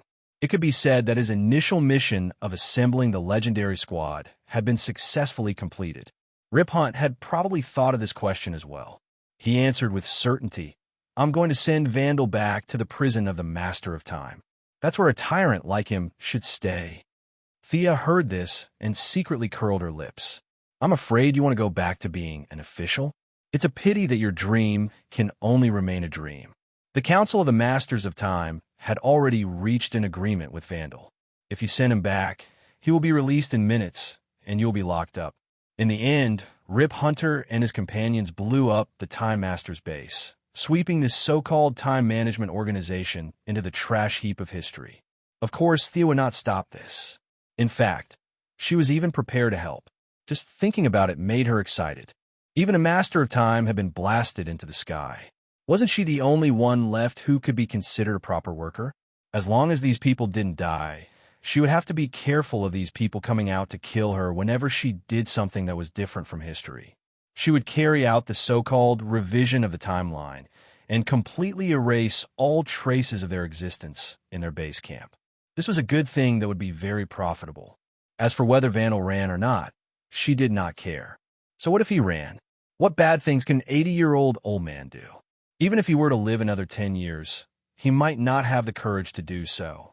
"Captain, Ray's injury has worsened. Come take a look." "Oh, Miss Thea, come and take a look too." As soon as they boarded the ship, they were stopped by Kendra, who hurried over. She pulled Rip Hunter into the ship. After taking 2 steps, she saw Thea turn around and pull her back. Thea stared at Kendra with cold eyes. Her gaze was a little scary, completely shocking the silly hawk girl. She stopped her hand halfway, not knowing what to do. Thea, of course, was not giving her a hard time. She just found it strange. Your god is dead. How can you still be alive and kicking? How can a proper priestess like you be fine? This doesn't conform to theology. Look at those eagles. They fell from the sky like dumplings. I don't dare to say anything about other animals, but in this world of 2166, eagles should be considered a protected animal from today onwards. There was no other way. They had basically all committed suicide. Do you know who the enemy we just fought was? Thea asked seriously. Kendra, the hawk girl, was an honest person. She didn't hesitate at all and shook her head. Sigh. Sia covered her face. Great God Horus, no wonder you lost an eye back then. Your eyesight is as bad as the South Pole. Of the two priestesses you chose, one was ambitious and the other was timid. Let's not talk about the ambitious one. It's understandable that the timid one didn't hear your call.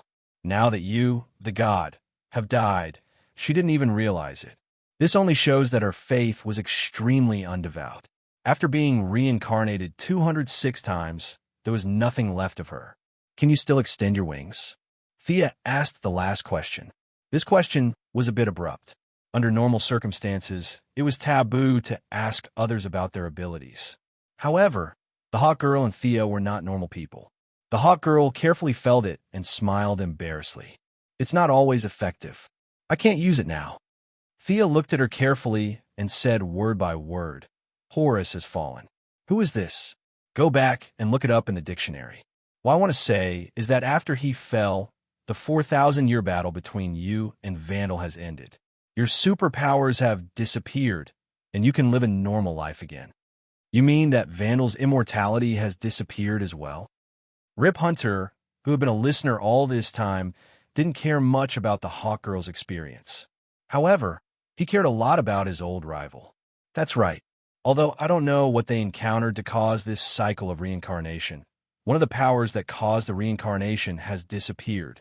Now that they're dead, there's no doubt about it. Huh. Rip Hunt was just about to laugh out loud, but when he thought about the hawk girl beside him, he forced himself to hold back. After all, she had already lost her supernatural ability and immortality, and he was laughing beside her. Did he still want to be her friend? To be honest, the hawk girl was a bit depressed. She wasn't worried that Theo would lie to her, but she felt that fate was too strange. Half a year ago, she was still washing dishes. Then, she was told that she could be a superhero and that she had to fight her 4,000-year-old rival. Now that half a year had passed, she finally accepted this fact in her heart. Then, she was told that the enemy was dead and she had nothing to do with it. She should go home and live a good life. If she was willing to do the job of washing dishes, she could still hire her. This kind of exhalation was indeed a test of a person's mental endurance. Fortunately, she was a timid person by nature. She didn't have much ambition, so she didn't care if she didn't have superpowers. Thea could somewhat guess the change in her state of mind. To be honest, being able to let go of things was also a good trait. This was also because the Hawkman was dead. This time, he was completely dead. If he was still alive and heard Thea's words, vomiting 5 liters of blood would be considered light, and he might even be paralyzed. Chapter 179. Let's go see Ray first. His injury suddenly worsened, and Gideon couldn't do anything about it. The Eagle Girl. There was no more Eagle Girl. She would be called Kendra from now on. She collected her thoughts and did not dare to hold Thea's hand this time. She led them to the medical room. It doesn't make sense, Thea thought as she walked. She had treated more than half of Ray Palmer's injury at that time, and the rest was suppressed. It shouldn't have rebounded so quickly. When she saw the atomic hero with doubts, she was indeed shocked. His handsome and sunny face was shrouded in a black mist, and even though he was fixed in the medical chair, his body was shaking violently from time to time. What the hell? Thea understood at a glance. When Ray Palmer was hit by the Eye of Horus, he, who was still a god at that time, could not help but have a trace of divine power in his eyes. This trace of divine power was so weak that it could be blown away by a gust of wind. Even if Ray was an ordinary person, without magic treatment, he could recover in a year and a half. But the bad thing was that this trace of divine power formed a very small connection channel. When Horace borrowed divine power from his retired father, the power of the underworld connected to Ray Palmer through this channel. Fortunately, Thea had treated him once before and left a lot of light energy in his body. This light energy and the power of the underworld offset each other, and with the help of Gideon's future technology, he barely survived until now. But at most half an hour left, he would be completely dead. Of course, her little power was far from enough to compete with the underworld. If Taxis could be regarded as a village chief, then Miss Thea could not even be regarded as a village committee member. She wanted to wrestle with a retired old cadre. She was dreaming. Fortunately, she had a winning magic weapon in her hand. According to her calculations, as long as a drop of divine blood connected with the original trace of Horace divine power in his body, Ray Palmer would be fully recovered. Because of the blessing, he would even have some mysterious talents. But it was definitely not her style to give it away for free. Although she had a good relationship with Ray, it was far from the point of giving him treasures. Even if they wanted to discuss the reward, how could they discuss it when he was unconscious? However, she couldn't just watch him die. It wasn't easy to be a hero of justice. Thea pondered for a while, and a simple plan emerged in her mind. He shouted anxiously, "Gideon, I need you to scan his body with your primary authority. His condition is not optimistic." The artificial intelligence hesitated for a few seconds and reported a number and symbol password. Just like how Thea was afraid of her terrifying calculations, she also did not understand Thea's magical abilities. Two people, one human and one machine. Thea had never asked for permission, so she pretended not to know and didn't give it to her. Now that Thea suddenly spoke, of course, it wasn't because she had full confidence in dealing with this artificial intelligence. She had obtained this authority and returned to her original space-time. If she remembered correctly, Gideon's primary body had already been built by Reverse Lightning in Star City's cutting-edge technology laboratory. She couldn't deal with the emotional version of herself in front of her, but wasn't it easy to deal with the almost newborn version of herself? In fact, it was best to catch Reverse Lightning and brainwash him. This person was a real transmigrator, a visitor from the 25th century. In his original space-time, he was a scientist. After transmigrating to this space-time, he lost his speed and could only focus on cultivating the Flash in order to return home. Shouldn't it be easy for Sia to deal with a scientist without superpowers? But these transmigrators made her very afraid. Their ability to travel through time at what was too terrifying. As long as Sia put her plan into action, it might only be a second for her. But for those who traveled through the river of time, this was history that had indeed happened to them. Time was a line for them, and there was no distinction between the past and the future.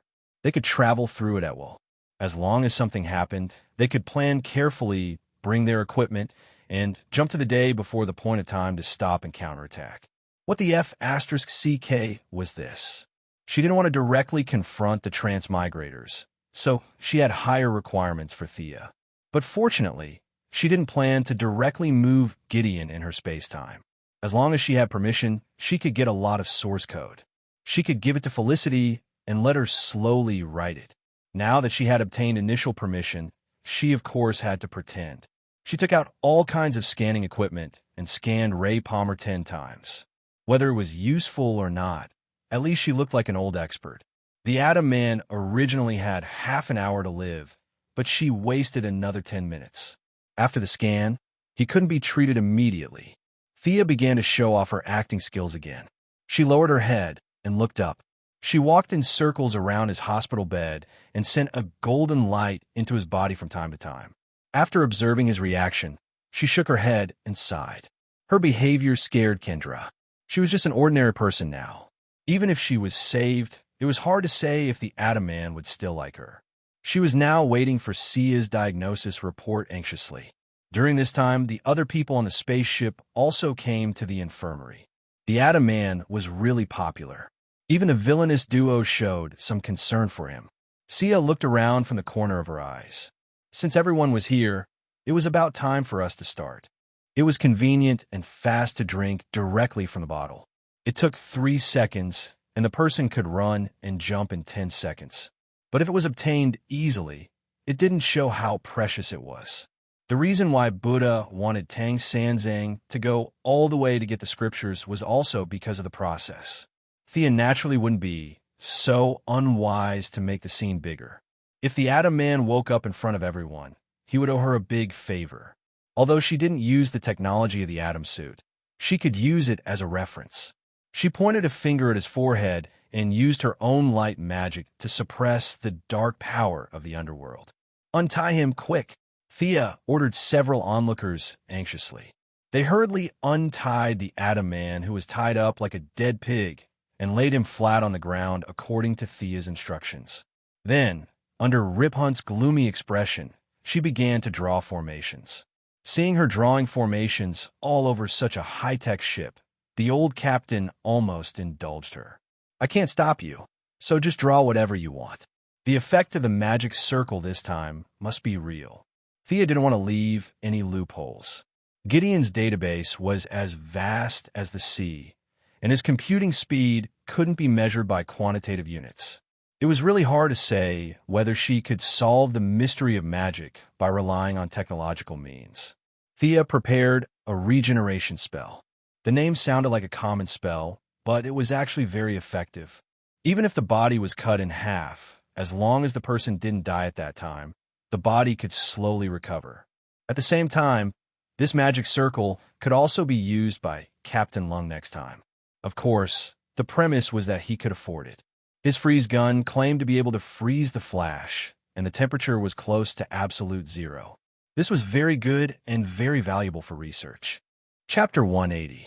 Under Rip Hunter's resentful eyes, Thea put Ray Palmer in the middle of the magic circle and began a new round of casting. The familiar action and the familiar bright light once again lit up the spaceship full of technological feeling. Although it looked bright, it was actually not very useful.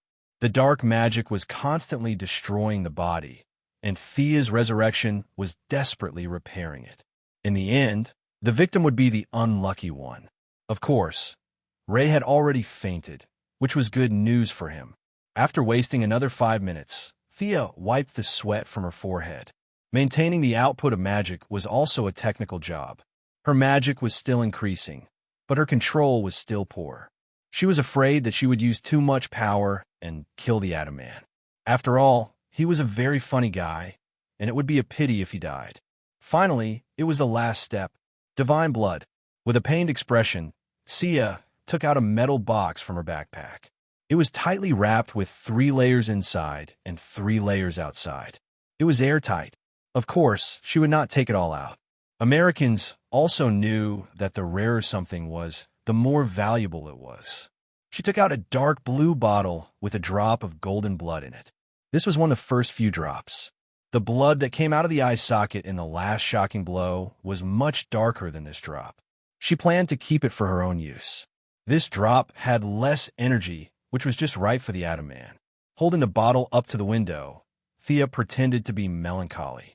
From time to time, she shook her head, nodded, gritted her teeth, and frowned. She thought to herself that there should be a supporting actor in this group.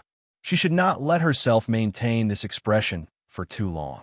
Kendra still had a lot of feelings for the Atom Man watching Thea's performance. She thought that she was in a big trouble. She asked, "Miss Thea, what's that in your hand?" "Alas, I've exhausted all my means. Maybe I can only try with this." Thea's expression was full of helplessness and reluctance, but there was also a trace of determination. "What's this?" Because of the fusion, the chubby old man was very sensitive to high-energy reactions. He had already noticed that the thing in Thea's hand had amazing energy. "God's blood."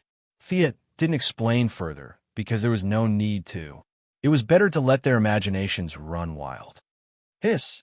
Several of them let out an unintelligible sound at the same time.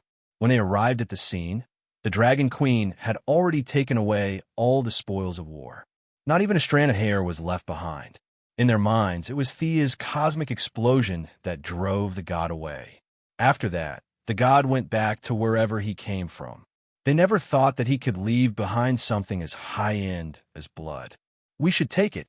The first thing that came to Fat Old Man's mind was to take it for testing, mixing it with water, diluting it, and making a few tons of it. In the future, the entire human race would drink a bag of it every morning and night. By then, it would not be a dream for humans to go to Mars and rush out of the solar system. At the same time, he had already thought of how to persuade Thea to contribute. Something like dedication, freedom, and democracy, and sacrificing one's family for the greater good. But at the thought that this drop of blood could save Ray Palmer's life, he instantly hesitated. Should he save him first, or keep it for analysis to help all of humanity? This made the fat old man, who had always lacked decisiveness, break out in cold sweat. Several heroes on the side of justice had the same thought as him. They could not help but think about what they would do if they encountered such a situation. Thea looked at their expressions out of the corner of her eye. It was about time. If she waited any longer, Adam Hero would be dead. Gathering a small amount of magic on her little finger, she gently made a cut on his artery and stuck the blood on the wound. The drop of blood seemed to be attracted by something and entered his body along the artery. For people on the side of magic, this kind of blood absorption required a lot of preparatory work before it could be fully effective. But now there was not enough time. Adam Hero was a proper representative of science and technology. He would not believe you if you told him about the 4 elements. Fortunately, there was a trace of the divine power of the Eye of Horus in his body, which could guide the absorption. As for drinking it directly, it was even more nonsense. It was not a drink. The absorption capacity of a human stomach was far from enough to absorb such a large amount of energy. Entering the blood circulation was the best choice of all the bad choices. When this drop of divine blood entered the body, the reaction was extremely fast. Adam Hero, who was an ordinary person, was directly given such a powerful tonic as divine blood. Even if he trained to the level of Oliver, it would be useless. His consciousness was instantly defeated. The energy of the divine blood began to wash over him unscrupulously. Fortunately, he still had the dark magic of the underworld in his body. The divine blood automatically found these dark energies, and the two sides began to fight fiercely in his body. Thea at this time was doing her best to open the magic circle outside, repair his damaged body, bones, and protect his brain with her own magic. The whole process lasted for an hour, and the two energies finally ended with the divine blood winning. The black gas was constantly squeezed out of his body and dissipated in the air. Ray Palmer's fluctuating body finally calmed down, and Gideon also timely reported his physical indicators. Except for some weakness, his actual physical fitness had been greatly improved. Let him rest. He should be able to wake up at this time tomorrow. Thea glanced at Adam Hero. He was 2 centimeters taller than before, and his skin looked smoother. Some of the bruises and scars he had suffered in the past few years as a superhero would also be healed. It was impossible to completely remove the marrow, but a slow transformation was possible. Thea then left the infirmary. She was exhausted after the day. She wanted to find a place to bask in the sun. Even if she would be beaten back to her original form when she went back, it was really comfortable to bask in the sun. That kind of pleasure on the cellular level could not be replaced by anything else.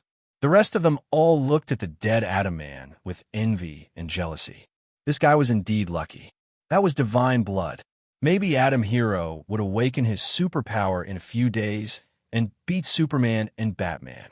They sighed and left one after another. When Captain Lung left, he glanced at Adam Hero lying there and silently made a decision in his heart. Sia didn't care about their strange looks anymore. She found a reclining chair on the spaceship and slept outside for a day and a night. She enjoyed the sunlight during the day and the moonlight during the night. Nothing was delayed. The people on the Wave Rider did not understand what kind of training method she was using, so they could only keep a limited amount of attention. Thea was not the kind of person who slept all day. Occasionally, she would enter the blood space to communicate with the unicorn. To be honest, her light spells were terrible, and her foundation was a mess. The unicorn was also a creature of the warrior class, and her understanding of magic was also in a state of half-baked. If it were not for taxis as the main force, it would be a miracle that the two of them together could kill a god. She did not know how old Ma and the Court of Owls were doing. As long as there was a basic spell book, Thea's strength would take a new leap. Chapter 181. While closing her eyes to rest, she was also summarizing her gains this time. Her combat experience and power level were too high, and she really didn't feel that it would be of much help to the future. She could only say that she had seen some things from a vantage point. As for how deep her understanding was, it was really overestimating her. After all, she herself was rapidly improving, and her foundation was not stable. Those profound energy applications were still far away from her. The acquisition of the divine blood was a small gain. Through the personal experiment of the Atom Man, she realized that this thing really couldn't be absorbed casually. Not to mention giving it to Malcolm and Moira, she needed to consider carefully if she wanted to absorb it herself. The Atom Man was really a lucky general. Although his luck was not the best, he was still somewhat of a cockroach. The transformation process of the divine blood was far more violent than Thea expected. Fortunately, the dark magic of the underworld and the divine blood had a violent confrontation, which to a certain extent mitigated the violent outbreak of the divine blood. In the end, it was calm. Although the power of the divine blood was weakened by 70 to 80%, the Atom Man's life was saved and his body was strengthened a lot. This was the result of the combination of his cockroach life and good luck. Thea could replicate this process, but the energy consumption was too great. It was a bit of a waste of God's gift. Everything needed to be planned in the long run. The last remaining gain was the Eye of Horus. This eye was different from a certain manga where it could be used after being removed. It was not a physical addition, but more like an enhancement of the original organ function. Thea once covered one eye and looked into the distance, and the result was gratifying. This Eye of God was indeed amazing. Thea's eyes were strengthened, and she avoided the tragic future of Kakashi, who had to wear an eye mask and pretend to be half disabled. Originally, she could see objects within 100 meters, but now, she flew into the air and looked carefully until the blood vessels on her forehead burst, but she still couldn't see the limit of her vision. The effect of looking at the starry sky at night was even more amazing. The magic in her body was running wildly, and she was so scared that she quickly closed her eyes because she could already clearly see the craters on the surface of the moon. She believed that she could see them further away, but the consumption of magic was too great. The main purpose of Horus's eyes was to distinguish right from wrong, good from evil, but Thea's eyes did not have these functions at all. Instead, they gave her the ability to identify magic lines. In the past, she used to draw magic circles by feeling, but now it was very clear and easy to see. As for whether there were any deeper functions, she felt that there was definitely one, but she had yet to discover it. Why would different individuals have different abilities? The only explanation was that the divine power was adjusted according to the individual's will. Now that he was able to see all the hidden lines of mana, the ability to see through everything could be considered a bonus. Damn, Thea was very happy to receive this ability. But while she was happy, she kept feeling that she was unknowingly on the path of Superman Supergirl. Previously, it was already shocking that she could absorb sunlight. Now, she even had X-ray vision. If Batman knew about this, her reputation would drop again, and she wouldn't be able to explain it. As a top scientific figure, Batman would have to believe you even if you tried to explain to him about slaying gods and demons. Thea already felt that the day when she would leave Batman and automatically join Superman's camp was getting closer and closer. Fortunately, she was a woman, so no matter how unhappy he was, he would not overreact. It was just that it was inevitable that she would get into his little black book. But when she thought about how Batman even wrote down the method to deal with her, she knew how serious his condition was. Thea shook the magic ball of Horus in her hand. The originally glittering magic ball now seemed to be covered with a layer of shadow.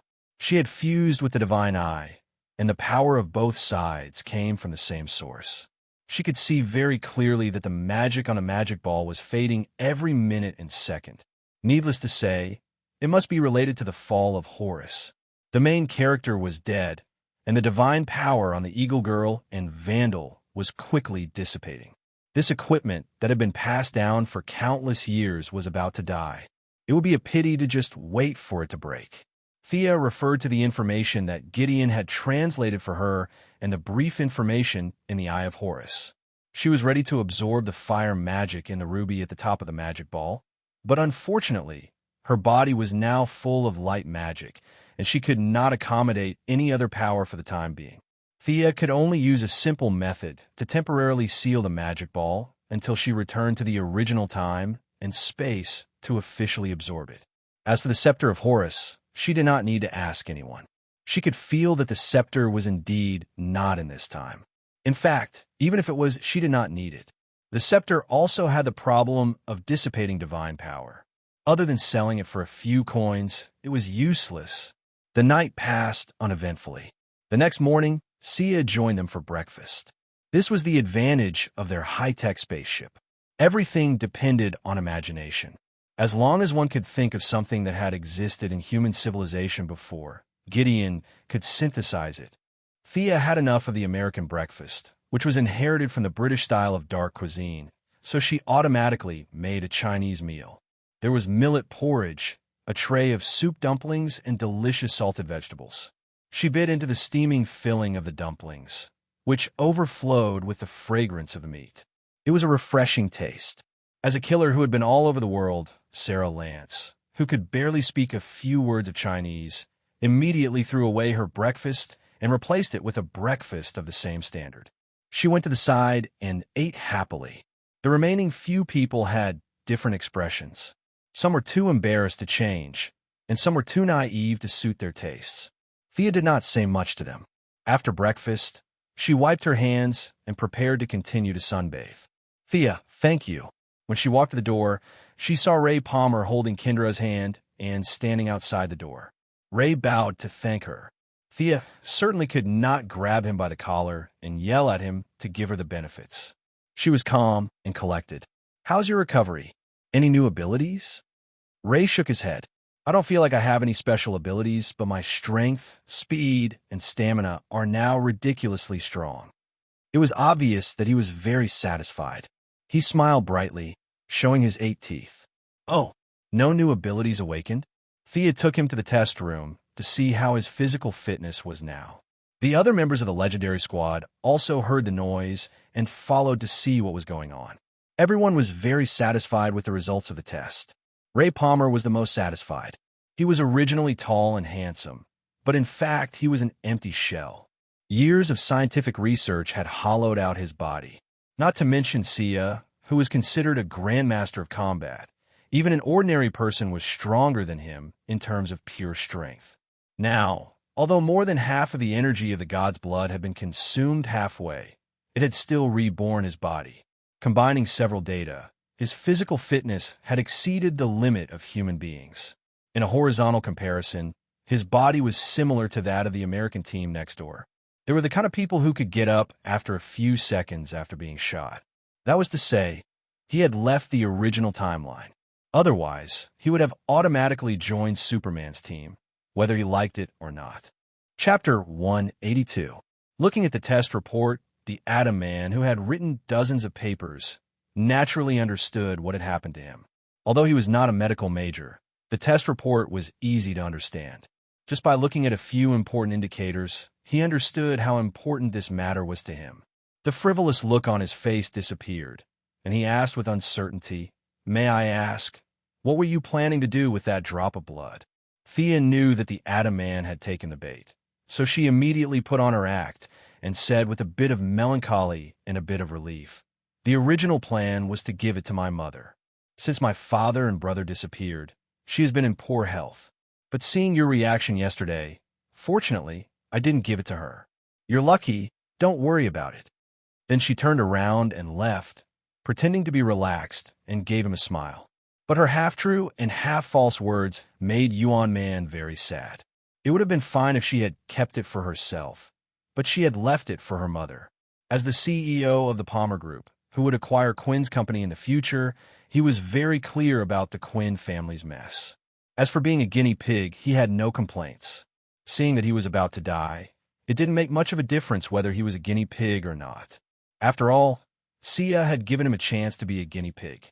After weighing the pros and cons in his heart, the Atom Man finally made up his mind.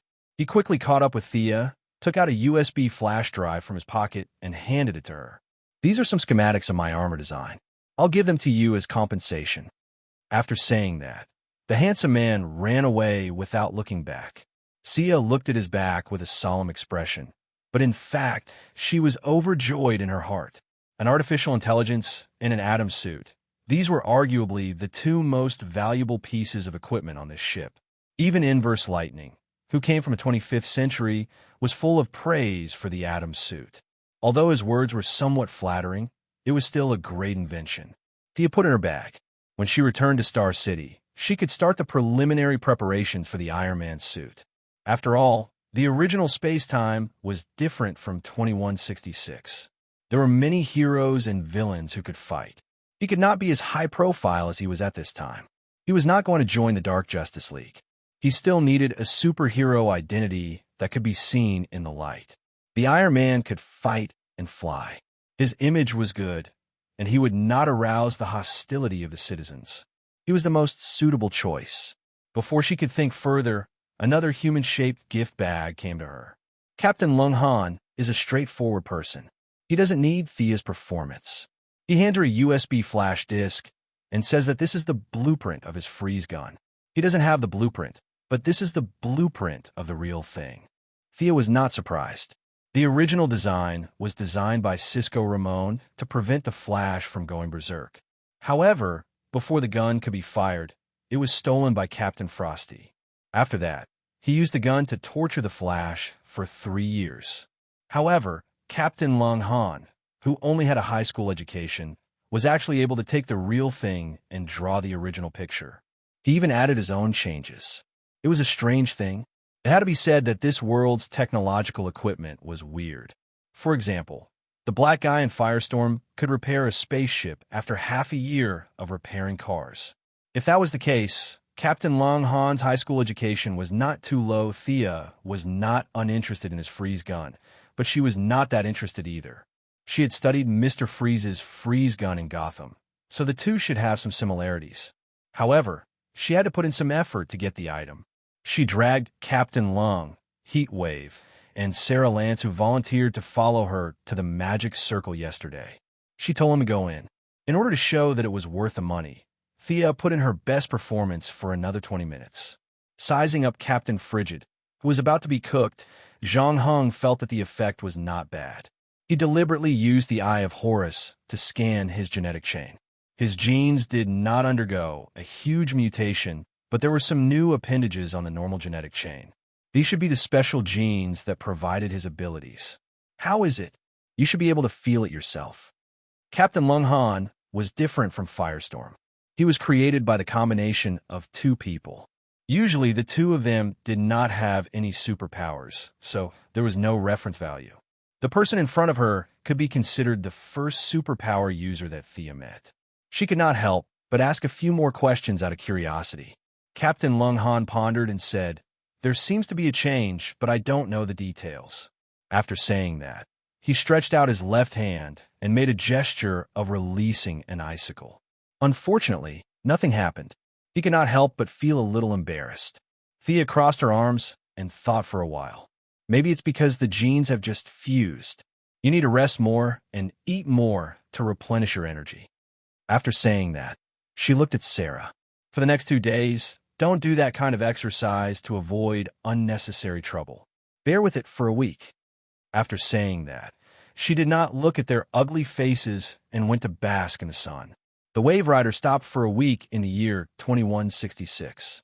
Rip Hunt had arranged for his wife and son, fully expecting that the Time Council would send someone to find him. But in the end, everything was calm and there was no movement at all.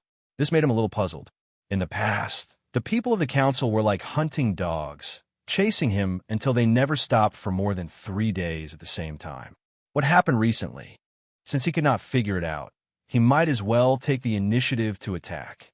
The few people on the Wave Rider happily boarded the ship. They thought that this was their last trip, but in fact, there were many stories to be told. If there was anyone who was the happiest recently, it would be the old Captain Riphunt who got his revenge. His wife and son were safe, and he was ready to return to his official position. The second happiest person after him was Dr. Ray Palmer. The sunny and cheerful Atom Man was now radiant with a second spring. His physical fitness had greatly improved, and after a short time with Knight Gawain, his dream of becoming a knight was ignited again. His first step was magical modification, abruptly changing the original high-tech atomic suit into a medieval armor. This made the fat old man, who was also a top authority in science and technology, lament. He did not know if it was for the purpose of experiencing life, but he wandered around wearing that armor every day. Anyone who saw him would not think that this person was a doctor from the 21st century. He also coaxed Gideon to get a piece of alloy steel from the spaceship and made a very flashy-looking two-handed sword. One day, Thea reminded him that his face was too smooth, and Captain Lung assisted by the side, saying that he looked like a eunuch in armor. The former Atom Man, now the Atom Knight, began to grow his beard again. In just a week, he had already begun to show results. Here, it had to be said that his mentality had changed the most. The armor could only bring protection, but it was the heart that was strong. That short period of cooperation with Knight Gawain allowed him to finally break through the defenses in his heart. He was able to bravely face himself. There was no need to shrink or escape. Giving Thea the information on the Atom suit was perhaps a way for him to say goodbye to yesterday. As for the title of Atom Knight, it was a self-mockery, and everyone tacitly agreed to it. Chapter 183. After setting the coordinates, the Wave Rider carried the excited group back to the Time Master Council's main base outside of the timeline, a place they called the Vanishing Point. Riphunt was full of anticipation as he dragged Vandal to meet his former employer, the Time Master Council. Before he left, he injected Vandal with some sort of medicine that would make him look younger. After all, Vandal now looked like an 80-year-old man. Capturing such an old man wasn't anything to brag about. Making him look younger would also show off his achievements as Captain Rip. Thea was secretly amused. It was hard to estimate how many misjudgments Rip's smart-aleck actions would cause. The Time Master Council hid outside of the timeline and gave out orders every day. From the name, it seemed to be a high-class organization, but in fact, this organization was just bragging when they claimed to be the Time Master. There were quite a few people in the organization, and there were several hundred people with the title Time Master in front of their names. Rip used to have this title as well. They usually didn't leave the front lines and just sat in a circular hall with a staircase. There were several hundred people sitting on the 3 floors inside and outside, and they usually had nothing to do but brag. There were several time ships under the Time Master Council. This was the elite level. Thea couldn't remember the exact number, but she felt that there were no more than 10 of them, and the Wave Rider used to be one of them. Below them were the miscellaneous soldiers.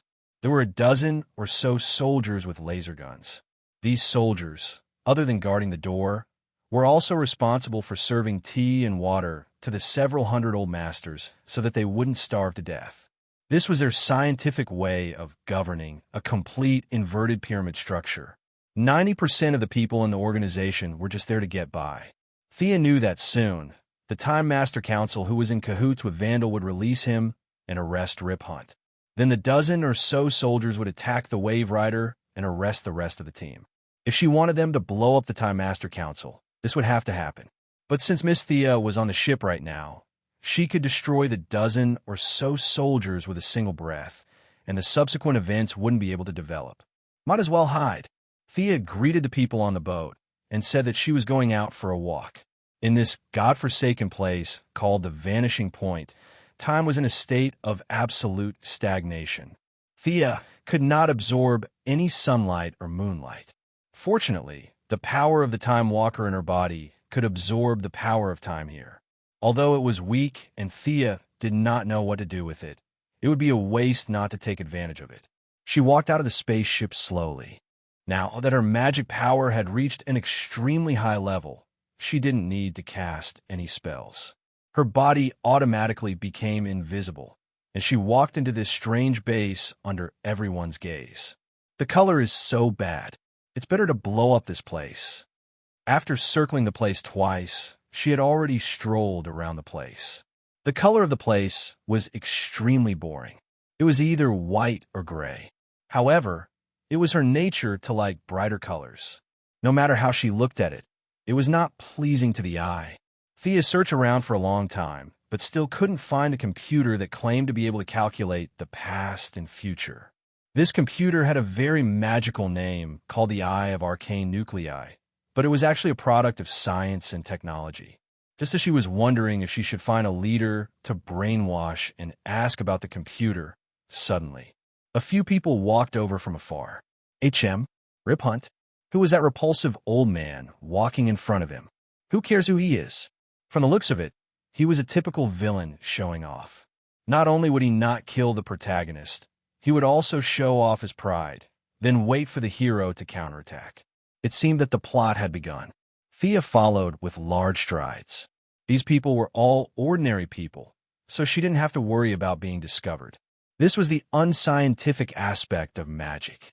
After following these people around for a while, they finally stopped in front of a large door. The repulsive old man gestured to the two guards and led Rip Hunt inside. What is this place? Rip looked around and found that he'd never been to this room before, so he couldn't help but ask.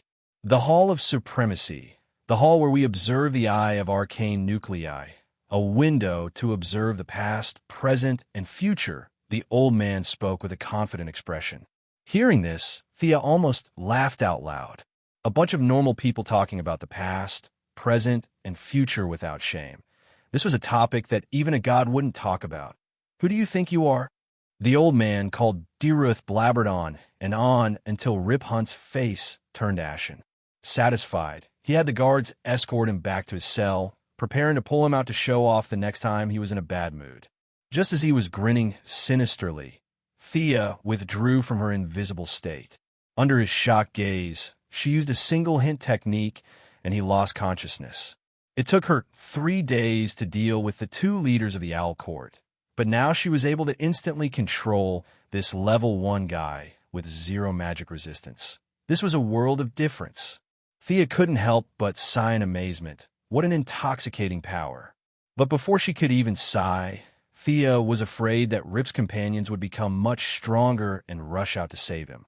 So she quickly began to read the old man's memories. Thea discovered some unexpected information. In the old man's memories, the Eye of Arcane Nuclei wasn't built by them, but rather was given to them by some unknown entity. They had searched for countless years, but still couldn't find the time of this exchange. Thea's heart was pounding. This seemed like the work of God, not to mention a god who had the ability to travel through time, a main god. This made her instantly give up on the idea of taking him away. Fortunately, she didn't need to be the vanguard. There were people like Rip Hunt who were fated to take the thunder. She had something more important to do, and that was to join them. She was someone with a certificate. As long as she was registered, once this Vantage Point base was blown up, she would be completely free in the timeline. As one of the highest leaders of the council, it was very easy for Deruth to do this. Controlling the back-end computer, he easily completed Thea's so-called joining application. In theory, she would be able to arrest the group of people she saw in the future, but of course, she had to be able to catch them first. Increase my access to the Wave Rider's central computer, Gideon, to the highest level. This was her real goal. The Vantage Point's central computer was able to control the AI of the ship. Although Gideon had personal feelings, she couldn't remove this basic rule. This wasn't a problem. If Thea needed access to the entire stronghold, she would have to hold a meeting to discuss it. But now it was just a small ship's central computer, so Deruth could do it himself. Master, it's done, the old man said flatteringly. Chapter 184. Thea tried to enter the system and observe for a bit. Sure enough, she was already ranked 3rd in terms of authority. The only ones above her were the Council and Rip Hunt's authority. In fact, Gideon most likely had a hidden highest authority, but she didn't need to completely control her. As long as she had the authority, it was enough to control the mindless AI in her own timeline. She quickly entered Gideon's historical records and began to search. 2100 2050, 2008. Here it is. She finally found her initial login password in 2005. This should be the original password set by Reverse Lightning. As long as she had this, she would be halfway to obtaining the AI that she needed the most. Very good, Thea praised. Bring me your laser gun. Thea had always regretted that the Time Wanderer had destroyed her skateboard and blown her gun to smithereens. Now she had to get back at him. The laser gun was quickly obtained. The bad old man always carried one with him. Thea waved her hand. You're no longer of any use. Tell this lackey to do whatever he wants. She looked at the gun again and again. The firing mechanism was no different from a traditional gun, but the energy block was something she had never seen before. It was blue, had no radiation, and didn't show any absorption reaction. It shouldn't be in the category of natural light. She put it in her bag and prepared to study it when she had time. As for the eye of arcane nuclei, it was actually a computer that used supernovas as its energy source. She had only observed it from a distance and had no clue. The knowledge contained in it was far beyond her comprehension.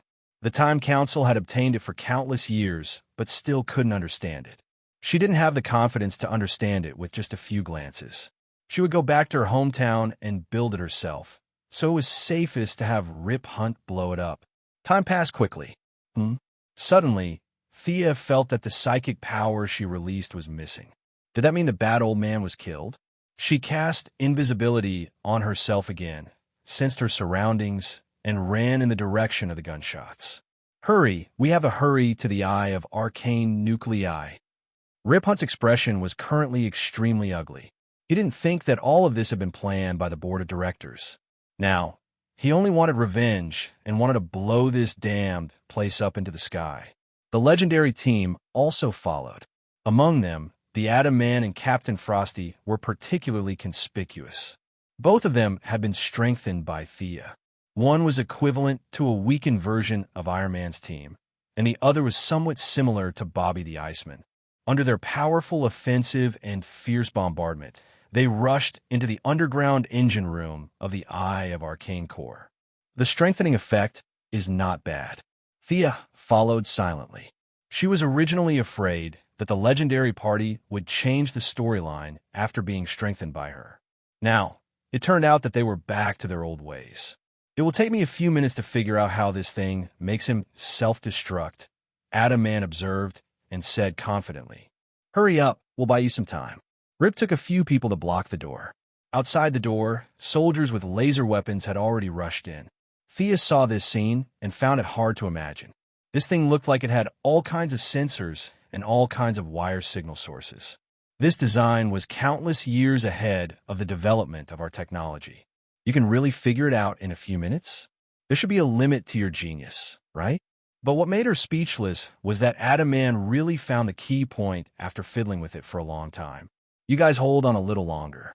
I have found the polarity matrix. As long as it is reversed, this place will explode in 2 minutes. How powerful is the explosion? Heatwave from the giant head asked. Atom Man pondered for a few seconds. On a scale of 1 to 10, it is 10 to the 100th power. Thea saw this scene and wanted to laugh. Heatwave was still trying to figure out what 10 to the 100th power was. Although the legendary team tried their best to stop them, the army of the council, which was actually a dozen guards, still came in with laser weapons. Only then did Thea realize that these soldiers were surprisingly strong, on the same level as the Time Walker she dealt with before. This was interesting. The leaders at the top were all weak, but the soldiers at the bottom were all invulnerable. It was a miracle that no one rebelled in this way. Oh, Atom Man exclaimed, which attracted the attention of several people at the same time. What happened? Rip asked as he fired at the soldiers. There seems to be an anti-tampering device here. I have to press it, or it will explode immediately. Ray Palmer sounded a little frustrated, but he still tried to press the switch. You guys go. As the heroes of justice, how could the remaining few people allow him to sacrifice himself in front of them? This scene was even more lively than the original plot.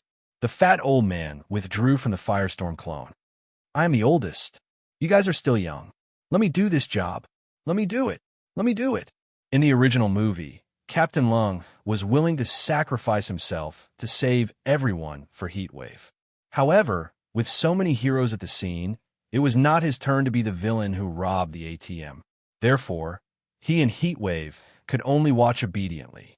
Rip Hunter, the neutral guy who pretended to be a righteous person, also shouted a few times, but he did not intend to sacrifice himself. He had saved his wife and son, and you want him to die? You might as well load the file and start over. Sigh, too bad there were too many people here, and the plot changed. Sarah was supposed to give Captain Lung a kiss before he died, but now he could not see it. Thea deactivated her invisibility spell and walked out of the dark. Hi. Hello, everyone. Miss Thea? Several people greeted her in a mess. Remember, legends never give up. Thea's expression was very serious, but she was actually very happy. These words sounded very powerful coming from her mouth. She walked to Adam Man. I'll do it. There was a burst of exclamations. No. Miss Thea, let me do it. Sia pursed her lips. You guys are just shouting there. You didn't even move your feet. Besides, you guys didn't even let me finish my sentence before shouting blindly. Let me take a look. Ignoring everyone's jaws that had dropped to the ground, she started to look at it. It was actually a very simple device. There was a detonation switch that had to be pressed at all times. As long as there was no pressure on the switch, it would go up and trigger an explosion when it reached a certain point.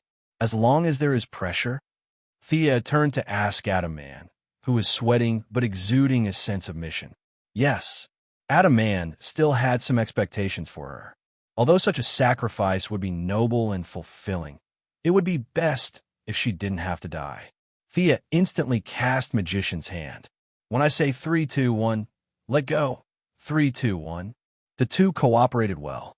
As soon as Adam Man let go, she pressed on with Magician's Hand. Thea looked carefully for a few seconds and found that there was no problem. She did not talk nonsense with them and told them to hurry up and leave. When they got on the spaceship, everyone was relieved. Thea received another wave of gratitude. When the spaceship flew far away, she got a signal from Rip and deactivated the spell. She had just seen a dark blue explosion from the council base on the display screen when she felt an unknown but incomparably powerful pulling force fiercely dragging her. It happened so suddenly that she had no time to defend herself. In a flash, she was pulled into an unknown space by the huge force.